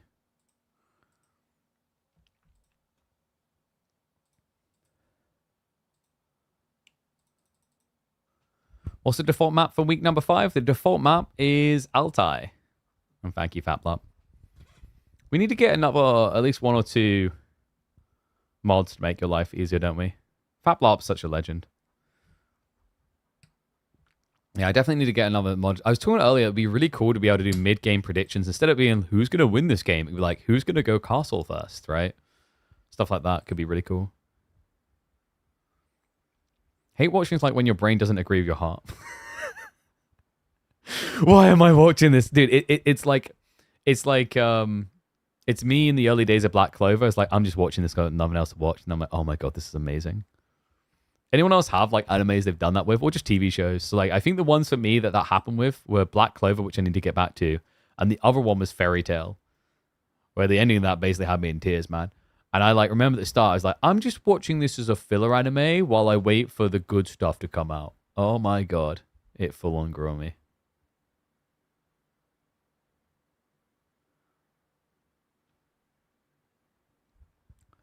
Who did Vortex play in the semifinals? He played up against B, and it was a 3-0. It was a very dominant 3-0. Done in 3 games. And yes, Altai. I mean, Altai, it's on the ladder. Altai is also going to be used in the upcoming EDC tournament. We try to be very reasonable where we're like, we'll look to include maps that are going to feature in upcoming tournaments, so it's seen as good practice for the players as well. It also means we get the bragger saying we done it first, you know? Like now, if anyone uses Danube, we done it first. Front Range, right? That was meant to be the big hype map that they're going to be using for the American LAN. We done it first. Checkmate. It was us. Whoop, whoop.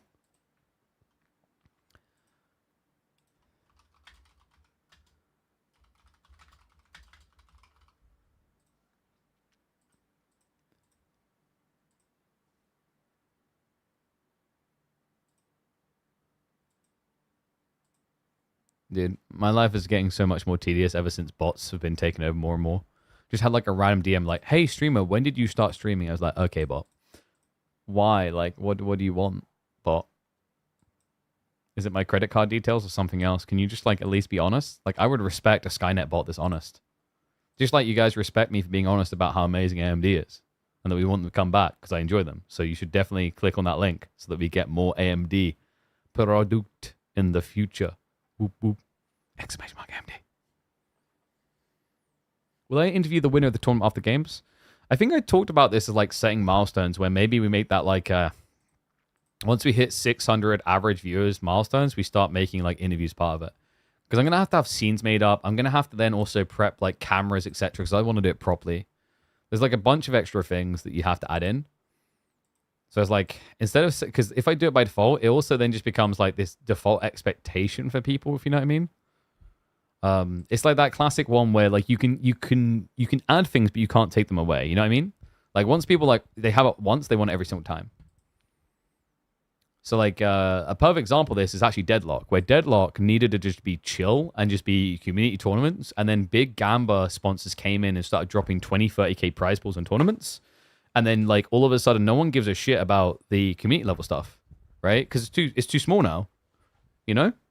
That's like in theory, the idea of why if TI didn't exist before it got too big and became too central would have been a good thing, because it's like, no one can compete with 40 million. Like your world champs is 40 million. Everyone looks pathetic compared to that, you know? Just make it exist first? I'm not sure. Maybe I've seen it. Doesn't sound familiar. Just a call in Discord. I mean, if you want to do it like really crappy and like low end, yes. But like, I like to think that we set a pretty good production standard with what we do here for a one-man show.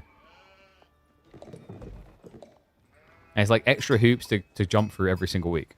So like we scale things, like we have third place matches now, right?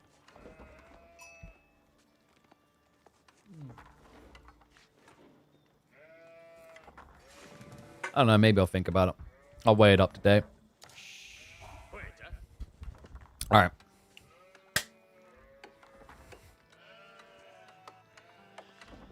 Every single grand final showdown of season 2 of our $20,000 esports circuit has been pure hype. So we've got to make it 4 out of 4, right? This train has to keep choo-chooing. Let's find out. We hop into game number 1 between Vortex, our reigning champion. This week, challenged by someone new. It's going to be Volta Esports Anat. Game number 1 will be on Danube Divide.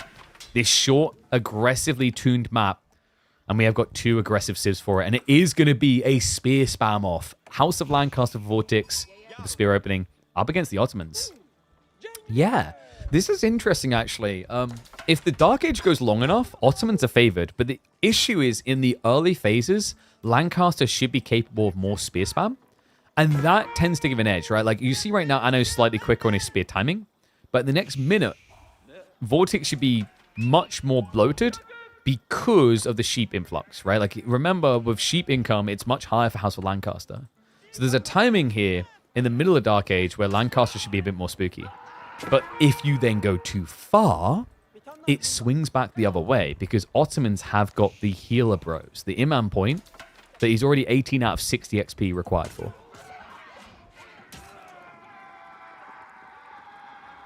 So I thought about partner in Spanish. I don't even know what that means. Like a sponsor? You want me to cheat on my partner with someone in Spain? Like, what are you talking partners in Spain? I think Vortex is taken, isn't he? So spear on spear spam. Behind this, though, yeah, Anatan doesn't even try for the stone because for him, like, it's very hard to justify a military score straight away.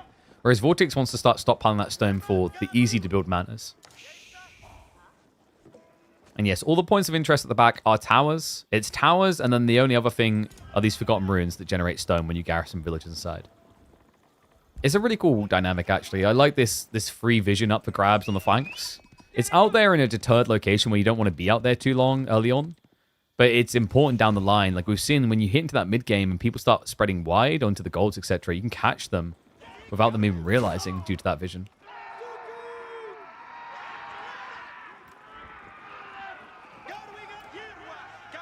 Vortex 15 sheep to 12. He's got more runway here. TikTok goes the clock. We're halfway towards Anatan's Vizier unlock. Vortex is yet to move for gold, but that's about to change. 4 workers shift out. I think he realizes this is kind of futile. That it's not going to be able to break it quick enough. Like he was fishing for a mistake by Anatan early, but it didn't really happen. You can see that they've traded quite evenly. So with no error to be exploited, you know, we talked about that better food gathering that you're able to pump more. In theory, yes, you definitely can. But in practice, what's going to end up happening here is by the time you now get an advantage, you'd be up against the Imam point. And for anyone who hasn't played Dark Age that deep against Ottomans, the Vizier point's an auto loss. Once your opponent has got the Vizier point, you just lose. It's not an exaggeration because, like, you have to get out of the age. Like, once the Vizier point comes out, you cannot be Dark Age. Because it's low damage melee units where one player is going to have AoE healing. How do you beat that?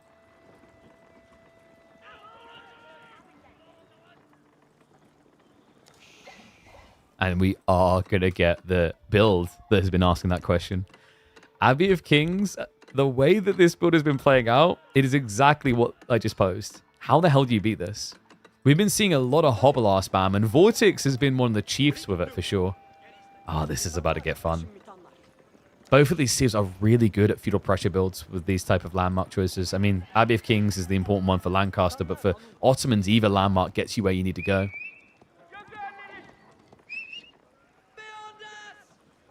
Healers should shadow tech every age to heal more. The Imams do that. So the Imam's AoE heal, you can see right there, it tells you that it scales per age. So you do 1 healing, and then when you get castles, 2, and then 3 in Imperial. The targeted healing doesn't work that way, but you have herbal medicine, which kind of achieves the same. Minaret Madrasa is going to be a choice for Anatan. Just kind of a given here these days. You know, Sapahi meta taking over, you need that extra food.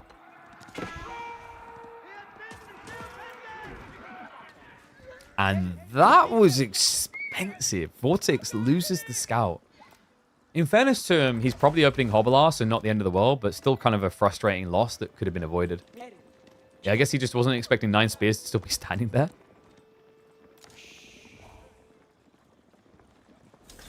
Funny how we get the same exact matchup as Vortex versus B. I mean, I think Anat and B, if I'm not mistaken, I need to ask him on that. I think they still scrim together a lot, so it's not really totally surprising for that reason.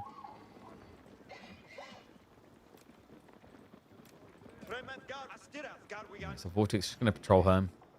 When he has the Lords, his spearmen are better.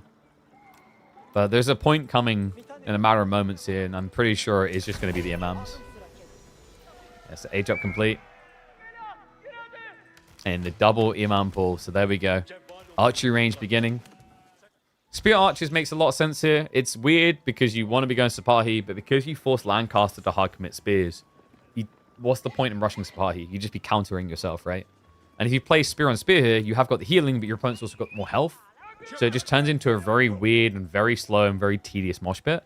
The other issue you also have is this is a matchup of healing. And both players identified it. Yeah, I thought Vortex might just go hobbies to try and raid, but props to him. Like, the goal here for him is if he can kill one of these imams, Anatan's plan in Feudal starts to unravel.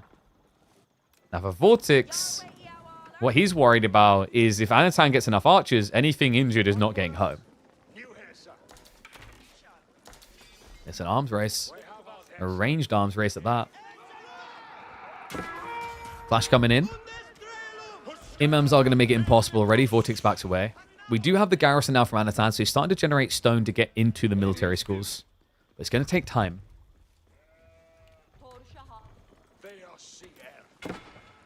I don't know if Anatan's expecting the yeoman this early, though. Yeah, well, he's going to find out. I mean, it's kind of been a Vortex special, I want to say. He's been really good at this. You guys remember, we had that game up against Wham, where Vortex on Highview was pulling back yeoman one by one all the way to base to heal. But this is huge. The healer? Wait, the pathing? Wait, what? Anno! Oh, no. No. The yeoman, they can get that. That's the big hit. What the hell just happened? Anno, I think he pulled forward to heal something, but then it died and then he clicked the ground. Either way, this is quickly going dark. Yeah, Anno, without double Imam, he can't bring him into the fight now. He'll just die. And this is perfect. Vortex knows it. Look what he does. Right, if this has still been double Imam, you want to keep scaling Yeoman a little bit because you need to be able to kill one reliably. Now you don't need to. Trickle damage will last. You can see his health is stuck at 85. And Anatan has no other way of getting healers until he goes age 3 now. Which is not going to happen anytime soon. Food and gold income guarantees that.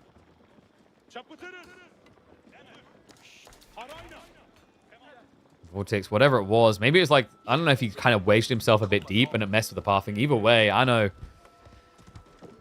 is in urgent need of some advantage now. Yeah, because Vortex is also gathering the stones, so he's going to have manas coming through soon. In fact, first one now being built.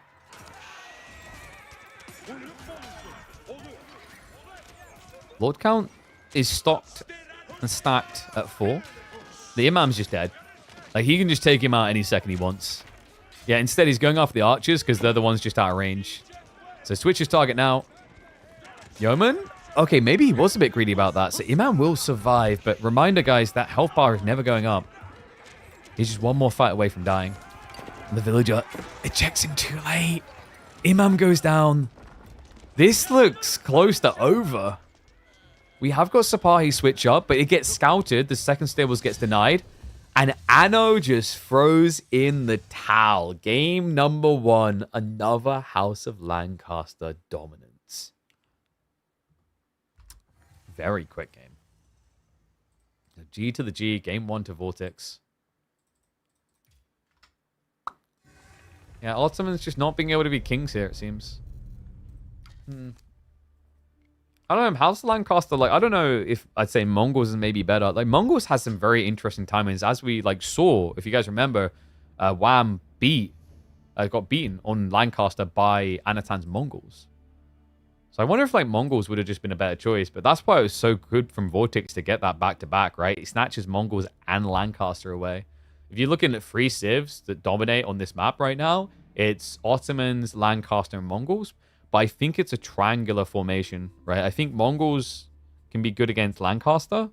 Lancaster is very good against Otto. And then Otto is very good against Mongols. At least with the results we've been seeing, it fits. Okay, so game number 2. We're going to Pigeon's View. We just talked about this. This is the cursed map. Last time we saw Vortex on this, we had the full miss macro on the TC. Or like, well, not even miss macro, just idle time. He skipped production over and over again in that game against Wham.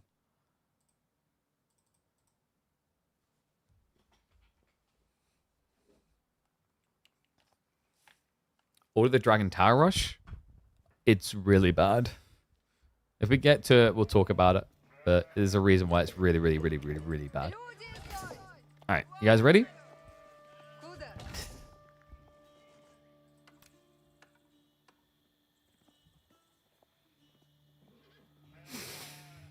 Smells like feudal calf. The finest feudal calf. The most thoroughbred ones from some of the most thoroughly bred professional Age of Empires 4 players possible. That's right. We've got game 2 of our grand final showdown between Anat and Vortex. And it is going to be a French versus Rus matchup. Vortex, gotta say, I love the Rus here. This is just a great map for them. The extra gold generation from the Stealth Forest goes a long way towards your timings. Unfortunately, it's going to get a little bit grief with the stone placement, so it doesn't actually creep fully in there. But he does go wider. Yeah, which is smart. Normally, in some matchups with Rus, you can't be this wide with your hunting cabins, because they'll both get burnt down. But, cool thing here is he's playing up against French. And French aren't exactly known for their Dark Age rushes. You know, that's a very rare and almost meaningful strategy. That's an interesting start to this series. I mean, Vortex, he came out of the door swinging. Now, game 1, only about 10 minutes long. This is a matchup I feel goes a lot deeper. Yeah, curious to see actually exactly how Anat approaches this. Because I'm thinking recently, have we seen Rus or French winning more? I think French has looked fairly decent.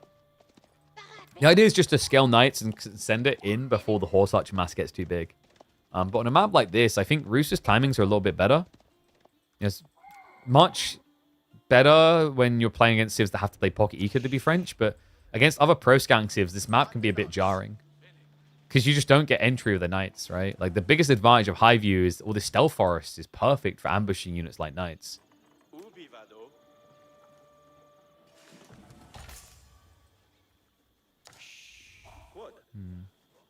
What Civ DLC am I... DLC Civ, rather, am I most hyped for? So, I'm a really big fan of Japan, and I thought that it would be the Sengoku dynasty that I was most hyped for. But I am way too entertained by what I've been seeing from the elephants. The Delhi variant actually looks pure entertainment. The other one that I'm really hyped for would actually be the Golden Horde. The Golden Horde looks like it plays the most different from its progenitor civ, which is cool to see. I wonder what the Rus variant will be. So Golden Gate coming in. Pretty much the expected. School of Cavalry. Everything is standard so far, which no big shock there. This matchup tends to go nuclear about like 10 to 15 minutes is the point to watch. If you get past that, like late game's kind of interesting here. In this matchup, I'd normally favor French a little in the hyper late game. Just because the effectivity of like the heavy cav, the discounts as well that adds up on the keep drops, which also protects you. But Rus is definitely no slouch. I think actually, like, I'd kind of love to see a hyper late game here between these two civs in Imperial. Just because I think Rus Knights are critically underrated in Imperial. For those that don't know, there's a tech called Poleaxe that gives +4 damage on each strike to Knights. Doesn't sound like a lot until you think of like the implications in the clashes. In conjunction with Boy's Fortitude, it actually makes Rus Knights surprisingly effective, even when up against French Knights. Rus variant would be Novgorod, probably? Maybe. Like, I'm trying to remember, like, when Novgorod, how long they existed around that time. 12th to 15th century. I guess it kind of could fit.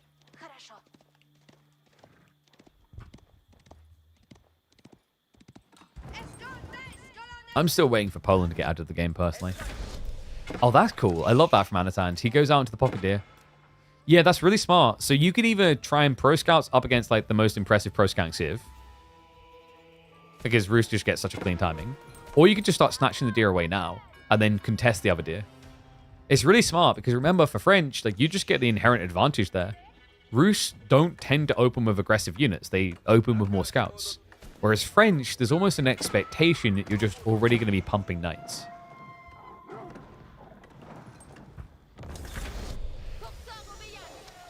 How did we do on sheep?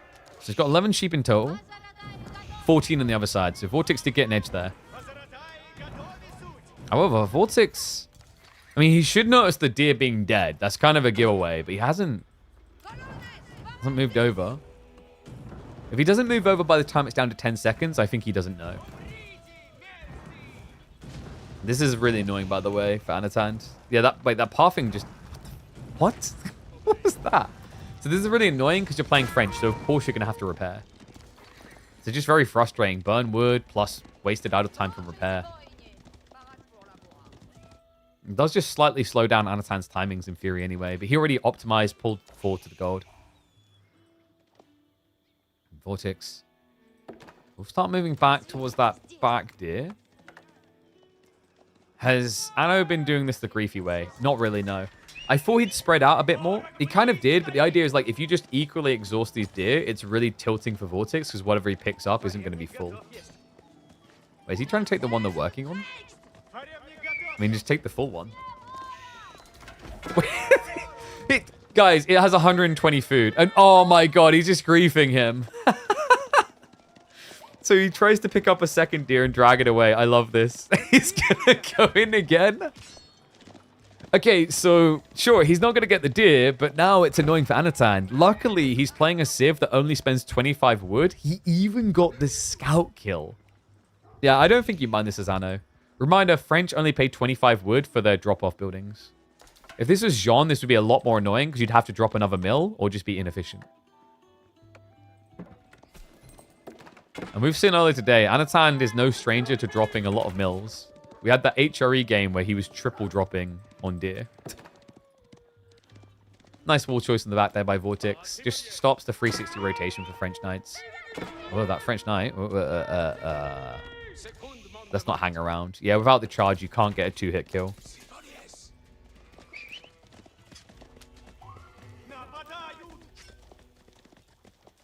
Has he moved out for the other deer pack? Not at all, no.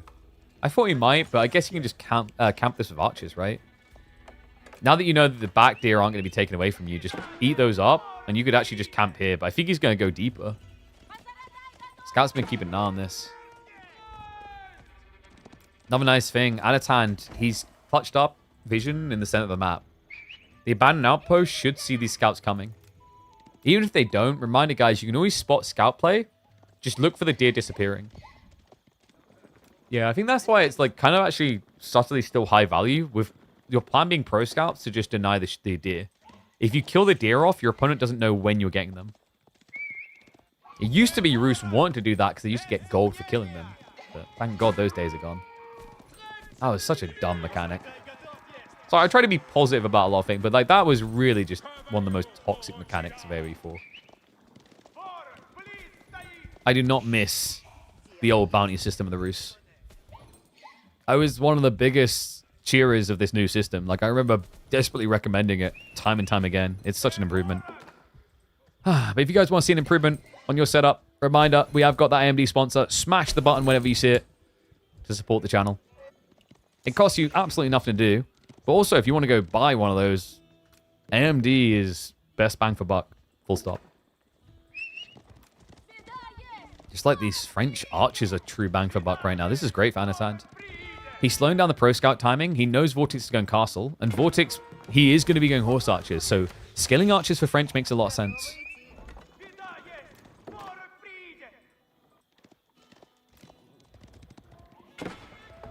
And a boar pull.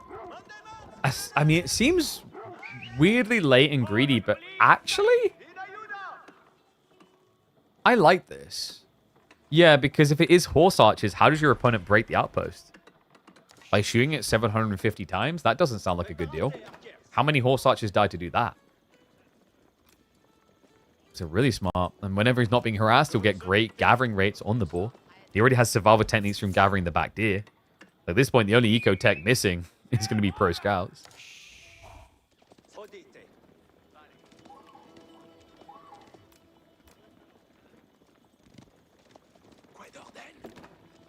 So we have got the spearman creeping out.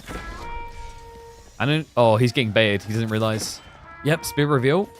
Good hit. Doesn't quite get the kills, though. Are you kidding me?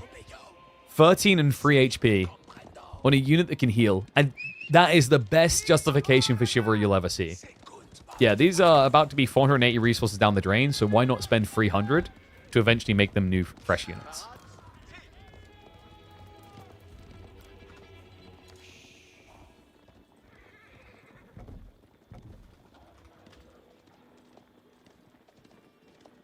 And looks like Vortex is just trying to buy time. I think he was worried he was going to get dove. So just pulls him wide, buys enough time to get the first horse archers up so that he's scary. You know, he's like, looking for that amount of time to kind of reach puffed up chess levels of threat. As recently, Roost players have had what feels like a bad run streak of just getting dove upon tech up and dying. High Trade House, by the way, has been 98 gold extra in his pockets. It's kind of unfortunate he wasn't able to build it towards the Stealth Forest. Like, this is the perfect location. But he didn't want to risk it against French Knights, which is understandable. Even though he could have probably gated this and just built it here. But once again, it's like not worth the risk.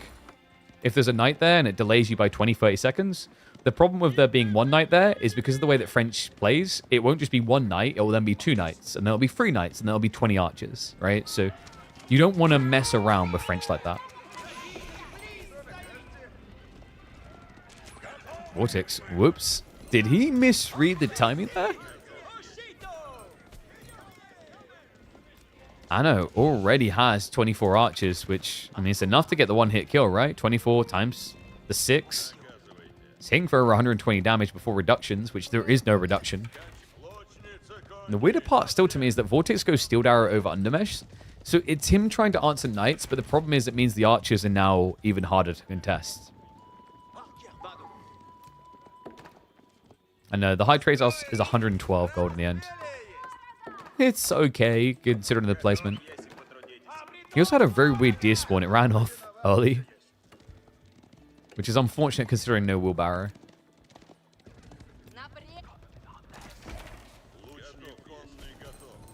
I know, now ready for an age up. I mean, I don't feel like Vortex has gotten much out of this so far. He'll be picking up the first relic, so at least there's something to be gained out of this age up. But the other relics are hard. Very hard to get. Yeah, the outpost in the center is going to see both of these centralized ones. Then he's got one on the board to the north. Anat's hand, I want to just golf clap this, man. This is sick. The way he's played around the boar, not just to get them and secure them, but also to block the win condition of Roost being relics, is perfect here. Just an elegant solution to the threat. And remember, we're playing on High View, aka Pigeon's View, which is like a map where you want to have this extra vision anyway. You need it due to the dangers. Like, both of these civs are remarkably effective raiding civs.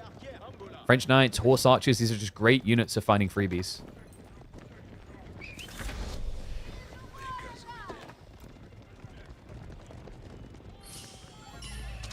Vortex. He's going to find some knights to intercept. Ah, but the Warrior Monk not able to duck and run in time, so fairly equal trade there. Horse Archer now sending it towards the main.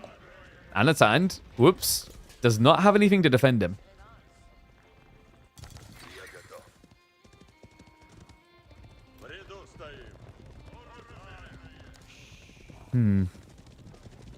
I think this is tricky. Vortex has the right idea switching knights, even though it's against French knights. He just needs something that can actually combat the static defenses. Scary thought here, though. Vortex is getting close to the Boy's Fortitude point. Remember, Boy's Fortitude gives 25 more health to all cav. Every single one of his 4 unit types gets that health.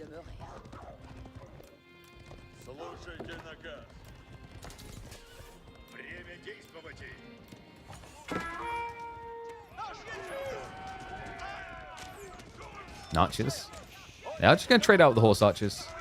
He's a little bit outnumbered, actually. Like, how did this happen? Anat, he got split up. Yeah, when he had the 30 archers together, ape strong. But when you get split like this, it's not just the formation that gets split. It's your skull as well. It's a little bit of a mishap there. Does his best to trade out. Knight's also now arriving, and Vortex standing still a bit. Still makes it worthwhile, though. Still, it's only one relic. Second one now looking to be acquired, but that knight is a nuisance. Won't be able to get the kill. It's a nicely lot there. And a vital resource. Remember, Vortex is scaling into knight, so he needs these relics. Otherwise, he'll have to play out onto 4 golds, which would leave him a bit vulnerable.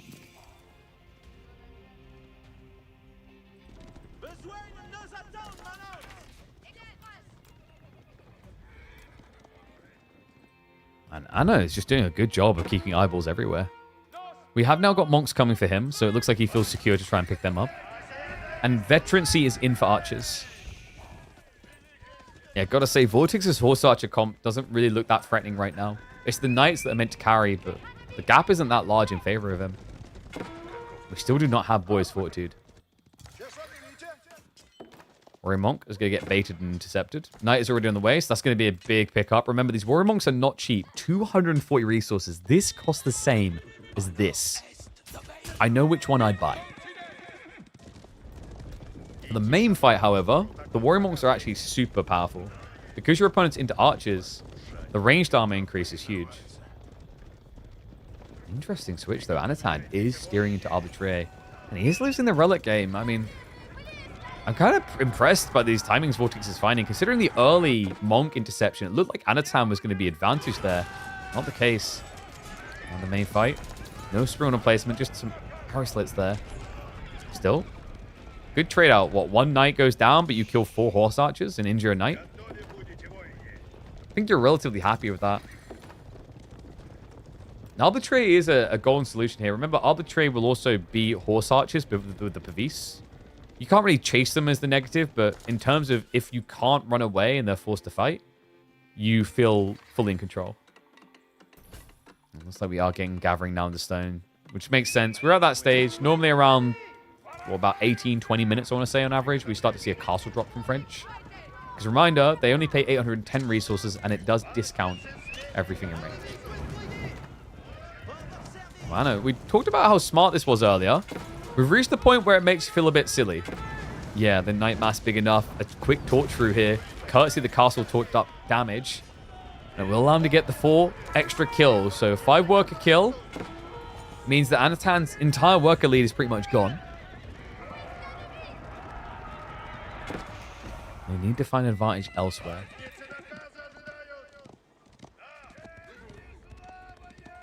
North side should be safe a little bit longer. The boar's down to 760. Did he at least tap all the boar? Yeah, pretty much. 150, so he doesn't need to come back.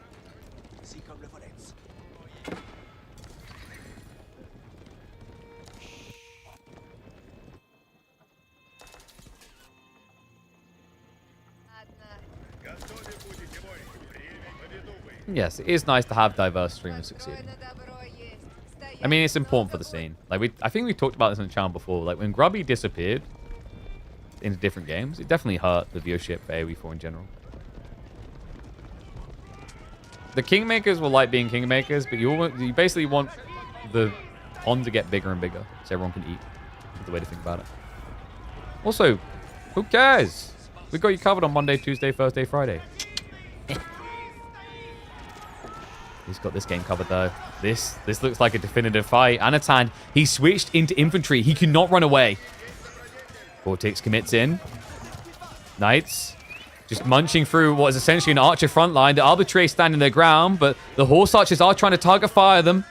It's starting to work. He's breaking through. The Arbitrary count is non-existent. Vortex! He hits it perfect. Boy's Fortitude. The Warrior Monks buff. It's too much.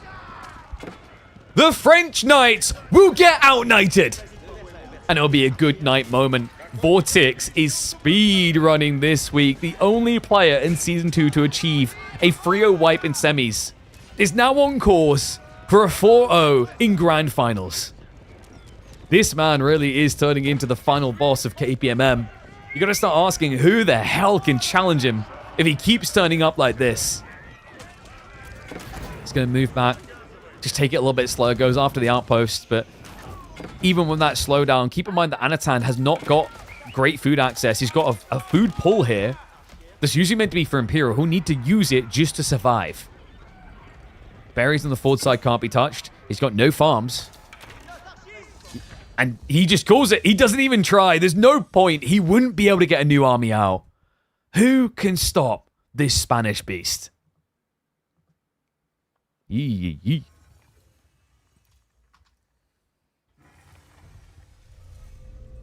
Vortex is a goddamn monster. 2-0 lead now.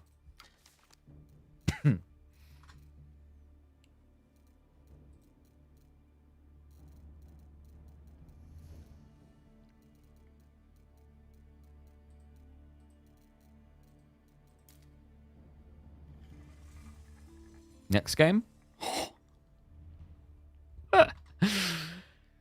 Anatan's Order of the Dragon versus English. Oh, dude, this is cool. Let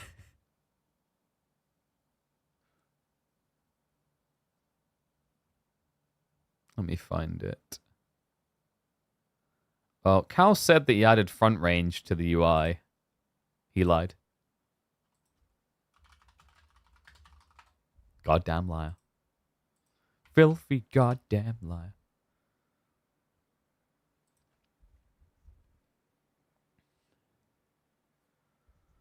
Truth is, there's a limited amount of people interested in AV4, so it's somewhat of a zero-sum game, sadly. Although KPM is a great way of bringing in more viewers. I mean, hopefully new viewers.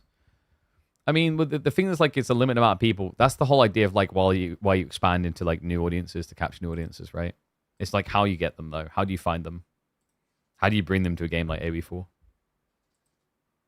There's not really... I don't think there's anyone really doing fun outreach content, in my honest opinion, that brings in new players. So we talked about that the other day of, like, Hero is very smart with that. Like, doing the bros versus pros with Ludwig, and Aatrox and a bunch of other creators is very, very smart.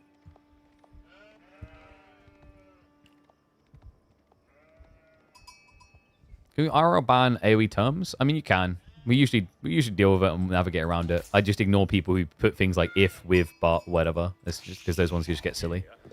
All right, here we go. Battle of the trash civs, or as Voldemort just said in chat, the noob civs. These are the ones that low-rank players struggle with and love to gravitate towards. Welcome back to Grand Final Showdown here on this fine Thursday. Vortex has picked the English into Anatan's Order of the Dragon, and they are both very big Lion Kings fans. Oh, yes, but I don't think Anatan will be a fan of this score. A 2-0 lead for Vortex in this best of 7. He is looking to speed run and gun his opponent out of this. And so far, we've seen Anatan incapable of offering up much resistance. Next map is going to be front range. This map recently added to the game, and what we quickly discovered is that aggression is rewarded. Ball presence is rewarded. Wow. Tick the box for the secondary on both. But the fact that we've got an outpost coming up shows you that Anatan is maybe a little bit paranoid about what might follow, because English, as long as they do not obsess over a certain Abbey, I really like them here. Yeah, I think Abbey of Kings is a grief, but if you just play into Council Hall Lombo Rush, you're heavily advantaged due to the nature of the map. We're talking about a map where you do not get much food at home. You only get 9 sheep on average per player. Your gold veins are 1,600 and out of TC range by quite a bit. Your backup deers tends to start just out of TC range, and your wood lines are very small, which means it's very hard to chop into them. That's good for Lombo spam.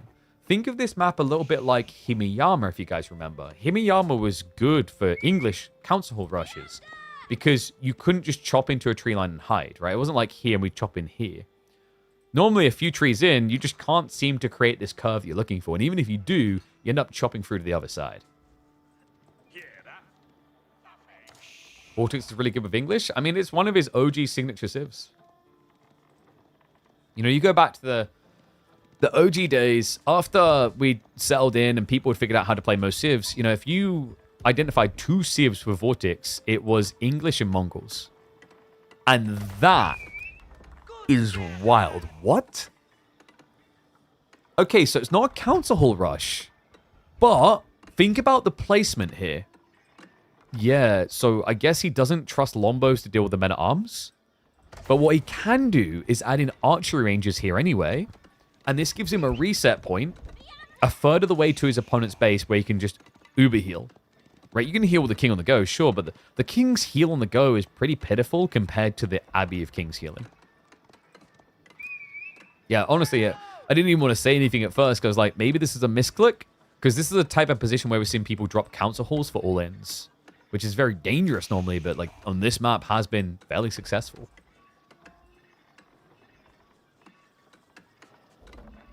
I mean, I've got 5 on wood at home. Already with an extra house coming in. So, yeah, it's definitely going to be him opening into a production building. I'm wondering if he's going horseman.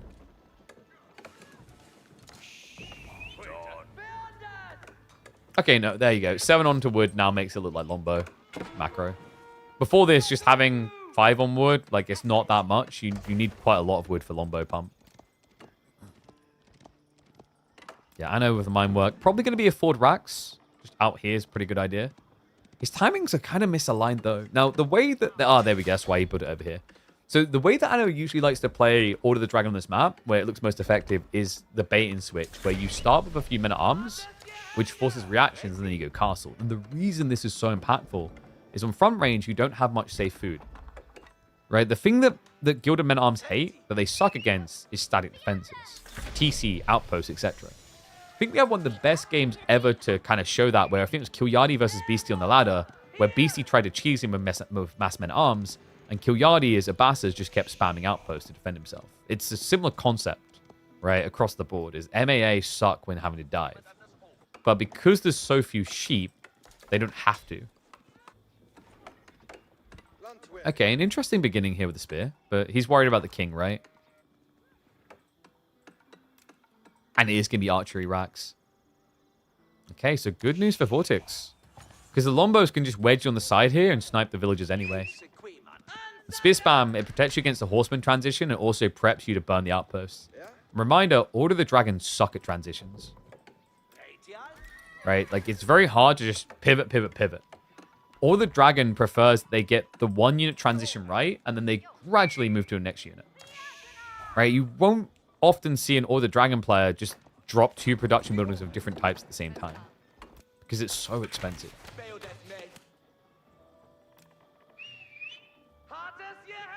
Council's worth 340 resources plus the half-time text that don't matter if you make age. King is 200 resources plus healing. Sure, but the timings matter as well. I think the reason why he didn't do Lombo Rush is if he got scouted doing it, which is lightly building it in the center of the map, then Anatan could have just dropped a stable straight away, and then you counterplayed, right? Because, like, 2 spears is irrelevant against a Gilded Horseman. A Gilded Horseman free hit kills a Lombo. So that would be the real logic as to why.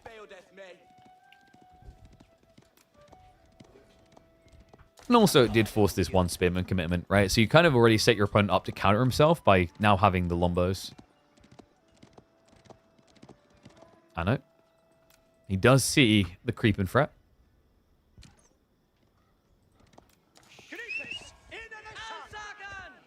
Vortex just trying to force some aggro as well as some idle time. Okay, Seek Shelter griefing a bit, but Vortex also didn't click to attack. Whoops. I wonder if he prioritizes blacksmiths. The problem is he doesn't know about the horsemen. Anatan's holding them back. No, he reveals. Okay, so he's going to jump early with the first horseman. I thought he might try and hide this, because if you hide that you've got like 4 horsemen and then spring it, you just wipe all the Lombos, right? You know what I said about the transitions? You see what I mean with the difficulty? It's like every time you have to switch to a new unit type, think about the pace at which you're scaling into this type. It's double the cost, and it also takes longer than other civs to produce. It slows you down so much.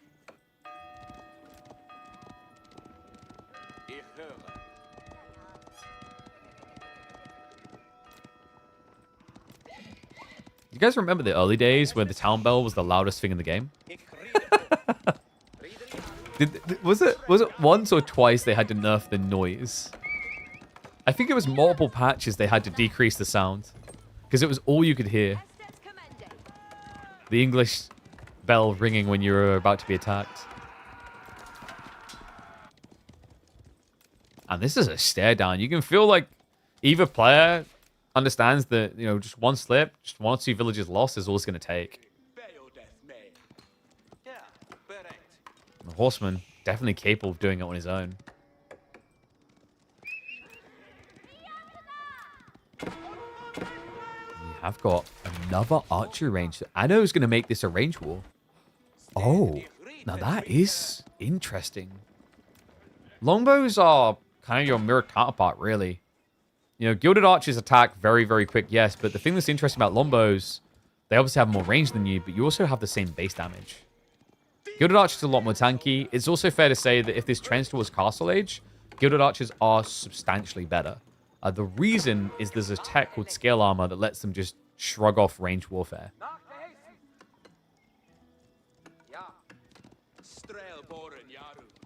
Outpost is coming up. That's going to be critical for Vortex to feel safe here. Needs every little attack speed increase he can get. Gilded archers shredding the spearman. Horseman will dive in. The target fire is good. Anat is taking so long to just kill one of these archers. Spears. There's still 5 of them. Vortex, he's doing a really good job of keeping the numbers up. And Anat, he just can't break him. All right, this is just not working out. Anno's got to be feeling it. These aggro builds, every time, Vortex is coming out ahead. I mean, game 2 was delayed, right? They scaled it instead, but we saw in game 1 how swift Vortex was. It's just happened again. It seems to be Anatan's kryptonite up against Vortex. These early aggro plays backfiring over and over. And keep in mind, it all went wrong before the outpost was really up. Now, props to Vortex. Just quick production with the racks, getting enough spearmen out, just enough to always scare him away. Even with the blacksmith tax, it just done nothing to help Order the Dragon win that fight. Now we're on approach. Anno, he's got 1 sheep left. He's playing deer on the east side. He just moved out for it.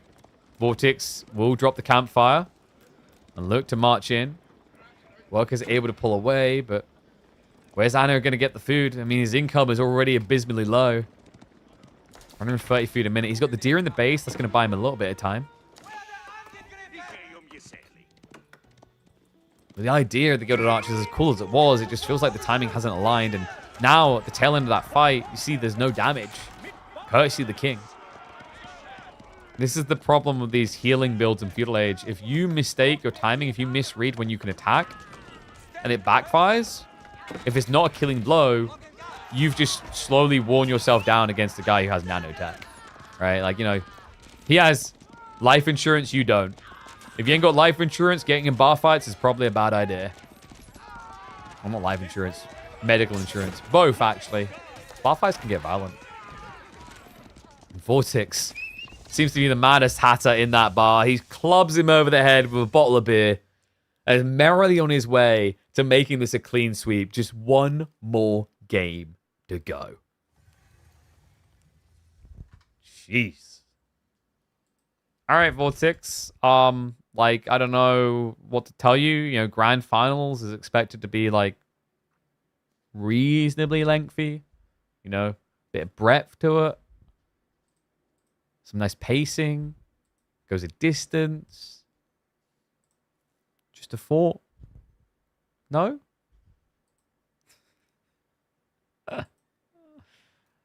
Oh. Unbelievable. Absolute madman. So, next up, we go to Cliffside. Oh my god. It's Chinese versus Japanese, man.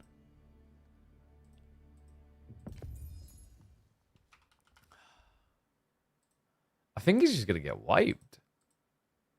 Like, what do you do against China?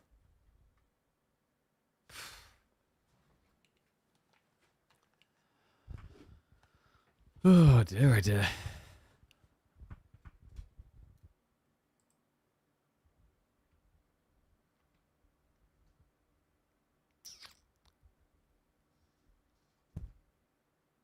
I'm trying to think what you can do. You don't want to. You don't Dark Age rush. That does nothing for you.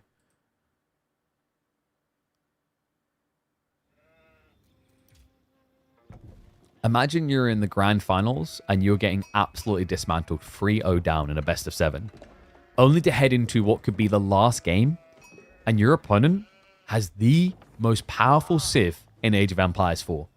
You don't need to imagine it. It's happened here in our grand finals. Vortex has the Chinese, and this could be his perfect coup de grace to finish off Anat, who is down 3 games. Anno, hoping to stage a miracle comeback, turns to Japan here on Cliffside. And you know what? The gods may have just smiled on him. Look at this spawn. That might be the best spawn he could have asked for.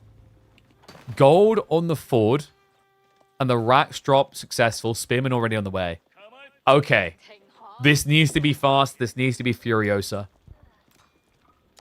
And no, Vortex has not dropped a single game this entire week. Since claiming the champ's belt here in KPMM, he has not bled once. And he refuses to bleed still. Vortex, he pulls 5 across to the gold.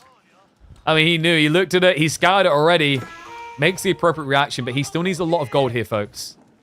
A reminder, you need 235 gold. If you pull away before that, this all fails.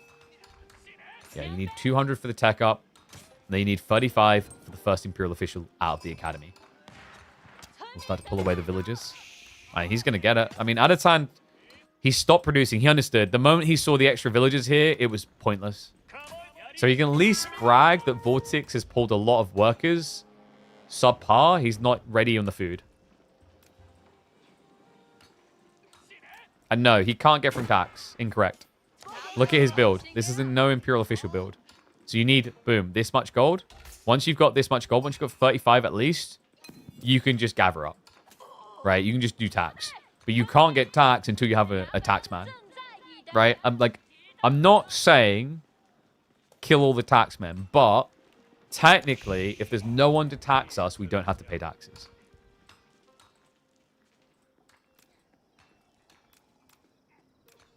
I may have just incited a riot. Anyway,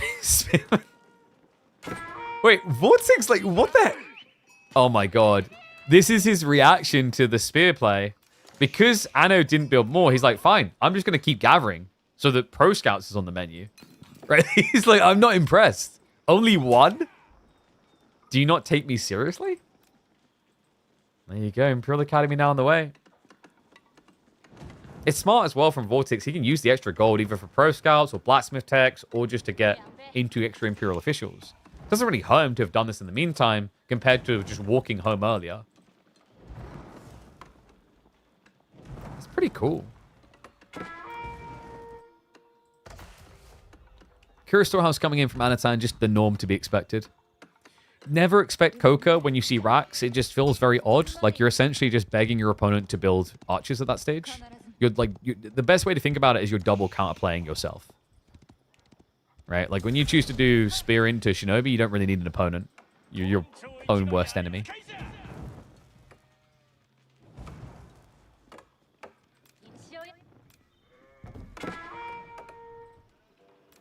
Anatan, what's his opening going to be here? Because if you're worried it could be stables into Pro Scouts, like you're going to need more spears. China can just spam archers though. They're really good at it. In the early game with the supervision, they just get up fast on the numbers. Blacksmith Techs as well. Like getting Steel Arrow so fast.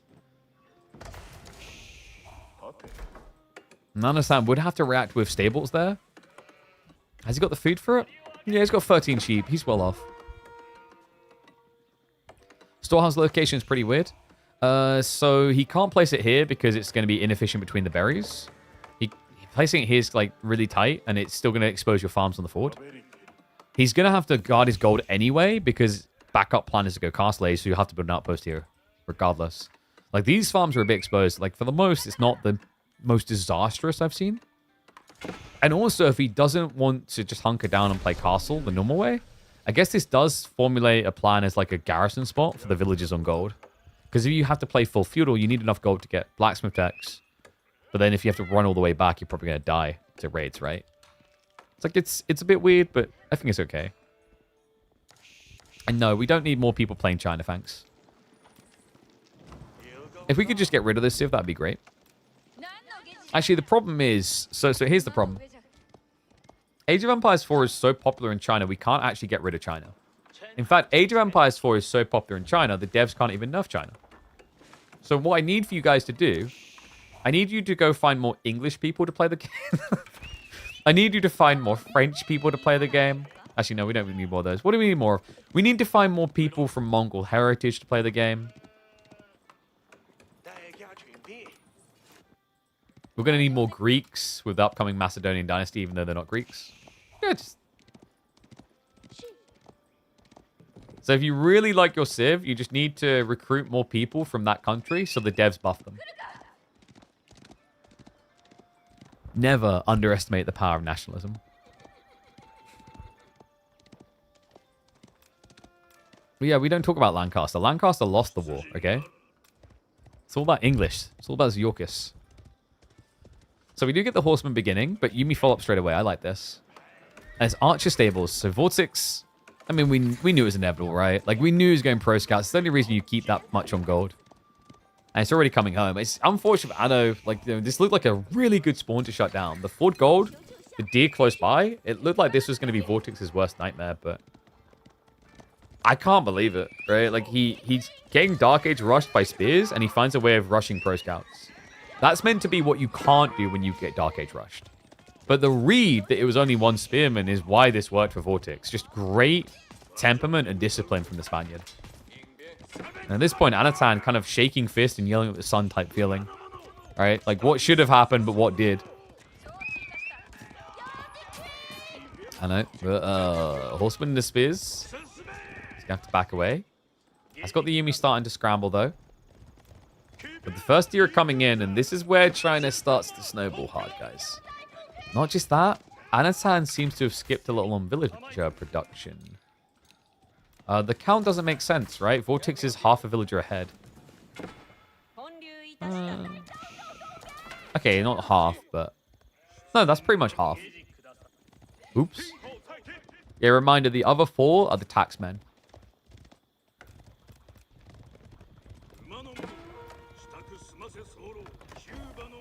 Okay, so what do you do if you're Anno? Steel Arrow's coming. That's going to give you a slight edge, but reminder that China never stays behind in techs for long. Their supervision allows them to get into their technologies on blacksmiths much quicker, and also much more efficient.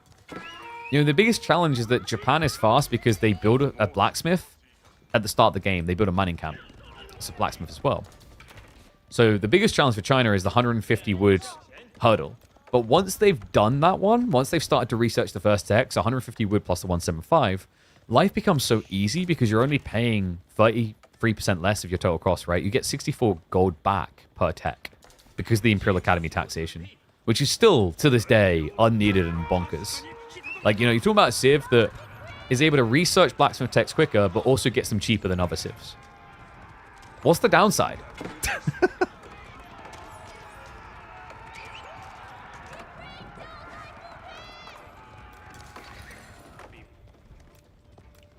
Next DLC should be 4 more French variants. Agreed. And it's all your fault because, like, not enough of you turn up to the English broadcasts. I'm sorry. But Gataga brings in 10k people. It only makes sense they get the full French DLC. We'll get Burgundy. Brittany. What else can we add? What's the obvious other players? I mean, Jean's basically Orléans. Gascon. Normans? Yeah, Normans obviously. Oh, we already kind of got like a taste of that, right? Gascony? Or Anjou? Eh. The Avignon? Avignons? Maybe? Bordeaux?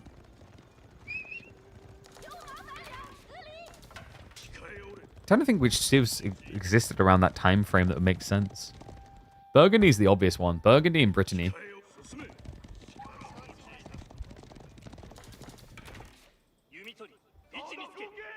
Napoleon hero unit? Yeah, his superpower is if he walks anywhere near a king unit, he just immediately decapitates them.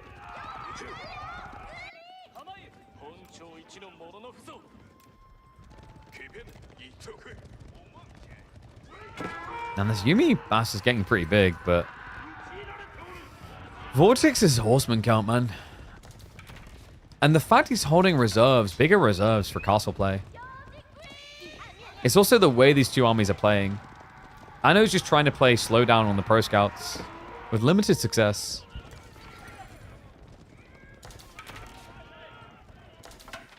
All over 1K people watching across English, French, and German channels. Oh, thank you. Glad to hear that. Hopefully, continue growing success for all of us. But now, just to find a way of charging those channels 50% of their sub revenue. Until then, though, we'll settle for the sponsors.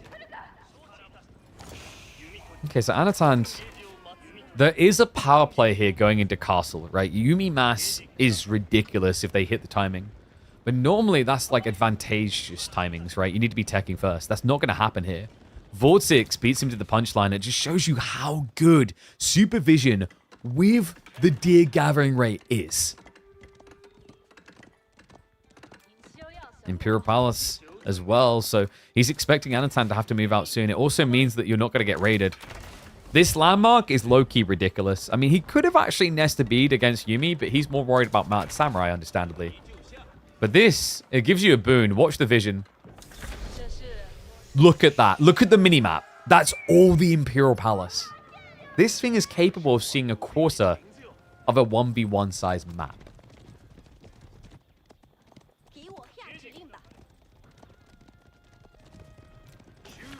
You want to go Aquitaine? You could have went with Provence. Provence would have been one as well.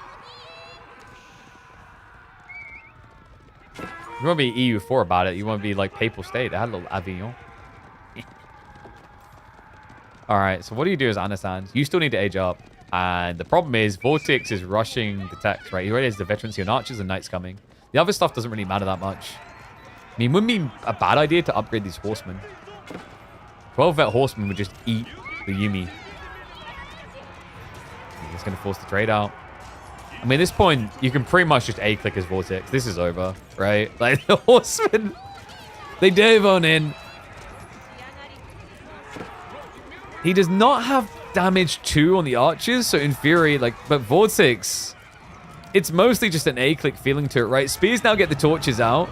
The horseman count barely registers, and Anat's hand was caught in the middle of saving for the tech up. He doesn't even have the infrastructure to immediately reinvest.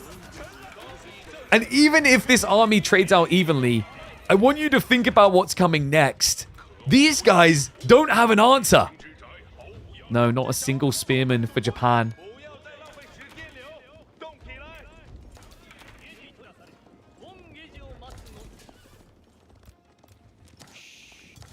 Unbelievable. A 4-0.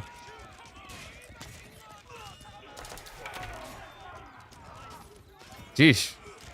If Vortex is going to keep being this quick on Grand Finals Day, I might have to start doing interviews.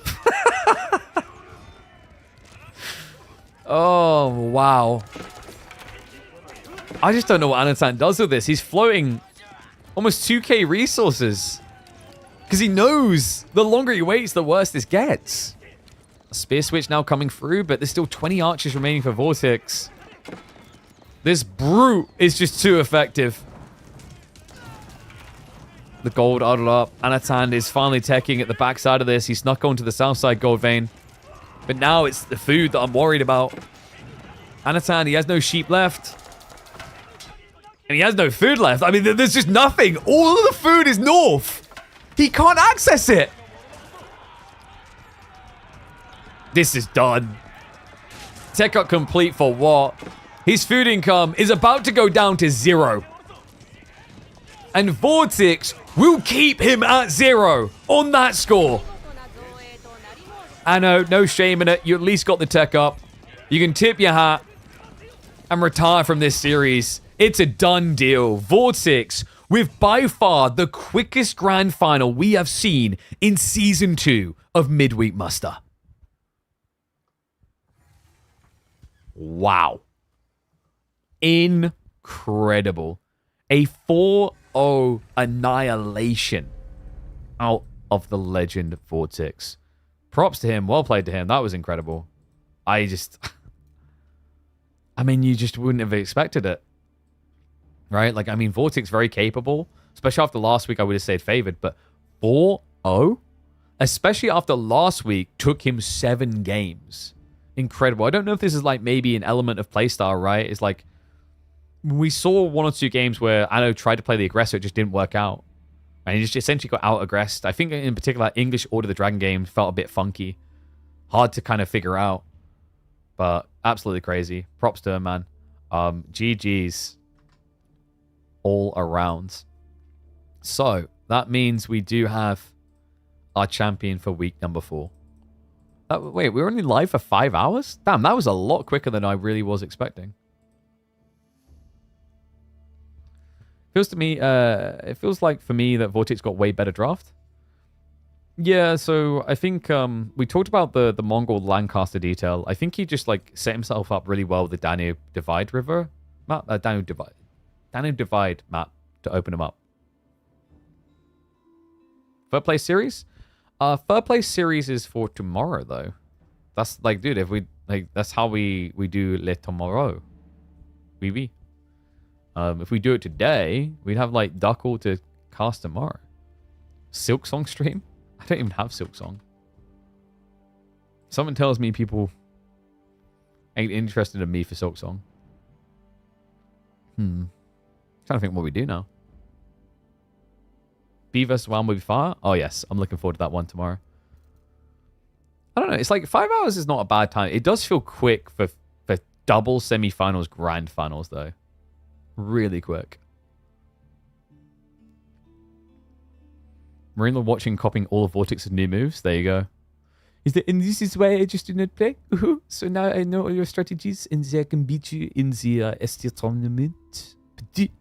But little does Marine Lord realize that all of that research and effort to beat Vortex in an S-tier tournament, and if Vortex just comes in and wins all of the KPMMs, he would have made just as much money.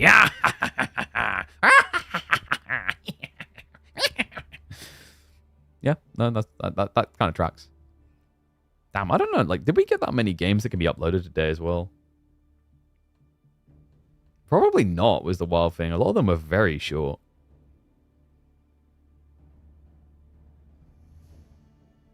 I think like maybe 3 uploadable games. It's not too bad. All right. I think, though, we'll get ready to wind down. I gotta go deal with the kids. I don't know if I'll be quick enough. Maybe. I need to send some messages, figure some things out. But, guys, I mean, I'm like, is there a game we could play? We already done Anno. I actually went and played another Anno, and we done a lot better off stream. You guys you judged me too much. No, it's like, it's a very weird demo. I don't know how I feel about Anno. We might check it out at release. Like, the problem is, like, the Anno is, having a demo where it's limited to an hour long feels very unfulfilling in a city building game. It's odd.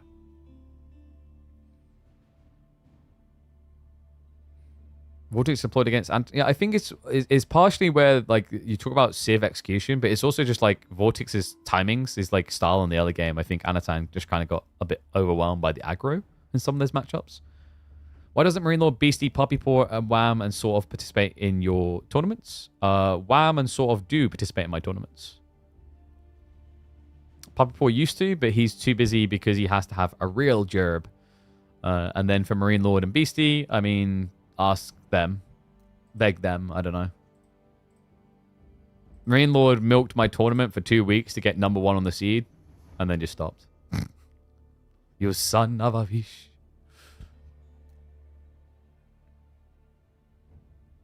It's a sim for a game about chill base building that only gets interesting after 10 hours. Yeah. It's just weird. Like, I don't know if it would have been more effective to not have a demo at all in a weird way.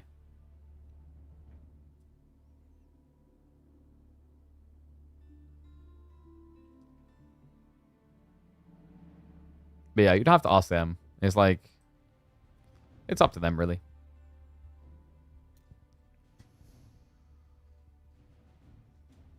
Wait, who's milking who for content on Thursdays? I don't know, like, I don't know. And part of me is like, is there anything else to do today? Because Silk Song's releasing, but like, I never played, like, I'm not going to try Silk Songs. I still need to try Hollow Knights. So I won't do that. It would be nice to have, like, after grand finals or, like, late in the Friday, something else to spin. But I don't think there's anything else releasing today. I mean, there is... Wait, Space Marines Season 2? Season Pass 2? Oh, I need to bump my person about that. I need that. I haven't got that. I mean, I'm kind of tempted to play Space Marine. Did they release any new content today? I think it's just cosmetics. Sag.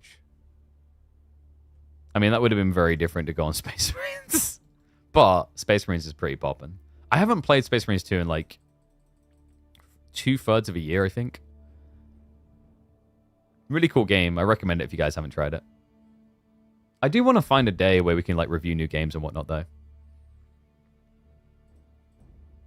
Like, that's the thing I'm trying to like angle towards, right? Is like us building this up as more of a community instead of just a you come here, you watch tournament game is done, bye. So I think we have a lot of cool individuals. Like, yeah, I'll definitely look to do some launch content around European Versus 4, for example. I think that'll be really cool to see. I think there might be some new content for Space Marines 2. But what I need to do, I need to find some time to like carve out what's upcoming. Because like I prefer that than us just blind firing on the day, oh this thing, oh that thing. Like we're not a big enough streamer just to take that approach. So like what we want to do, wherever it is going to be, needs to kind of be pre-planned, right? Like that's very important. But like what games have we got coming up? Hangout stream with some Discord chatters would be cool, or you could look at the subreddit and make some content off that. I'd watch. Yeah. I think we need to start, like, I want to start doing those things. I want to try and, like, I need to talk to my editor. We need to start expanding beyond just uploading a game at a time, especially considering, like, on the YouTube side, like, what, 200 people were watching at the end of the grand finals? And thank you, everyone there. Thank you. It's like they've already seen, like, the content they'll then go and watch. So, like, I'm wondering the overlap where people will click on a video that they watch the live stream of and say, oh, I've already seen this, and click off. Because, like, when that happens, it negatively impacts a video's performance. For those who don't know, when it comes to YouTube and how it works, so for YouTube, you have the click-through rate, which is when every person who sees your video, who clicks through. That's very important to driving viewership. But it's not alone, because YouTube appreciates that, like, it's experimenting with putting you in front of new audiences. So the other thing that's very important is watch time. So it's not just click-through, it's then if you click on a video, YouTube calculates how much of the video you watch. Right, and if you watch through to the end, like more and more people that watch through the end, it's like, oh crap, this is a great video. We need to recommend it to more people. So because of that, obviously it's just natural that if someone's already watched the live stream, they're probably not going to watch the YouTube video. So I need to figure out what's next. Like for a while, I wanted to do trimmed down highlight videos for YouTube series, like the grand finals here. I just don't know if people would really care, because I think for a game of this game's pace and like the details you'd have to fill in, it might just be confusing for viewers. It's not like Dota 2. Like Dota 2 has got a guy who does that. He literally just like uploads tournament games. Like he'll take a tournament series that's 2 hours long and trim it down to be 30 minutes sort of thing. And it works pretty well. Hey Frey, you going to bed? You want to say night-night to stream?